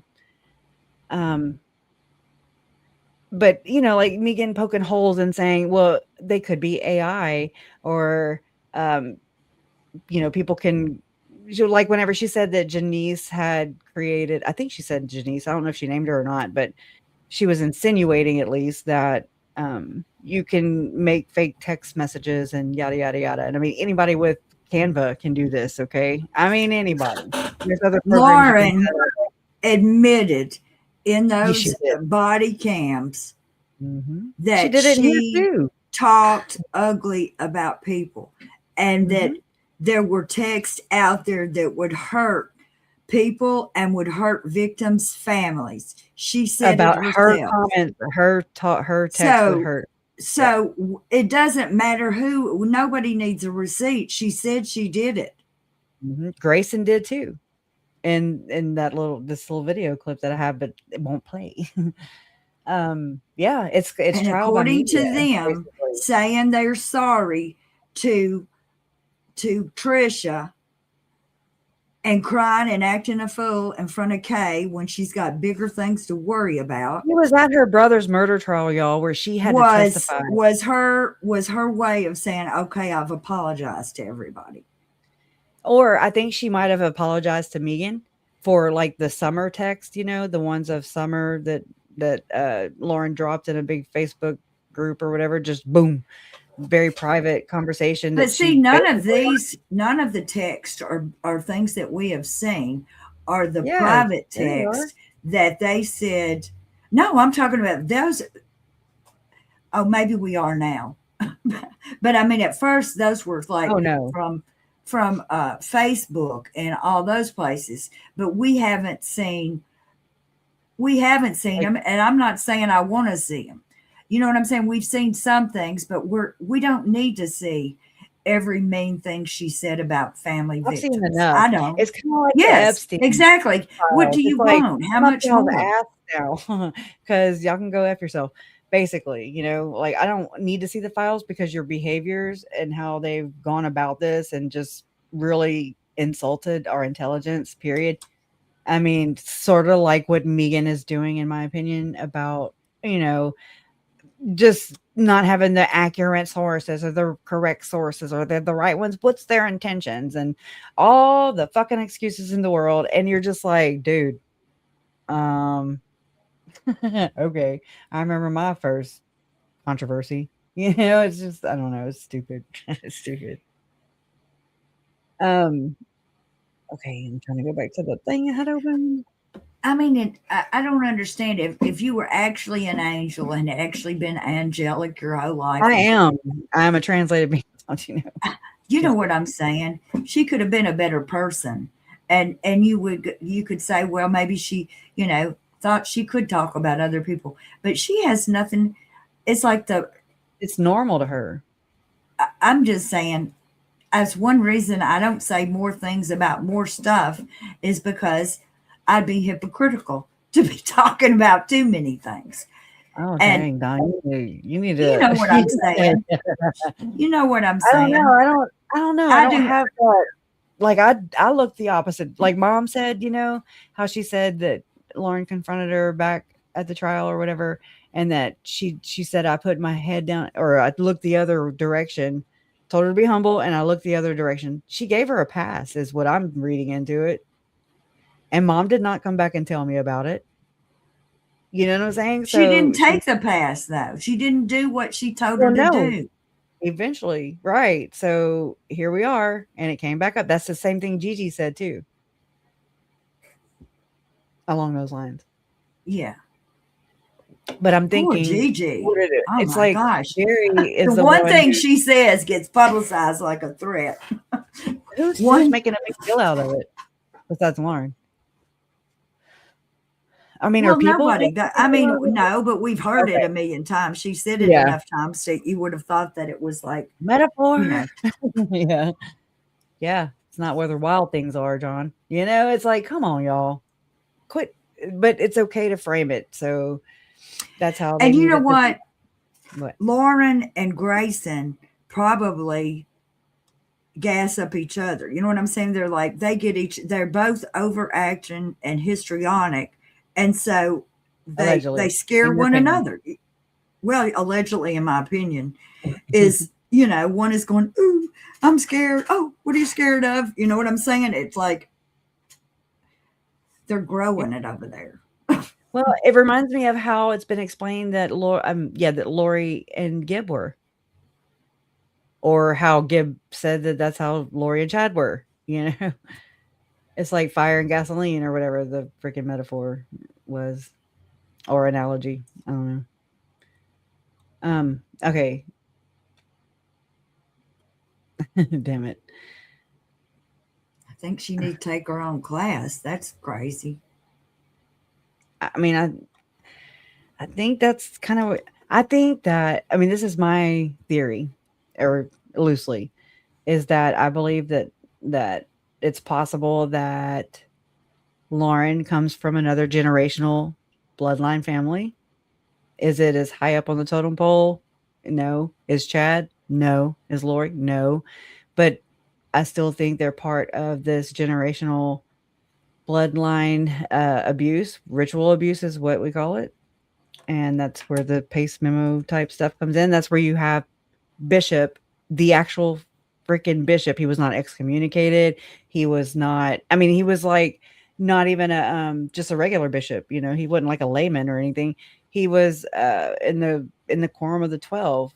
He was up in the hierarchy, and they tasked him with doing an investigation. He was an accountant, by the way. I'm sorry, a CPA. And it's like, do you see how they're going in and like investigating a so-called occult problem, where they're worshiping Satan and sacrificing infants and stuff? They send a freaking dude, one of the top dudes, and they send him in with a CPA, not any kind of police, not any kind of FBI, no So they're like, investigative. he took a spreadsheet in there with him to fill out. I mean, yeah, He's but an thank accountant. God. Yeah. So it's like, what are you doing? And I mean, this was back in the 80s, late 80s, early 90s. But I mean, can you imagine? Accountants use real huge, like tablets of Excel spreadsheets were real tablets, real pieces of paper that people filled in all them little blocks and stuff. So, Oh, an accountant to take care of and write up. Think about that. huh. That's that's crazy. Not Yeah, it somebody that is. not a psychologist, not a doctor of heads, not a Right. Not just doing it on your spare time, like it took him like a little over a year. I want to say it was reported to interview some of these alleged victims, and he did now use his expertise as a CPA to guesstimate about how many practicing Satanists, LDS Satanists at that yes. point in time, I guess, up the Wasatch Front, which was like he guesstimated 800 people. Or was it families? I don't remember. Just it's either one or the other.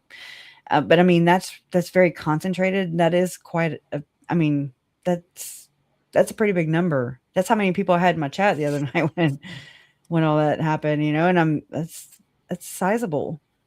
Um, and then you have that's an influence, right? And they're practicing and twisting and like kind of getting people to believe in this slightly different fringe. It's so fringe, and you're like, yeah, it's not fringe.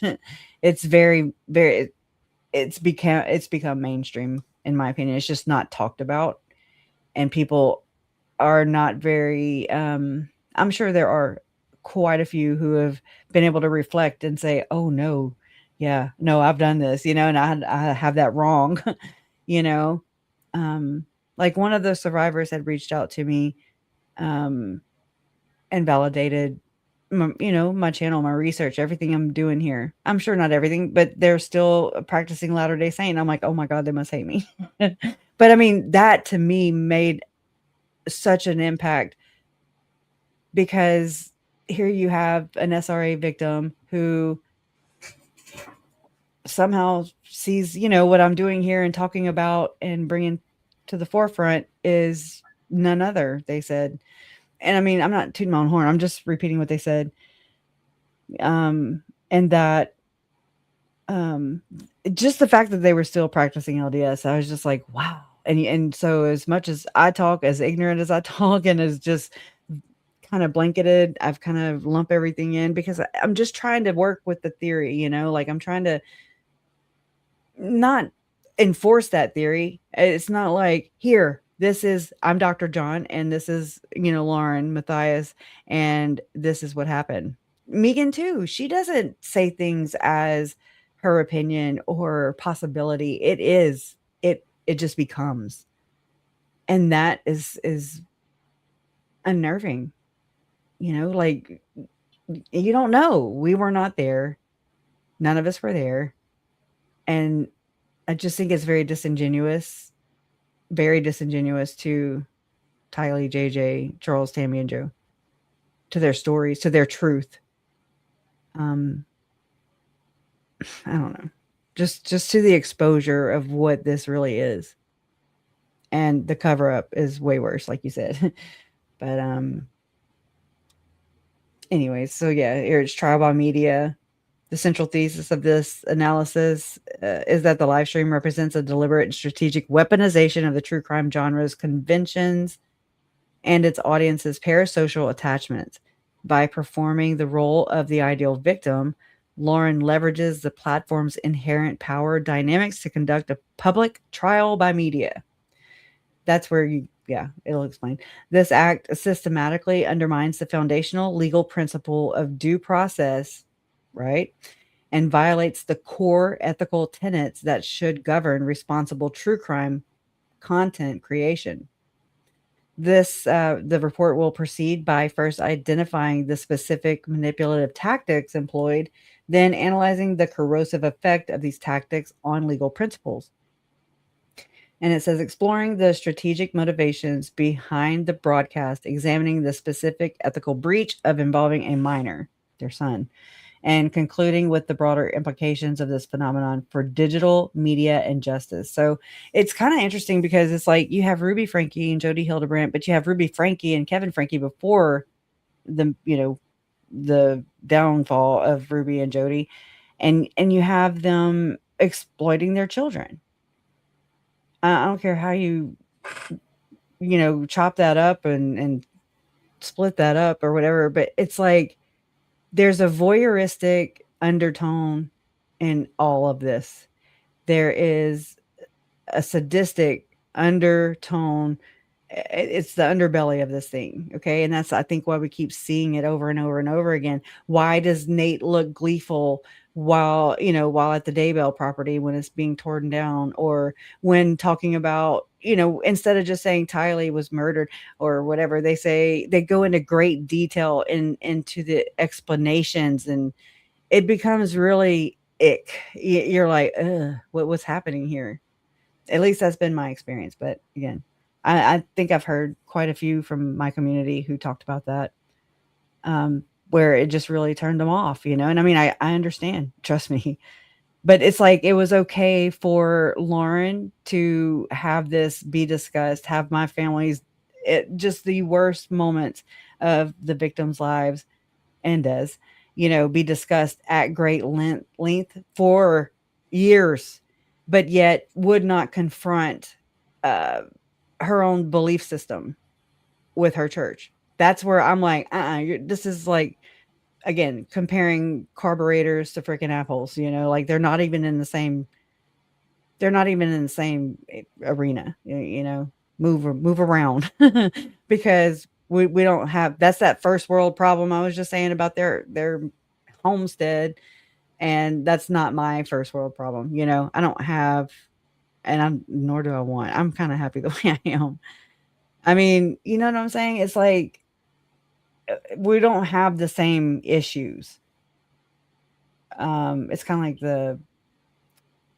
the rich white lady syndrome, or whatever you call it. I mean, this is wild. I mean, how you gonna live a mile away from where Jody Hildebrand lived? Why did she allegedly, Lauren had gone to? I don't know why it won't open up the goddamn picture. I just need a damn picture. Here, open up another damn window. Just want a damn picture. Is that it, or is that Jody's? No, that's it. I think that Oh my god, 3 another one. rows look like. Yeah, that's it. I think.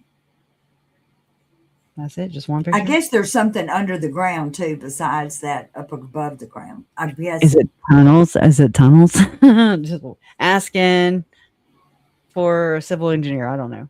I'm just asking. And it looks like a swimming pool for a hotel. It does. I mean, I just don't understand. Where is the child going to be? I mean, where is he? What I don't know. I feel like I don't know. I just feel, I mean, I've met him. It seems like he's also invisible. I don't know that, but it just makes me worry and wonder. I mean, no siblings to play with. Mm, like John's mom passed away either last year or the year before. She even said that, her father-in-law was lonely and yada yada. I mean, John has siblings, and we know that Lauren does. But I mean, just like I don't even see John and Lauren being together, but I see them just kind of cohabiting. I think that might be what they've done for a long, long time. Like a business arrangement of sorts. Oh, That's I hadn't even thought of theorized. that. And I mean, again, apparently, is it both their, Guess it, child? this I is don't my know. side and that's your side over there. Yeah, like, I mean, you She's see not going to this, stay anywhere. She's not going to stay anywhere. She's going to be rambling around. or did they actually, did they marry because whatever, not a business deal, but then it became one because did she cheat? She made that her own allegation against herself, or she created the rumor in the 9-hour live stream is what I'm saying. Where she's talking about, I mean, look, I'll go to it. Hold on. Affair. Here. This is Lindsay Hendricks' area. She says, ask Lauren to her face how well that she knows her assistant cameraman. Oh, whoa. Let me back up a little bit. Oh, here she talks about Nate Eden. I don't know who they're talking about, by the way. Get the information because none of these people have come to me. If you're a good journalist, by the way, and you've heard something, come ask me. I'm going to beg you guys to do that during this because I have still don't know what I did. Get the information that you're looking for straight from those that Lauren has attempted to hurt. What? That's interesting. I'm going to beg you guys to do that during this because I still don't know what I did. I'm trying to understand this part. Get the information that you're looking for straight from those. So she's saying who those that Lauren attempted to hurt. Is that my family? You see what I'm saying? I wasn't going to name names, but I'm going to tell you to reach out to Nate Eaton of East Idaho News. I don't know why he's not listed here. What? I think he's Nate's an incredible journalist. I have always sourced him. I value him. He's done an exceptional job with every case he covers, and he is an incredible journalist. But they are being encouraged to reach out to him. I will leave this with you. Ask Lauren to her face how well that she knows her assistant cameraman on her video of the pings in Yellowstone for the Lori Daybell case. I'm sorry, Lori Vallow. He never did ask me that to my face. Who? Nate? Who is she talking about? She says, but you guys can ask him here on live YouTube. The cameraman on my phone pings video in Yellowstone is of my friend Brandon. He worked on many cases for a time with the defense in the Lori Daybell case. He's a friend of mine and John's. Now, if you stop right there, and you go back to, like, I listened to a podcast of John and Lauren in 2020 from like November of 2020. And it's called the Chosen Ones podcast. And they talk about how what they're gearing up to do, not just the Daybell case, but to actually form like relations, not relation, business relationships where they go out and or talk to the defense attorneys, which is interesting. Okay. Defense attorneys and I don't remember if they said prosecution. I don't remember that, so I'm not going to quote it, but basically as like he's going to assess these high profile criminals like he did with Lori and Chad. And so I'm wondering, okay, why? What is in this? What is this for? Um are they doing this because they're just interested, or is John doing a thought study, or whatever the hell? What's anyways, what's the end game here? And I think it's way more than just bumbling upon and we were sitting at our kitchen table and so we just decided to start a podcast, and it just happened to be the same month right after the kids were unearthed from Chad Daybell's property. I mean, okay, that happened with Gigi. She started the same day, I want to say, that the kids, were unearthed, but I don't see her like doing plotting and stuff and like manipulation and triangulation. I don't see any of that with Gigi. So it's like when people ask me about why you talk about the Mormon church? It happens over here. It's Catholic church too. I'm like, yeah, well, we're not talking about Gigi or the Catholic church. We're talking about Lauren, the Mormon church. So that's kind of how I look at it. But so it's what's going on and why are they involved in some pretty questionable, unethical behaviors allegedly, like the whole Murdaugh tape, attorney-client privilege recording that they published and then were asked not to publish it, and so then I want to say they posted it on their Patreon or members only or whatever behind a paywall that they think it's safe. They literally have said this. They're like, John, he feels safer behind a paywall. Well, how does the paywall that's invisible, how does that make you feel safe? Because I mean, what I've seen, I mean, I'm about right there too, where I might pay for it too, just to go and do some recon, man. Because stop hiding shit, and then don't bitch about it when we do find it, and air it out for exposure because you got paid for it. That's what's called selling your damn soul. No, I don't know. And so this, I want to say this email right here in front of us is, I want to say this is from Felicia, right? I just saw that name somewhere. Where do I see it? I'm sure. Oh well, I'm pretty sure that is. But anyways, let me finish reading this little transcript. It says, where am I at?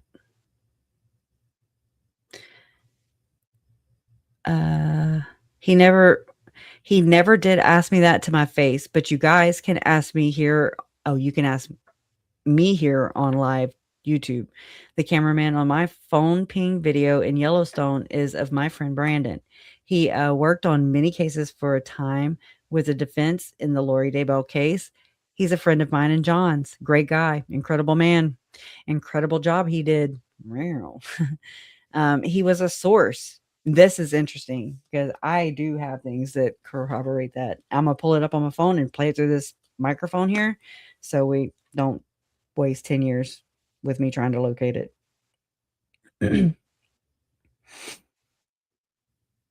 Okay, videos and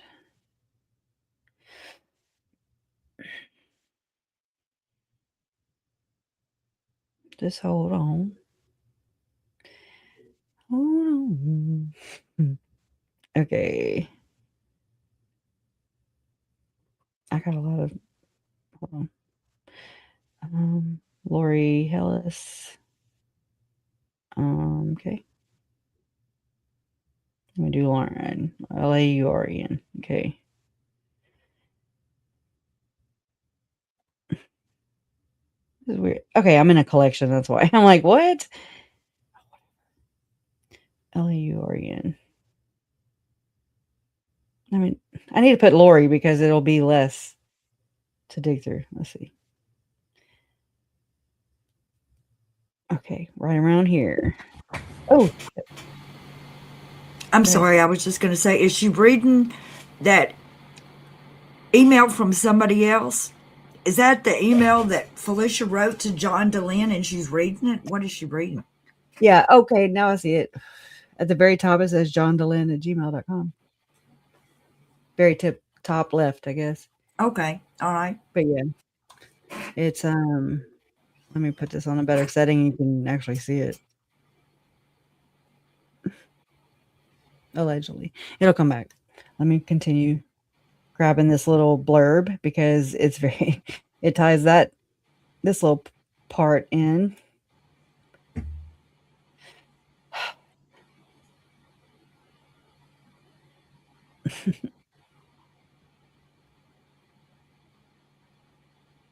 Mhm. She's wearing like a certain. I'm looking for a certain outfit here.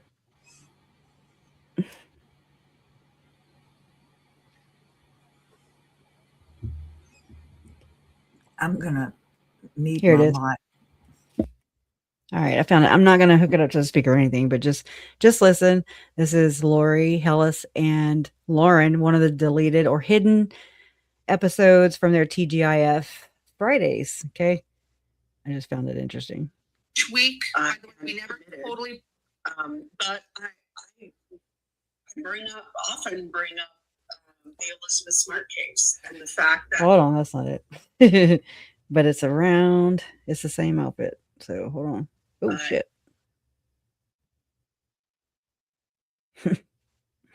Man. I hear my bonus son bus. Okay. That's why I never get anything done. Steadily chasing my own damn tail. Plus, I've been going through so many of these. It's like Lori Hellis and Hidden True Crime, Lauren, but there's just like so many different outfits, all peppered with leopard, you could say. um, so they all start to look alike. God dang it. And I'm rushing myself too. Let me see what this is. So then I tell her I'm feeling threatened. Okay. Janice was told by the bailiffs that she needs to leave me alone and stay away from me. That things were going to go public. Hold on. How or when. So I do want to say this right here. This email that she reads, we have come to find out that Grayson and Lauren basically lied to the cop and say, they're like, yeah, we recorded a call with Gigi, or whatever. And then he didn't catch on right then. And so when he kind of follows up with, oh, you recorded her because that's illegal. And Grayson was like, no, not that one, but yet they have it here in the 9-hour live where Lauren is actually quoting from it.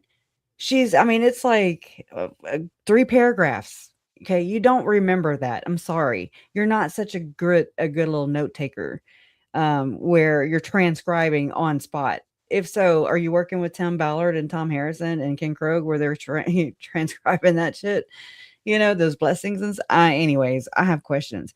And it's the same thing we've seen with Trisha at Web Sleuths where in lives leading up to actually capturing John Ramsey illegally without his consent in Colorado. Trisha says, "Oh, I forgot. And you can tell Trisha, stop." And so what they do is what it appears like to me is that Trisha went in, recorded John Ramsey. Could it be on purpose? It seems like it. It seems like it because she said it in another live stream leading up to the meeting with, John Ramsey. And then in lives from months ago, even they're trickled throughout. I remember hearing these things, and then I'm just kind of digging around, and other people are digging around because we're seeing through you guys for as non-transparent as you are. Okay, that's my opinion, and I'm allowed to have that. It's also my observation. Um, and it's like you got to stop gaslighting or trying to lie because you know that they do catch up to you, right? And so that's kind of what this is. And this is not a threat. I'm sure it feels threatening, but it's not an actual stalker threat. It's a creation on this is my opinion. I believe that Lauren crafted this whole shit up just to create some kind of scandal, okay, Miss PR, um, to be able to do what she's doing right now, to be able to continue on and for this. Okay. That is a huge ass incentive, y'all. What do we say? Follow the money. Follow the money. Follow the damn money. Okay. So when people they're like, well, I don't know. Is she manipulating? This is lavish, don't you think? I mean, great. I'm not jealous. I'm pissed off. Okay. I'm pissed off because here we have these people treating my family like shit, talking shit allegedly. I'm gonna still say allegedly right now because I've not seen a text talking shit about Tyler or calling her a bitch. Okay. So, I mean, that's still out there in the world. But I mean, I feel like it's not far away from the other ones. I mean, right? So, just like with Lori trying, killing my uncle, and then you hear her on the phone call recording with the actual life insurance agent, it's me. That's the beneficiary. Lori, it's me. And then she finds out it went to my mom, and then actually goes and starts plotting. I would think that's what it sounded like to me. That's how everything else was going, according to their past history, where they become a demon, then they become, they're possessed, and, you got Garrett, Eplos, you've got, what's the other one? Ned Schneider. Um, it's like they dehumanize you. They distance themselves from you. You are subhuman, as Duty Ron says. You are. I'm just kind of throwing that in here because it's the same lingo. It's the same type of abusive. It's the same kind of abuse, basically. It's lesser than. They're holier than thou. They are exalted. They are exalted. And you're not. We aren't in the exaltation club. Anyways, I'm just saying. So it's more than just Lauren and John living what I always pictured, just, middle class, whatever. Not that I even go through my life judging on that, but there's people that do. But again, my problems and their problems are not the same. We don't, it's like, what do we do what do we do for lunch? Because she don't cook, she said. She doesn't, what else? I could be looking for the damn video while I'm sitting here talking shit.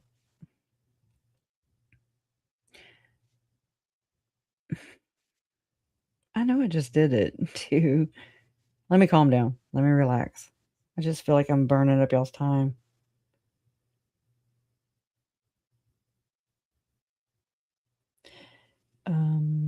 Nope, that was almost.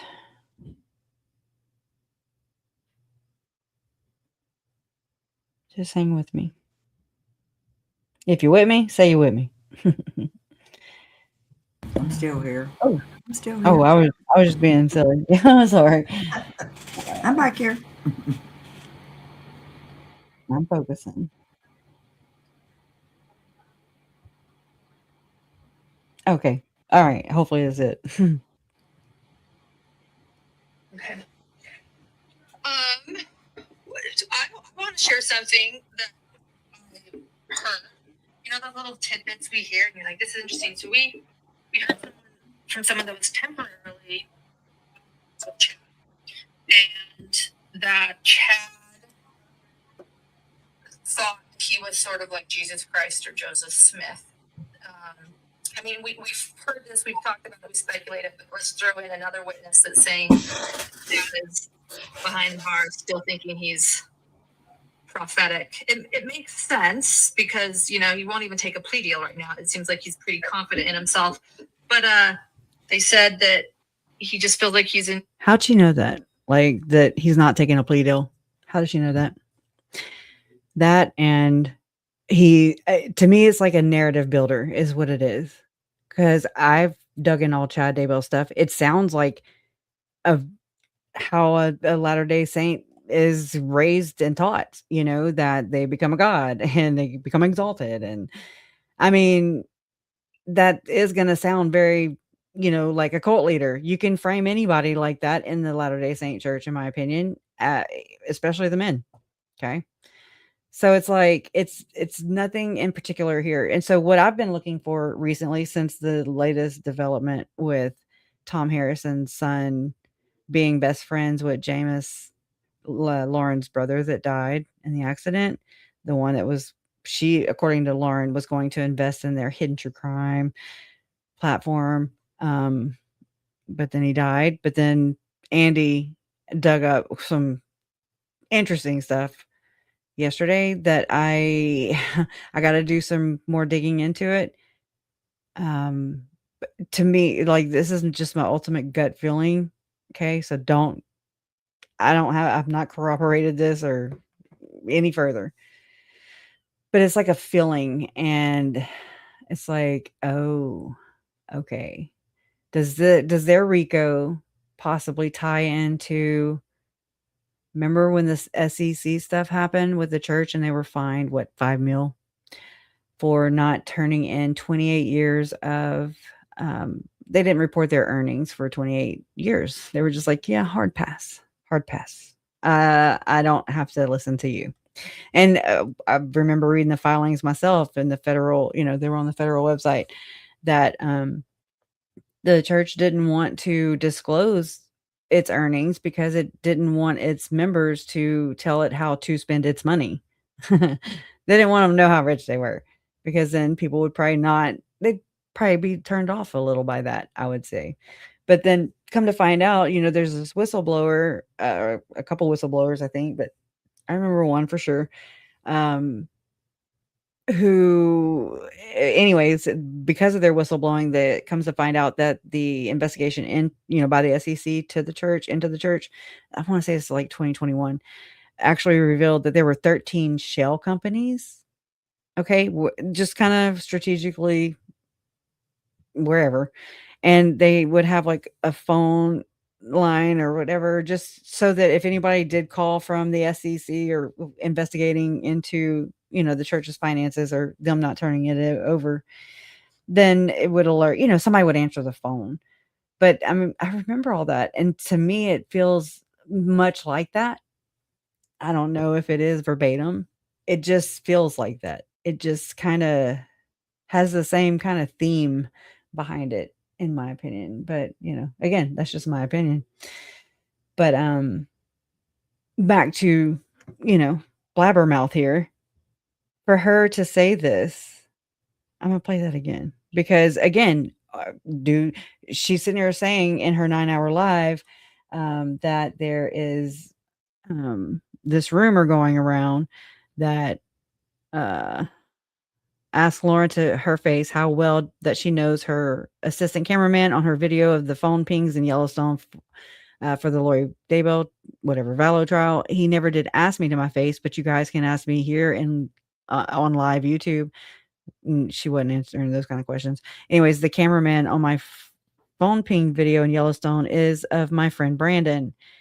He worked on many cases for a time with the defense. Okay, no, hold that. This and that. Wait. Oh.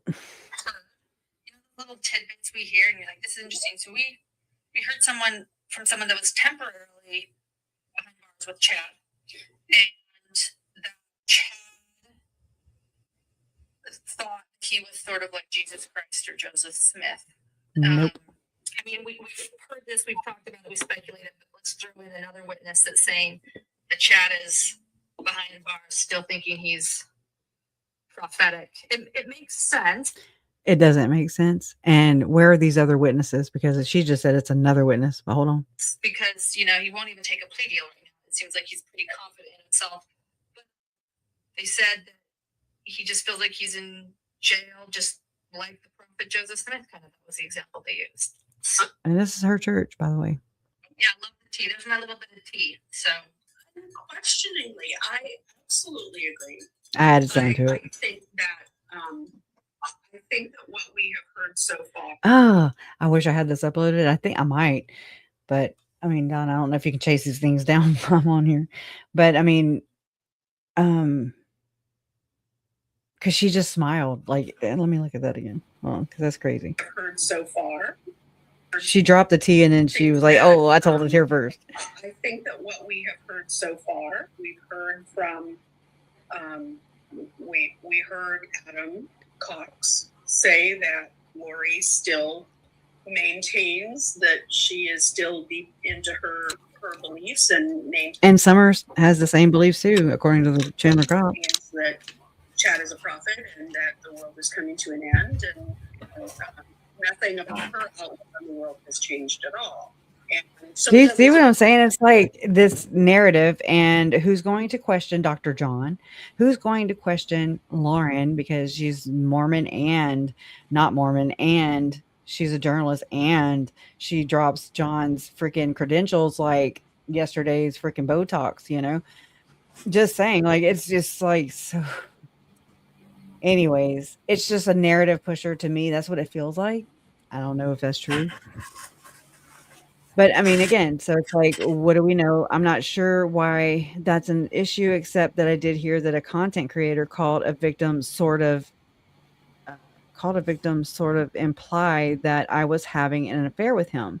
So how well do I know that man who was my cameraman in the Yellowstone ping videos? He's a great friend, a great guy, including to John. John loves him, and he was a source for us. You heard that? He was a source for us. So hold on. Going back. thought that he was sort of like Jesus Christ or Joseph Smith. Wait. Ooh. Behind bars with Chad. God dang it. It's like different on my phone. I want to share something that, those little tidbits we hear, and you're like, this is interesting. So we heard from someone that was temporarily behind bars with Chad, and that Chad thought that he was sort of like Jesus Christ or Joseph Smith. I mean, we've heard this, we've talked about it, we speculated, but let's throw in another witness that's saying that Chad is behind bars, still thinking he's prophetic. It makes sense. Remember hearing rumors like Lori was dancing in her cell and stuff? Do you know what I'm saying? Who's accused of or alleged to have a pen pal, communication with Lori in prison?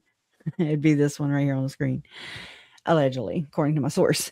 And it would be them using a third party, or as Lauren likes to say, a contractor,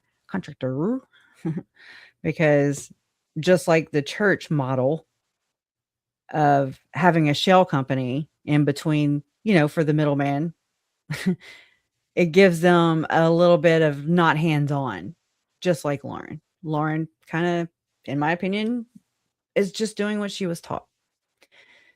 So, and a lot of double speak in between there. So it's interesting to me how we have a source and another source, and then, but it's like the sources are all at the same kind of time. And hold on just 1 second. I got another thing to pull in, and I think that'll round me up for the day.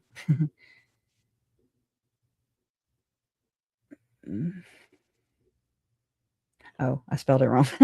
Really bad.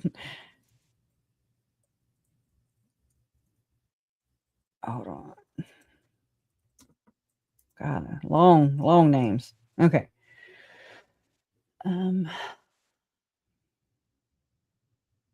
Okay, here we go.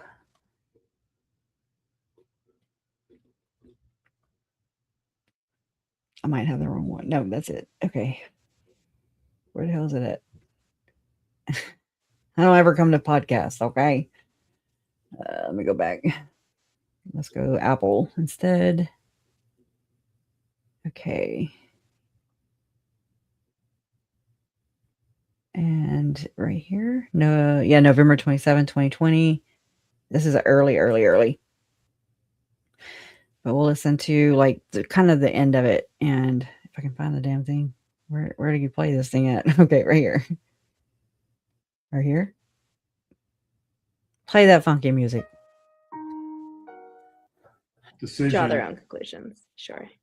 But I think it's a reasonable question to ask given some of those variables. Let me speed And it it up. immediately made me think of Dahmer, actually, and his relation to the animal torture and what he did, and then what he did to his victims. So again, I don't think you're too far off from that. And I'd even put the 2 and 2 together with the bees and then Tylee. I mean, that's wow. Dahmer was killing more domestic pets, obviously, but Dahmer, This is true too. Right. These are, Right. more on the wild side, but Oh, still, wild side. it's Where the wild things are. a creature. There's It's those. a creature that is suffering because you're killing Exactly. Right. it. Right. Right. He's getting pleasure from that. Mm-hmm. So one of the last things I do want to touch on, because I know you brought up Diane Downs at one point, and we know that there are murderous mothers out there. So what would you say is the difference between someone like Casey Anthony to Lori, or Lori to Diane? Or like Andrea Yates, because Andrea Yates would be. Did I just do Yeah. wrong? I did. Andrea Yates would like clearly be the mental illness, right? The research on filicide, we talked about that in the last podcast, Mm-hmm. seems to have a common element, which is major depression. Let me see if I can speed it up. This is really For younger slow. children, when mothers kill Children. younger children in particular, it's usually depression at the level of possible psychosis. So I think a lot of younger kids that are getting killed by mothers, it's typically some type of postpartum depression. Right. More recent research is showing that, especially with kids that are under 10, a little bit older, that there's probably some element of immaturity and anger and depression. So it's interesting that a lot of people describe. I'm surprised it's not some kind of sexual addiction. I left the link in the chat and it's scrolling across the bottom of the screen. I'm going to kind of push this up. Be an open-ended question, otherwise it's worthless. Exactly. Just start from the top and tell me everything you believe about this. I'm gonna go forward. We hope to continue, and that was good. so I think we're gonna a month, and concluding with the episode I just talked about, where I talked about Macbeth. Yeah. Macbeth, which is also going to be a really personal episode, by the way. So gotcha. You can have a lot of personal. I'm gonna back that up just a little bit. That's the most popular, this topic of discussion. Oh, I love it.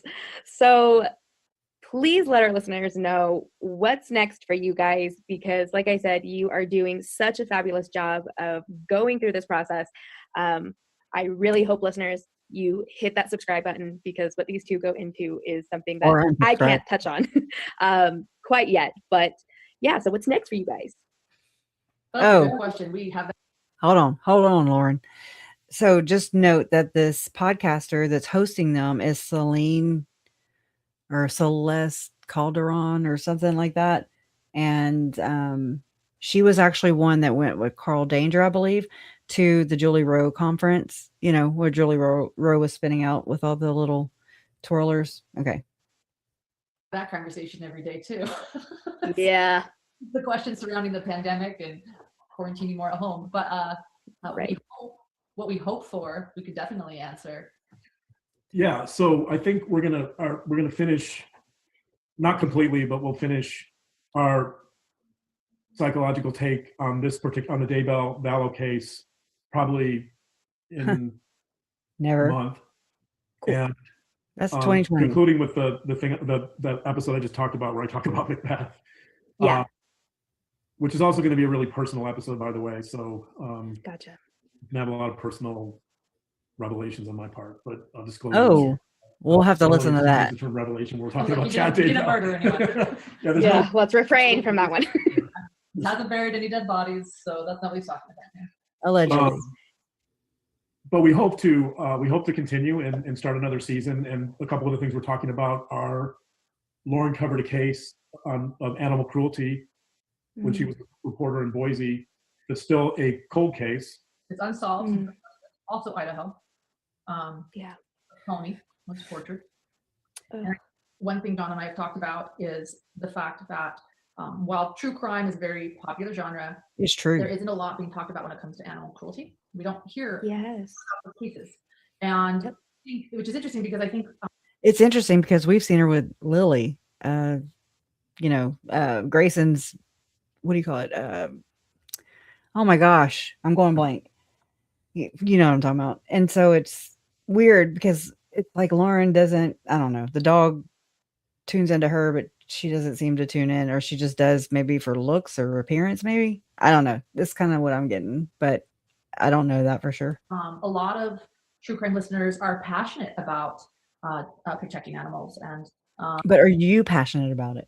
so I think we overall we want to keep hidden crime going. We want to start on some new crimes. Didn't they just start it like literally the month that Tylee and JJ were found in Chad's backyard, which was June of 2020? And here this is August, September, October, November. This is 4 months later. So you're going to carry it on? Well, I mean, right? You just started the damn thing, allegedly. True crime listeners are passionate about protecting animals, and so I think we overall we want to keep hidden crime going.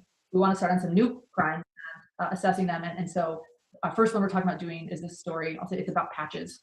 Patches. I wonder if they did. Anybody know? Assess what type of person would do this, and in hopes to maybe bring justice to this pony. Yeah. All the web sleuths out there of us. If All the web sleuths out somebody's there. willing to What? torture Oh. and Maybe I mutilate, could- What type of person would She says all the web sleuths out there. Is that a shout out to Trish on the DL? do this, and in hopes to maybe bring justice to this pony. Yeah. All the web sleuths out there of us. if somebody's willing to torture and mutilate a horse, Mhm. I guarantee you they're capable of a lot more than that. I wonder if, that sounds like a brain buster that I had when I was 2. So Exactly. it's really interesting. Yet he never talks about any kind of ritualistic cases or crimes, including Tylee and JJ. That this case has not been solved, and as far as we can tell, not many people in true crime deal with animal cruelty or the psychology of animal cruelty. So They are trying to hone in my opinion. They're like Annie Elise, she said that she is a forecaster, trend forecaster.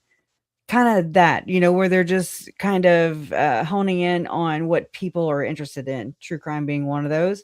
And that's something that they apparently or claim they bonded over. So it's like, I think they're just trying to put their foot in the door the rest of the way.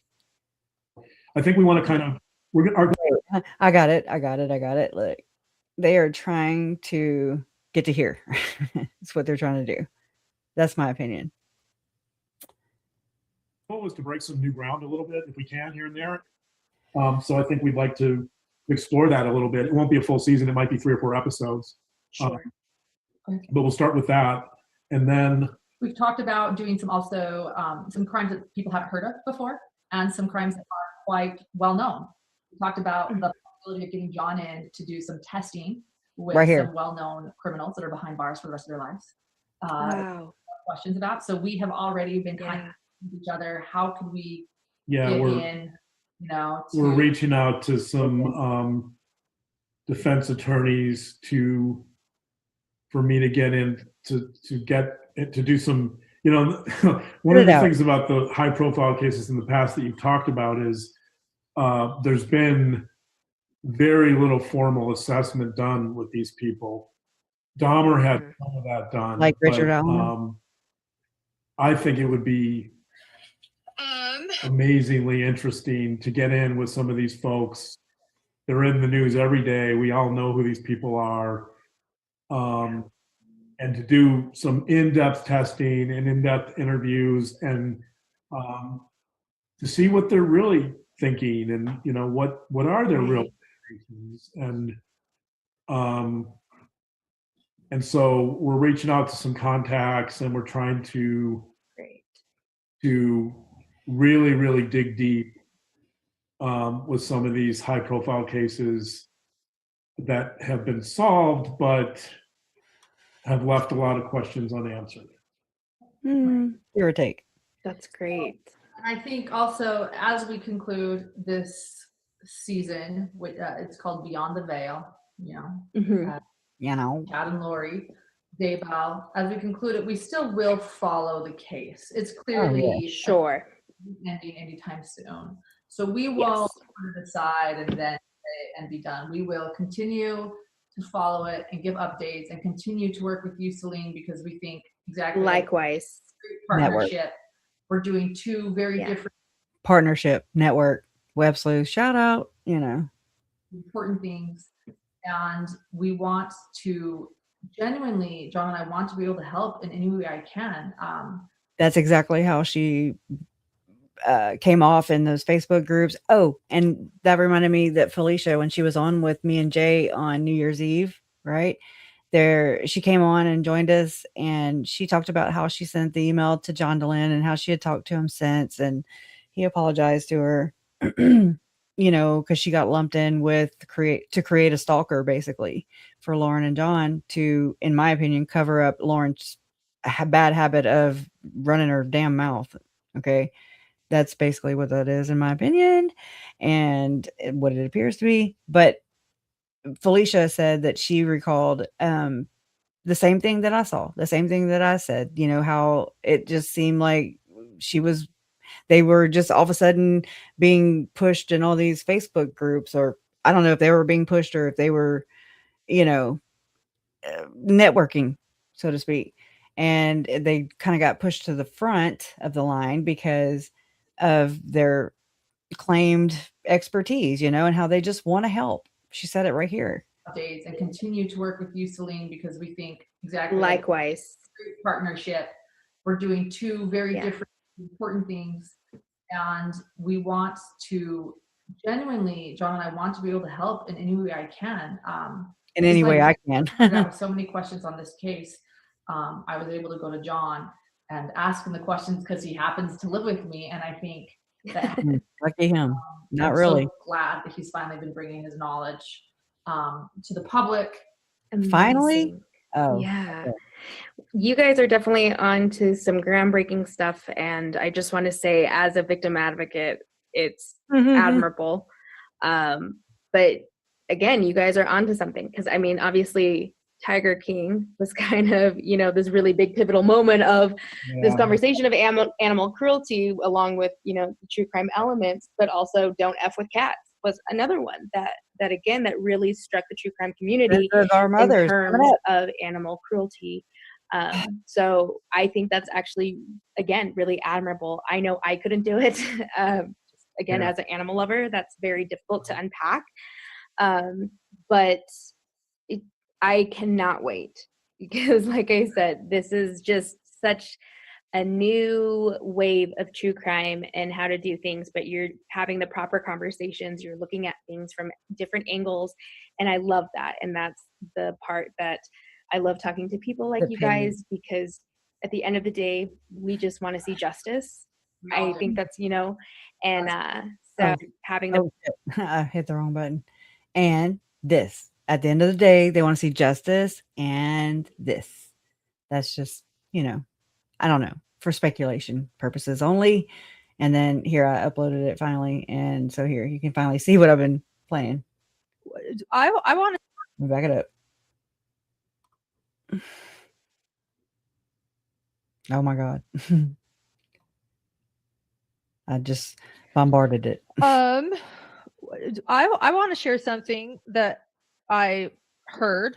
You know those little tidbits we hear, and you're like, "This is interesting." So we heard someone that was temporarily behind bars with Chad, and that Chad thought that he was sort of like Jesus Christ or Joseph Smith. I mean, we've heard this, we've talked about it, we speculated, but let's throw in another witness that's saying that Chad is behind bars, still thinking he's prophetic. It makes sense because he won't even take a plea deal right now. It seems like he's pretty confident in himself. But they said that he just feels like he's in jail, just like the prophet Joseph Smith. Kind of, that was the example they used. So yeah, love the tea. There's my little bit of tea. So unquestioningly, I absolutely agree. I think that what we have heard so far, we've heard from we heard Adam Cox say that Lori still maintains that she is still deep into her beliefs and maintains that Chad is a prophet and that the world is coming to an end, and nothing about her outlook on the world has changed at all. And Same ward. And I'm not shitting you. I have that in text message via Lauren herself. Same ward as Dick and Brenda Miles. Yep. You heard it here first. Yeah, these are just AI creations, right? Because you have to transform it, whatever. Sorry. It's distracting. Well, come on. I can't stand to look at her face that surprised that long. Come on. Oh, Lord. Maintains that Chad is a prophet and that the world is coming to an end, and nothing about her outlook on the world has changed at all. And so it doesn't surprise me that nothing in Chad's outlook has changed either. right. And you can be crazy and still be competent. So Chad can have these very deeply held beliefs that he is a prophet and still be competent to stand trial. I like how I end I'll this. say this: it wouldn't make him very likable with other prisoners. I wouldn't think. Blam. Anyways, that's it. Yeah.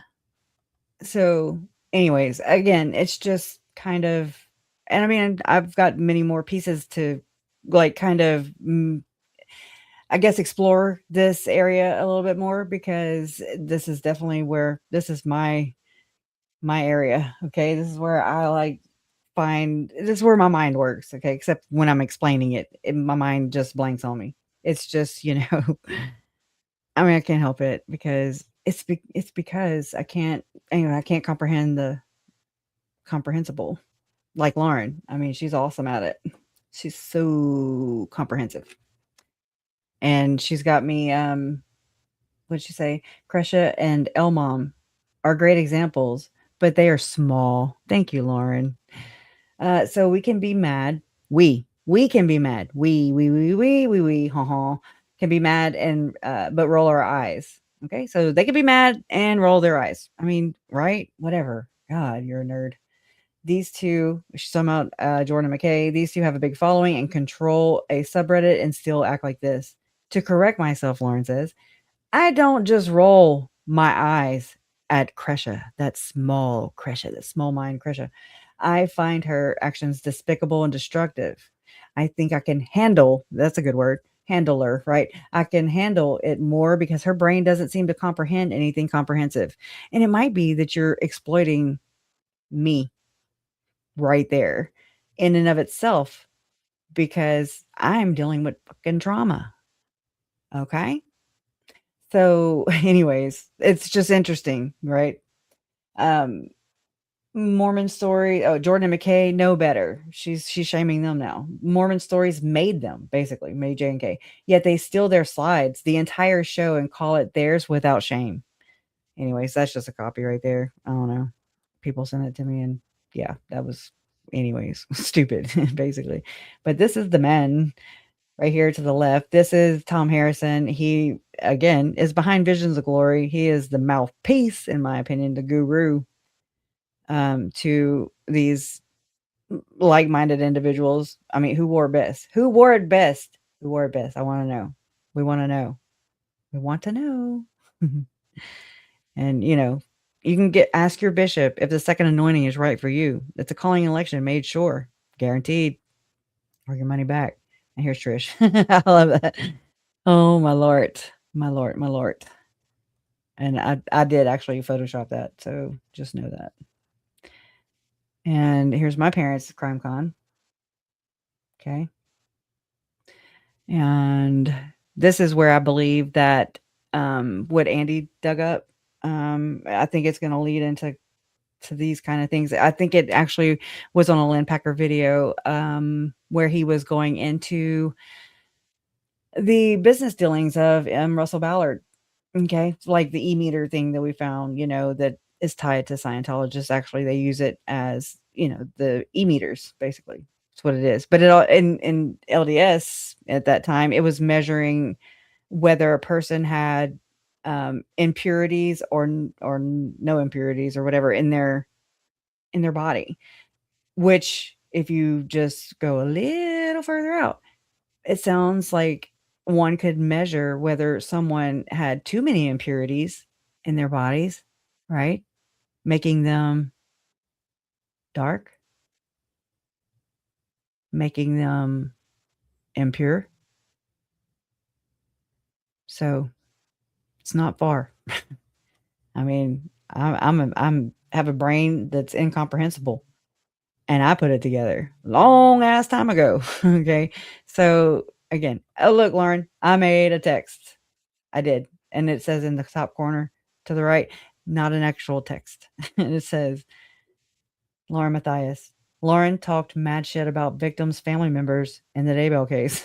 So, anyways, right? Okay. She's so annoying. But it's about time for this. Satan exposed. Finally, finally, finally, finally. It's like Satan's sister. Anyways. And true crime is true. All right, y'all. That's all I have. Really. I mean, for today. And so I just appreciate Donna. I'm here. Hey, that's what I want to be. I want to, honey, what do you want to be when you grow up? Oh, it cut it off. It says, hold on. I think it says a threat to the New World Order. Anyways, a threat to the New World Order, mommy?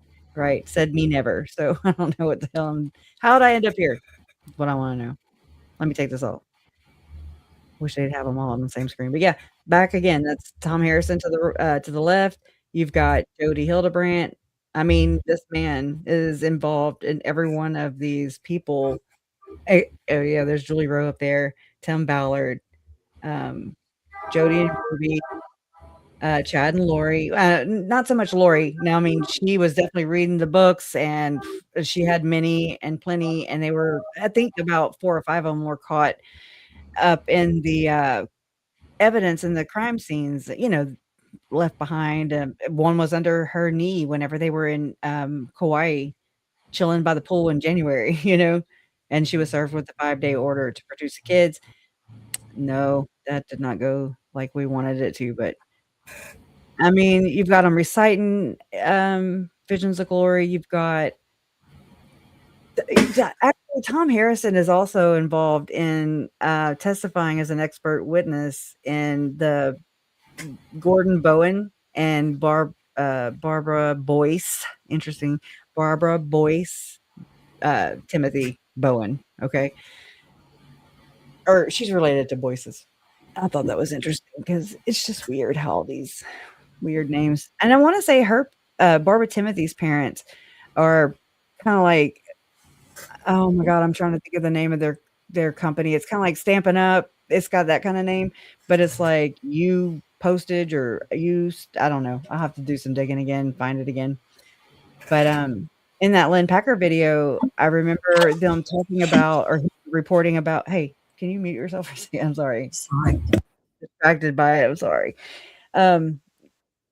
It's it would, yeah, so it's like it's got like cartoon characters on the front, and it's right around the time that he died, which was November 12th, 2023.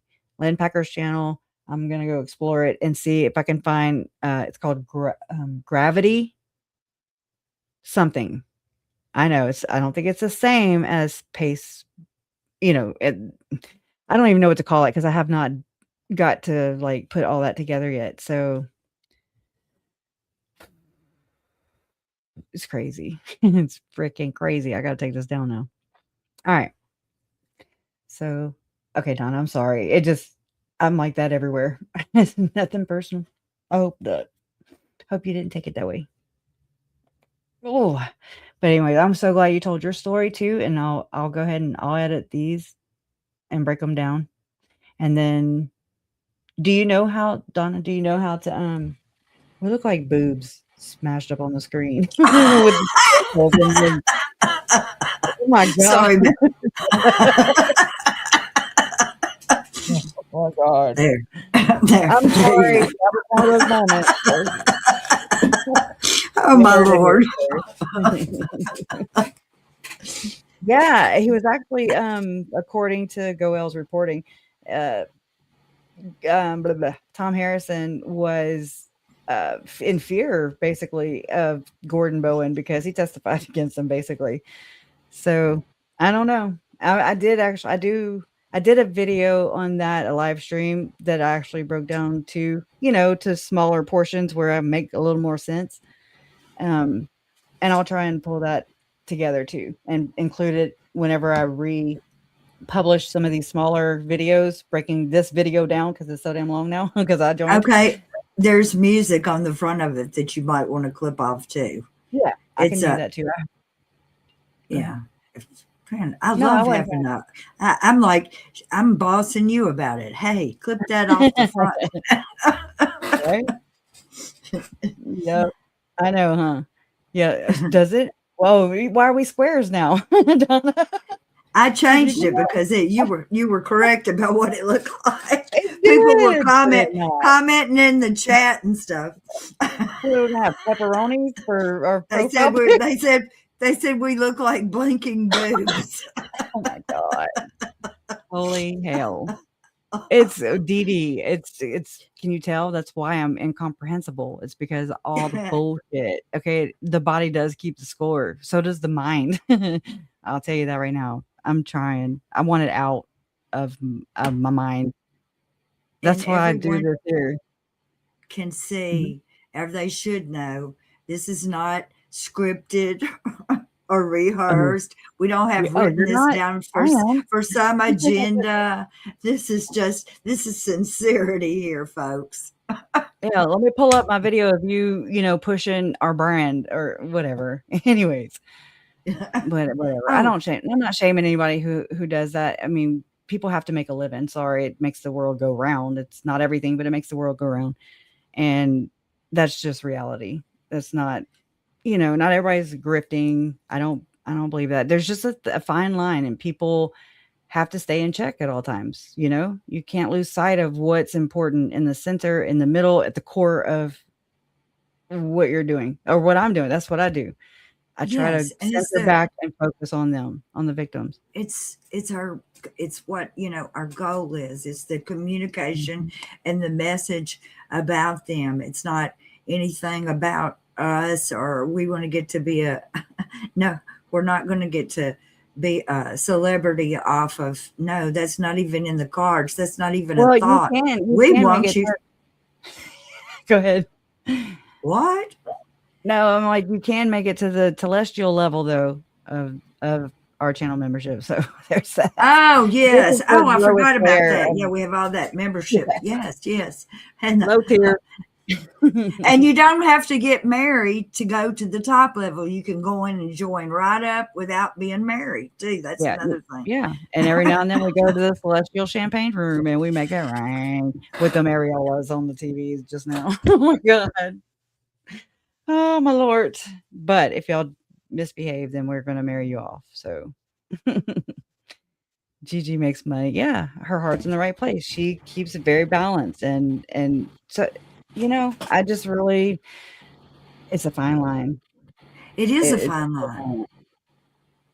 And I have told people that it is hard to not get excited Mhm. when you see the number start to go up and you're looking at analytics and you're seeing that it's going up and you're thinking, oh, what else can I do? I want to make this keep happening, but it has to be sincere and organic. In our case, we're not going to like break any, I mean, we may break some news, but that's not the whole purpose of being here.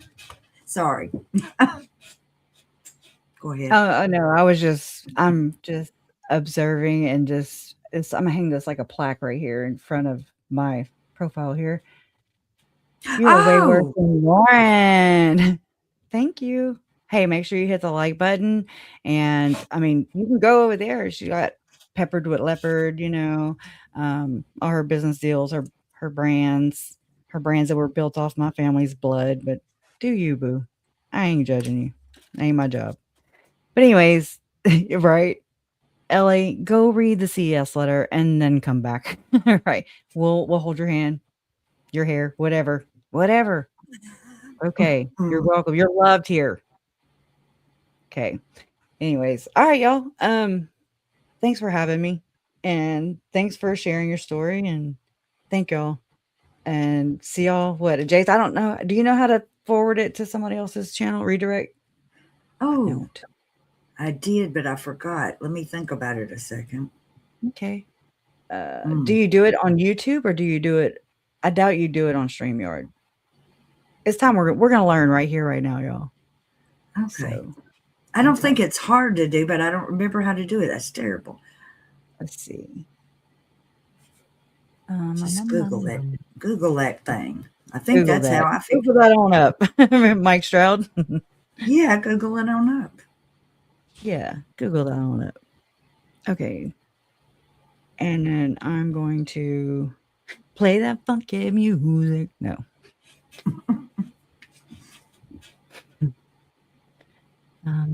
Where's I get confused with what tab to open in here in StreamYard.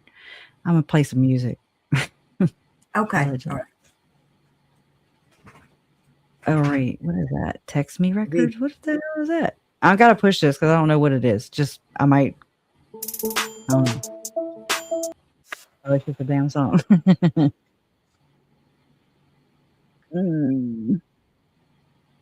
They got. I've got I got They Call Me a God, but I don't have the video. It's just the music. But okay, yeah. I have Feed the Ducks. Everybody has that. I gotta turn it down. I turned it way down. Is that too down? No, I love that. Okay, well they call Not Me a God. Oh, them a God. Lowercase g's, the lowercase g's. Yeah. I thought I had John, talking about the most important thing, but I guess I was wrong, and I can admit it. Okay. Got a God complex. What is that? Huh? Oh, okay. Have y'all seen the about the Netflix with Jody and Ruby? I haven't seen it yet. I have not seen that. We never did get to talk about the other one that came out, the other documentary that came in 2 parts. I had to pay for 2 different services for that shit. We're gonna talk about it one day.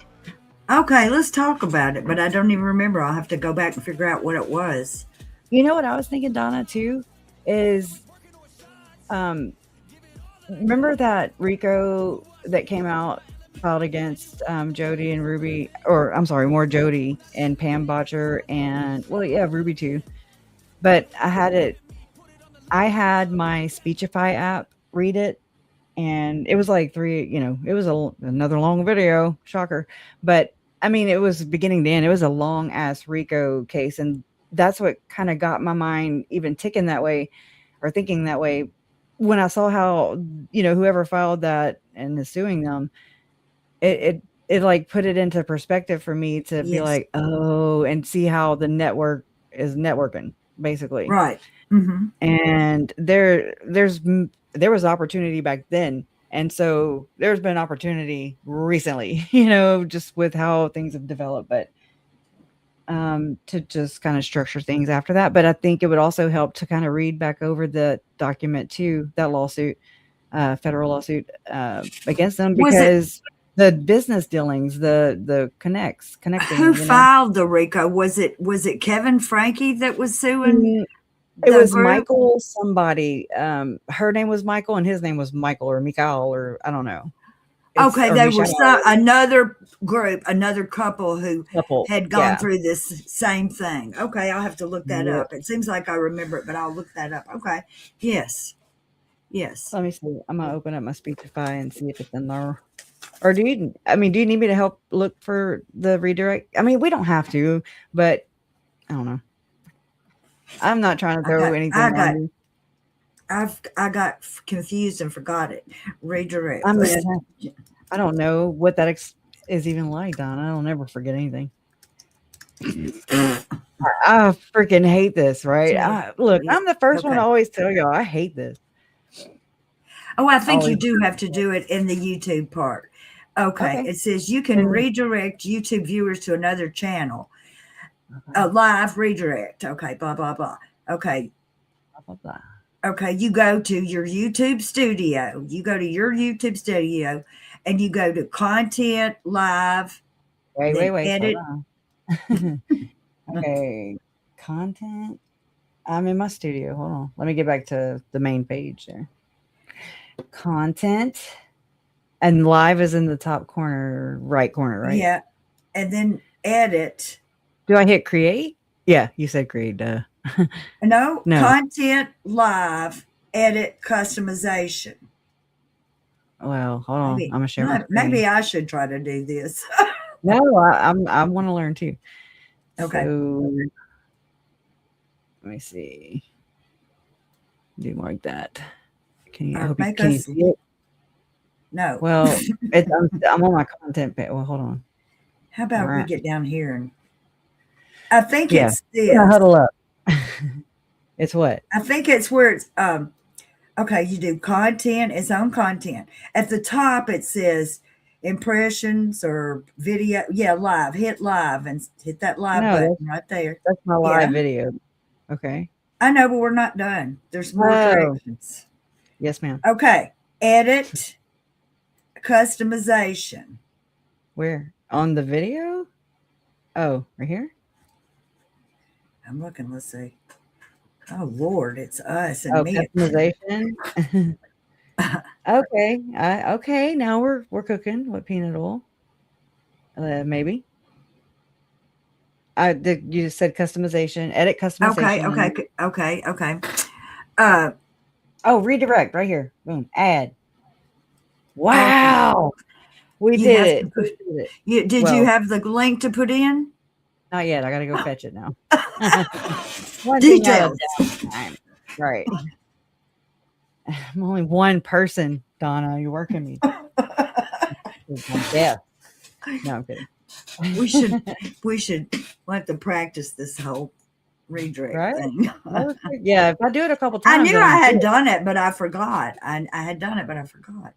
Yeah, it was like one time, and I was like, "Oh, well, cool." She figured it out, but then I never could, or I never. Then I got old and forgot. I have to do it 3 times, I guess. Now is she okay? Hold on, every day, because of course it's not coming up, right? Because that's how that works. Wait, let me just get to her channel this way. Workarounds, boss. The story of my life. That's what I got to do everywhere. Who are you looking for? Oh, okay. I'm looking for Jay. All right. Do I just share her channel link, like for the upcoming stream?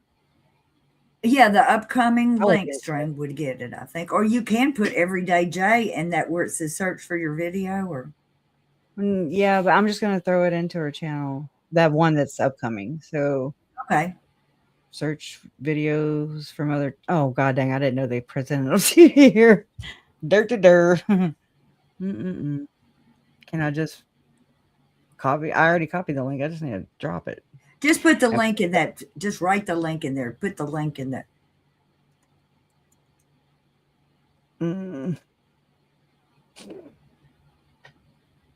Oh my god. Am I not doing it right? Dude, I need don't to know. squash them. I hate this shit. The way they. Oh, there it is. Oh, There it is. it's right there. All right. Bye. No, let me save it. So, all right, we're gonna drop the kids off. No, I'm picking. Just kidding. All right, guys. Thank you. Thank y'all mods too, and Donna and all right. Oh, whoa. I pushed the wrong button. All right, so we'll see you. I'll see you for sure. Guess Donna, you'll be there too. Every Day with Jay call-in show, Yep. and this Yeah. is going to redirect there. All right, we learning every day. We learn, and so we don't have to be so incomprehensible. Okay, with us little small people, us little small slave Yay. people. Anyways, Yes. See justice there. for Tylee, Pearl, Sammy, JJ, and Joe. Go ahead. Go ahead. No, I just I'm so sorry. I hate this because I always feel like so rude. So rude. All right, bye, guys. See you next time. Love always wins. Love always wins, Uncle Jerry.